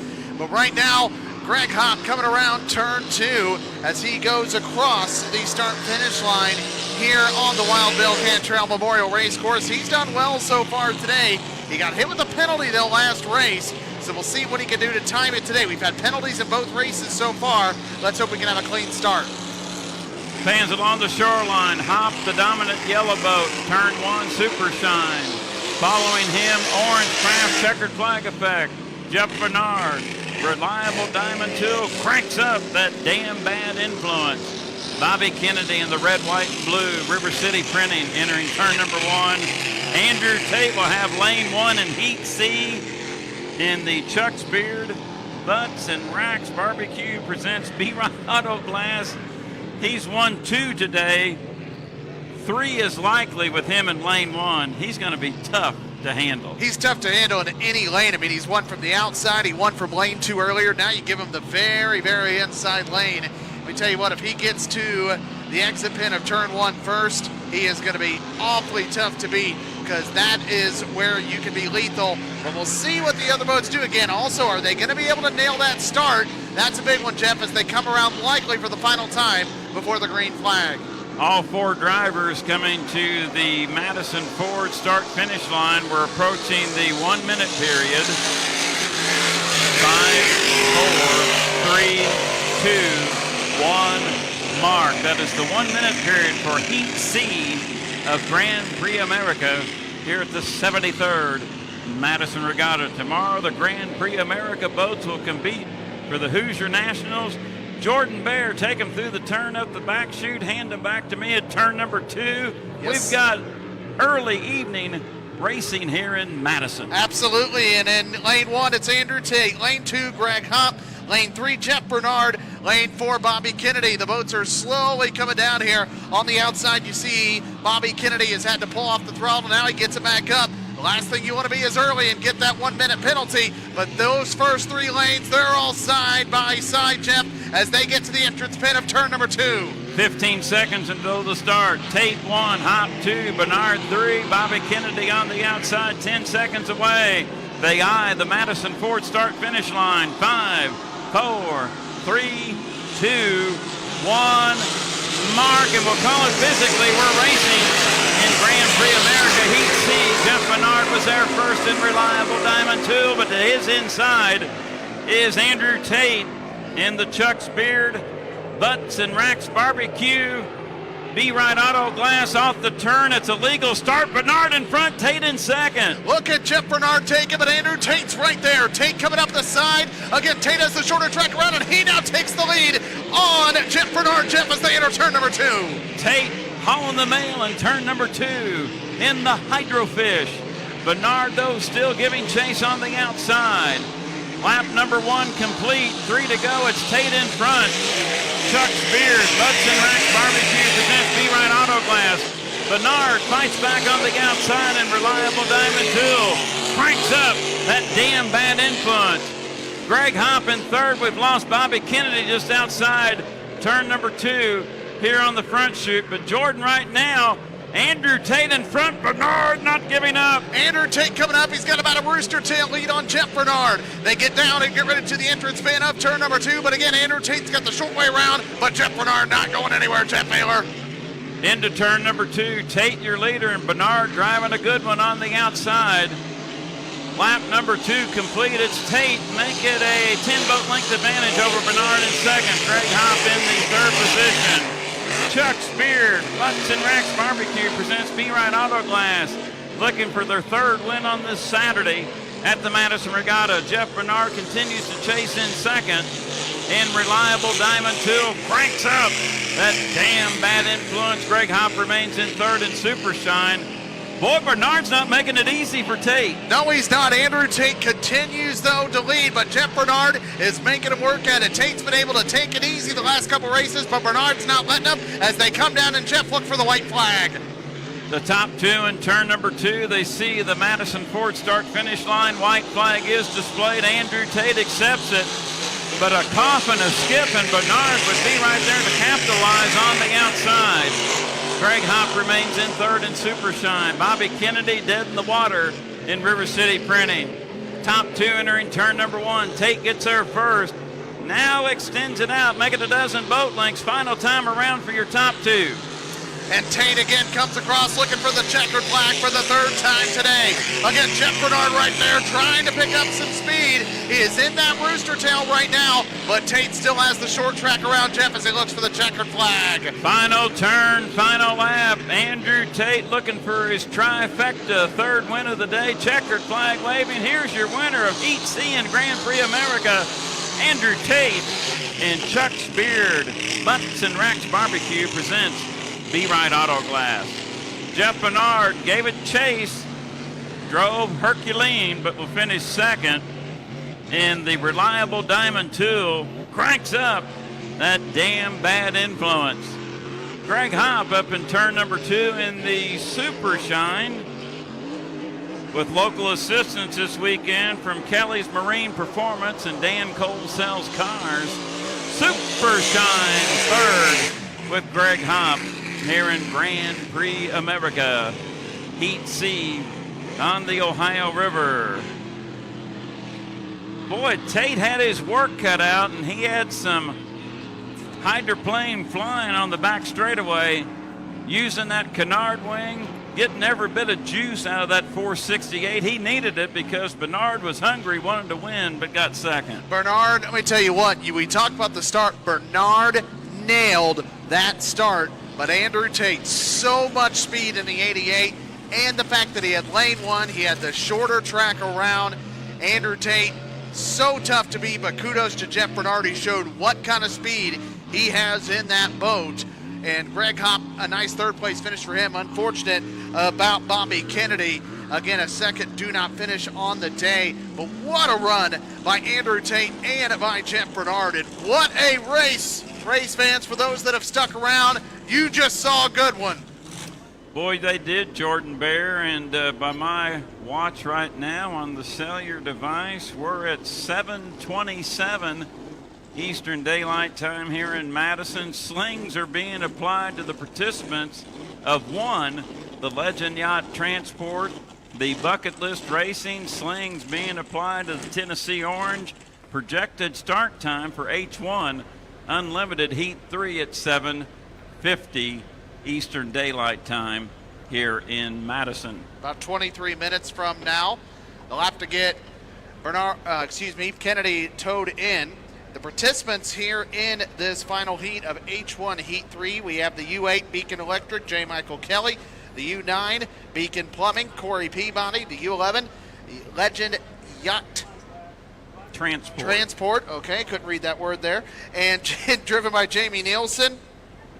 And then finally, the U40 Bucket List Racing, Dustin Eccles, also in this race. So the U1 will not be in this final race today. The other ones will be as we wrap up racing here. And what a day it has been, Jeff. I was kind of wondering this morning when I got here, when I saw all the rain and everything here, but it's been a whale of a day of racing.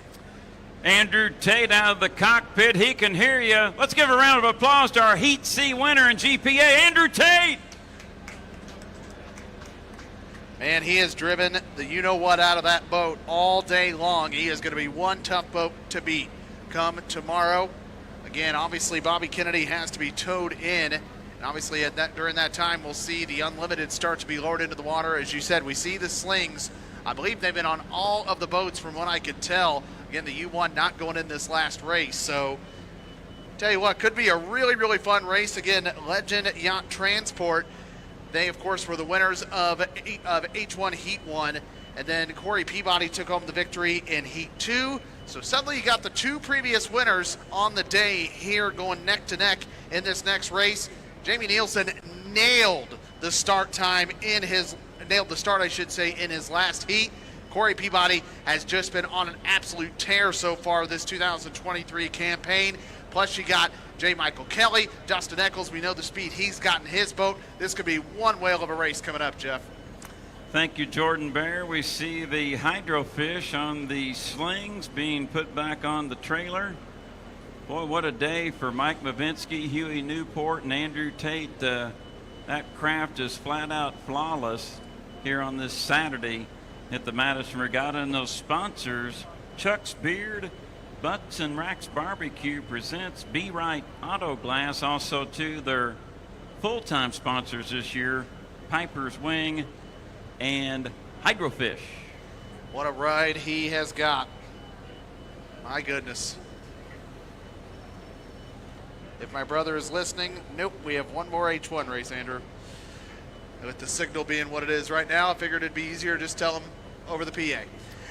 And again, the hydrofish being lowered as Bobby Kennedy prepares to be towed back into the pit area.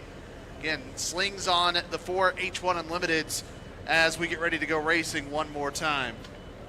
Jordan, with that, let's take a break because I need to speak to the El Presidente of Madison Regatta, not on the microphone, but off the air. Sean, with our sound system, let's hear from our sponsors at the regatta.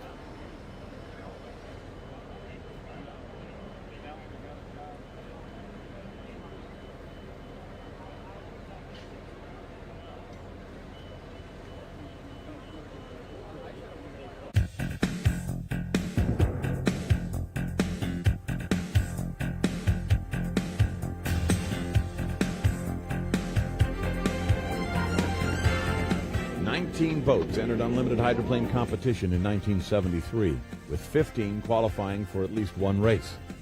A 9-race season began in late May in Miami's Marine Stadium with the Champion Sparkplug Regatta and ended with a second trip to the Detroit River for the National Championship Regatta in mid-September. The circuit added a new race, the Clearwater Cup in Toledo, Ohio, in early September. Tour stops included the President's Cup in Washington, D.C., and the Kentucky Governor's Cup in Owensboro in June. July found the Thunderbolts in action at the Garwood Trophy in Detroit, the Indiana Governor's Cup in Madison, and the APBA Gold Cup in Tri-Cities, Washington. The UIM World Championship was held in Seattle in August. Preseason talk centered around the new pay impact driven by Mickey Riemann. The Ron Jones designed Rolls-powered craft was the first ever to use a horizontal stabilizer wing. The wing brought stares and much discussion when the pack showed up for competition, but the boat made believers out of everyone in short order. Mickey Riemann at the controls and Jim Lucero serving as crew chief proved to be a winning combination for the well-funded racing program. Riemann posted 4 wins: Miami, Madison, Seattle, and Toledo, and one of the events in Detroit, amassing a sufficient number of points to capture the national title along the way. The one trophy Mickey Riemann and owner Dave Herensberger wanted most, they did not get. Although unquestionably the best boat in the 1973 Gold Cup on the Columbia River, the Pay and Pack's luck ran out when a shattered propeller vibrated half of the bottom of the boat away, while Riemann held a commanding lead in the final heat. The season's largest disappointment was the Atlas Van Lines. Bill Muncie's almost unbeatable Charger in 1972 proved a dud in 1973. The boat's 2 second-place performances in Kentucky and in Tri-Cities were Muncie's best efforts for the year. It was as though the Atlas Van Lines stood still while the other teams advanced. Muncie found 1973 a difficult year indeed.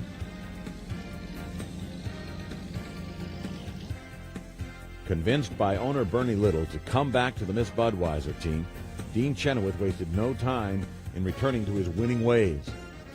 Little purchased the former pride of Pay and Pack from Dave Herensberger in the offseason, and Chenoweth proved that there was still a lot of wind left in that 3-year-old boat.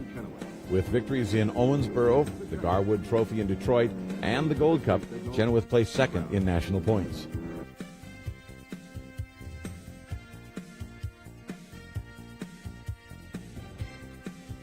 Gene Whipp cemented his name in the annals of unlimited hydroplane racing. The wheel of Bob Fendler's Lincoln Thrift 7.25% Special at the 1973 President's Cup in the nation's capital. The rookie won his first race, then stunned fans by announcing that he was retiring, making Whipp the only undefeated driver in the history of the sport. Ron Larson took over the Notre Dame driving chores when Dean Chenoweth vacated the cockpit to return to Miss Budweiser. After failing to qualify in the opener at Miami and after placing a dismal 7th in the President's Cup, owner Shirley Mendelson McDonald withdrew her boat from competition for the remainder of the Eastern Circuit to prepare for the Gold Cup. Larson managed only a 5th in the APBA Gold Cup. It was the last Gold Cup for the Shamrock Lady. Failing health forced Shirley Mendelson McDonald to retire from racing. A sheet metal fabricator from West Carrollton, Ohio, Tom Kaufman, purchased the former Harrah's Tahoe Miss and renamed the boat Mr. Fabricator. Kaufman drove the craft in 7 events and placed a solid 8th overall in national standings to win Rookie of the Year honors for 1973. Jim McCormick landed Liggett & Myers Tobacco as a sponsor for the 73 season and campaigned 2 boats, the U-8 Redman and the U-81 Redman II, promoting the company's line of chewing tobacco. McCormick handled the U-8 while Danny Walls campaigned the U-81 at select events. George Henley drove at one event, and McCormick drove at the others. The Redman combo placed 5th and 12th in the season point standings. Charlie Dunn started the season aboard Miss Madison, but after 2 races, Dunn resigned. Replacement driver Tom Sheehy campaigned the boat for the remainder of the year, placing 7th overall in national points. A 5th place in the President's Cup was the Madison's best of the year. Another top rookie in 1973 was Tom DeEath, driver of George Simon's 5th Miss US. DeEath drove the boat with its distinctive stars and stripes paint scheme to 9th place in the season standings, campaigning in 6 events. DeEath's best finish came in the Garwood Trophy, where Tom finished 5th. Racers and fans did not know at the time, but when the exotic all-white U-95 showed up in the Seattle pits and belched bright flame during a trailer firing of its Lycoming T-53 turbine engines, the future of unlimited hydroplane racing was showing its beacon. Considered unique and unlikely to catch on, many thought of the U-95 as the experimental pet project of a wealthy businessman by the name of Jim Clapp. few people realized that the whispering turbine would soon make the mighty Rolls and Allison obsolete. Race day in Seattle dawned with the threat of rain.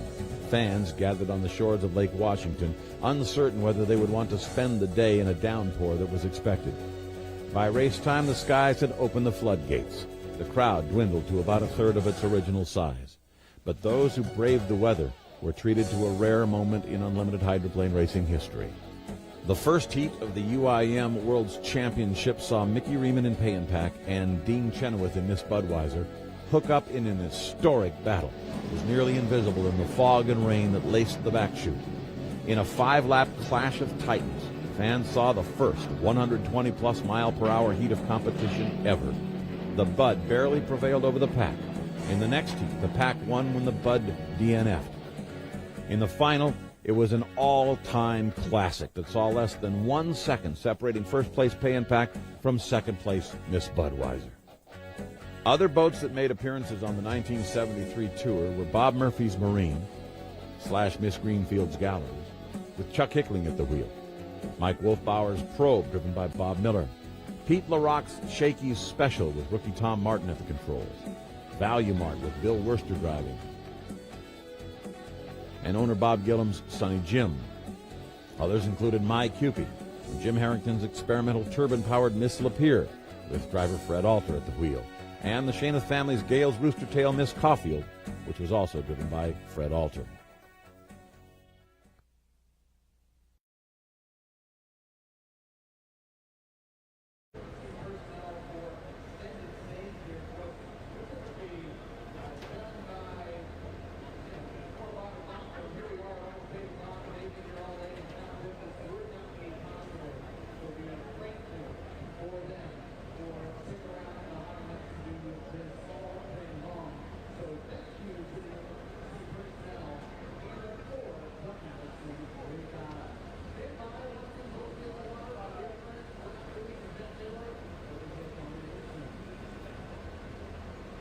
Thank you very much, Jordan Bear, as we welcome you back along the shoreline and also to our viewers on H1 Unlimited through YouTube via the World Wide Web. I'm Jeff Ayler with Brad Luce.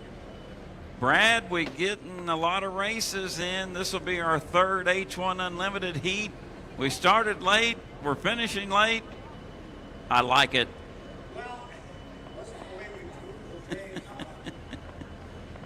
We drew it up, but that's the way it's going to play out. I think we spent the first 6 hours here doing nothing. What time did you say it was? What we got to watch here? What are we looking at here? We're looking at 7:40. I know personally my car that I was riding in the back of, the chauffeur got me down here at, I don't know, 10 to 7? Yep, 10 to 7. So I think we cleared that 12-hour mark a while ago. But you know what? This has been a good day. This has been a very, very good day, and we look out still on the water conditions, our fans that are still here. And, oh, by the way, I just walked up and down the boulevard here on Bond Drive. There's a lot of people still here. Good. There is a good crowd here. I think they're going to see another terrific H1 Unlimited heat. And the water conditions, they're ideal right now. Will you agree with me, Mr. Luce? Late evening hydroplane racing on the Ohio River. I think we're catching some new eyeballs of fans along the shoreline that come down for the music and the fireworks at 10 o'clock. This is great promotion for H1 Unlimited hydroplane racing, as the regatta did open the gates up today due to the inclement weather. I think we've got a lot of new eyeballs watching H1 Unlimited, Grand Prix America, and Pro Light. This might turn out to be pretty good. At the end of the day, which it's coming more rapidly now with each passing minute, but you're right. I think we may have some new eyes watching unlimited hydroplane racing and Grand Prix racing for the first time, and if we do, welcome. We're glad you're here. You're going to have a great music show tonight. I was looking at the lineup. I even know some of what's going to take place down there, and it's very, very good. But we got a pretty good lineup right here for our Heat 3. Let's take a moment and run it down very quickly. Remember, again, fans, we've got 5 H1 Unlimiteds here. We're going to run 5 preliminary heats, 4 boats in each one of them. So in each one of our preliminaries, one of our boats is going to sit it out. the U1, the Miss Home Street, is going to sit out this particular heat just because it is their turn. That means they will run in 2 more heats tomorrow. But on the water coming up, we've got the U8, the Beacon Electric, with J. Michael Kelly, going to be joined by teammate Corey Peabody, driving the U9, the Beacon Plumbing. The U11, Legend Yacht Transport. What a story that was a couple of heats ago, Jeff Ayler, when Jamie Nielsen piloted the Chartreuse Royal Blue and Red Legend Yacht Transport to a victory out here. It was dynamite. The fans loved it. You and I did, and I know they would love to get out and do it again. Going to be tough, but they did it before. They can do it again. Boat number 40, Bucket List Racing, Dustin Eccles. Look for him to move to a little more of an inside lane here, perhaps, Jeff. I think they'd like to score good here. Will you agree? Dustin is a fabulous pilot, still on his learning curve in H1 Unlimited. First 2 heats by memory, Brad Lewis. He has been away from the pit dock last each time. Has that hurt him? Yeah, it may have, but I think if he wanted to jump in front of the field, he's had the option each time to cut the course. And it's not like he showed up tardy to the line. He's just been on the outside. Maybe he changes the start sequence. I don't know if it's just the way their boat is set up with propeller and gearbox, etc., that is causing them to be the last boat away from the pit dock. But they certainly have an opportunity if they want to, if everybody heads up to the top end, they could cut the race course and get ahead of everybody. That's what's fun about the race before the race. And the boats leave the dock. Nobody has any idea what lane they're going to get into. It's what they end up in. So we'll find out along with everyone else. It is the Beacon Electric, the Beacon Plumbing, Legend Yacht Transport, Bucket List Racing, or Kelly, Peabody, Nielsen, and Eccles. Thank you, Brad Luce. All 4 boats in the water. Just waiting for the clock countdown sequence to begin from H1 Unlimited. Tomorrow, we'll wrap up the Bob Hughes Memorial 73rd Madison Regatta, presented by U.S. Premier Tube Mills. Brad, I will be here at 7:30 in the morning, and if all things go well, would not be surprised to see activity on the water starting at 9, but that's my opinion. We've not got official word yet on the start time for tomorrow, but get here early, get your best spot. Let's hope Mother Nature is with us, and tomorrow will be good. And tomorrow we will crown a champion at the Bob Hughes Memorial 73rd Madison Regatta, presented by U.S. Premier Tube Mills. We certainly thank U.S. Premier Tube Mills for their sponsorship and their participation, along with all of our sponsors. These events don't just happen. They just don't roll out overnight. It takes sponsors. It takes a lot of people. And when you start mentioning a lot of people, you go right to the volunteers, because they are at the heart of it. These are some of the best volunteers across the country that we meet and interact with, but all of them are very, very special. Without them, it flat doesn't happen. So thank you to all of our volunteers. As I always like to say, they may have helped you park your car, they may have taken your ticket today, they may have assisted you with getting into the pit area or getting into the venue. It doesn't cost you anything to stop on your way out and say a simple thank you. And Brad, I want to thank these 2 gentlemen to our left. It's been a long day for them too, but they called the balls and strikes out here on the Ohio River with hydroplane activity in our commercial traffic. Out of Louisville, Kentucky, active U.S. Coast Guard members. Fans, let's give a round of applause to Brian Crane and Dale Hendren with the U.S. Coast Guard. Thank you for your service. Thank you, better yet, for keeping the lights on late at the Madison Regatta. Absolutely. Keep the lights on late. I like it. Think we got a countdown coming up, Jeff.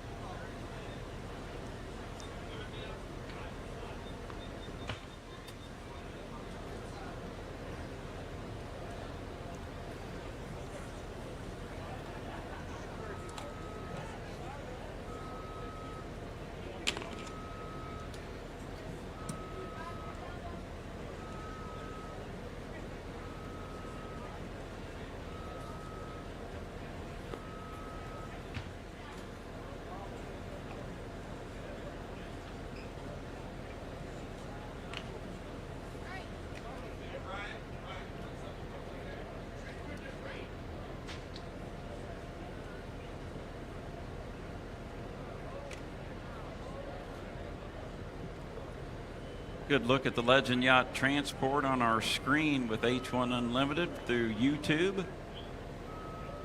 Beautiful boat, chartreuse, royal blue, the red.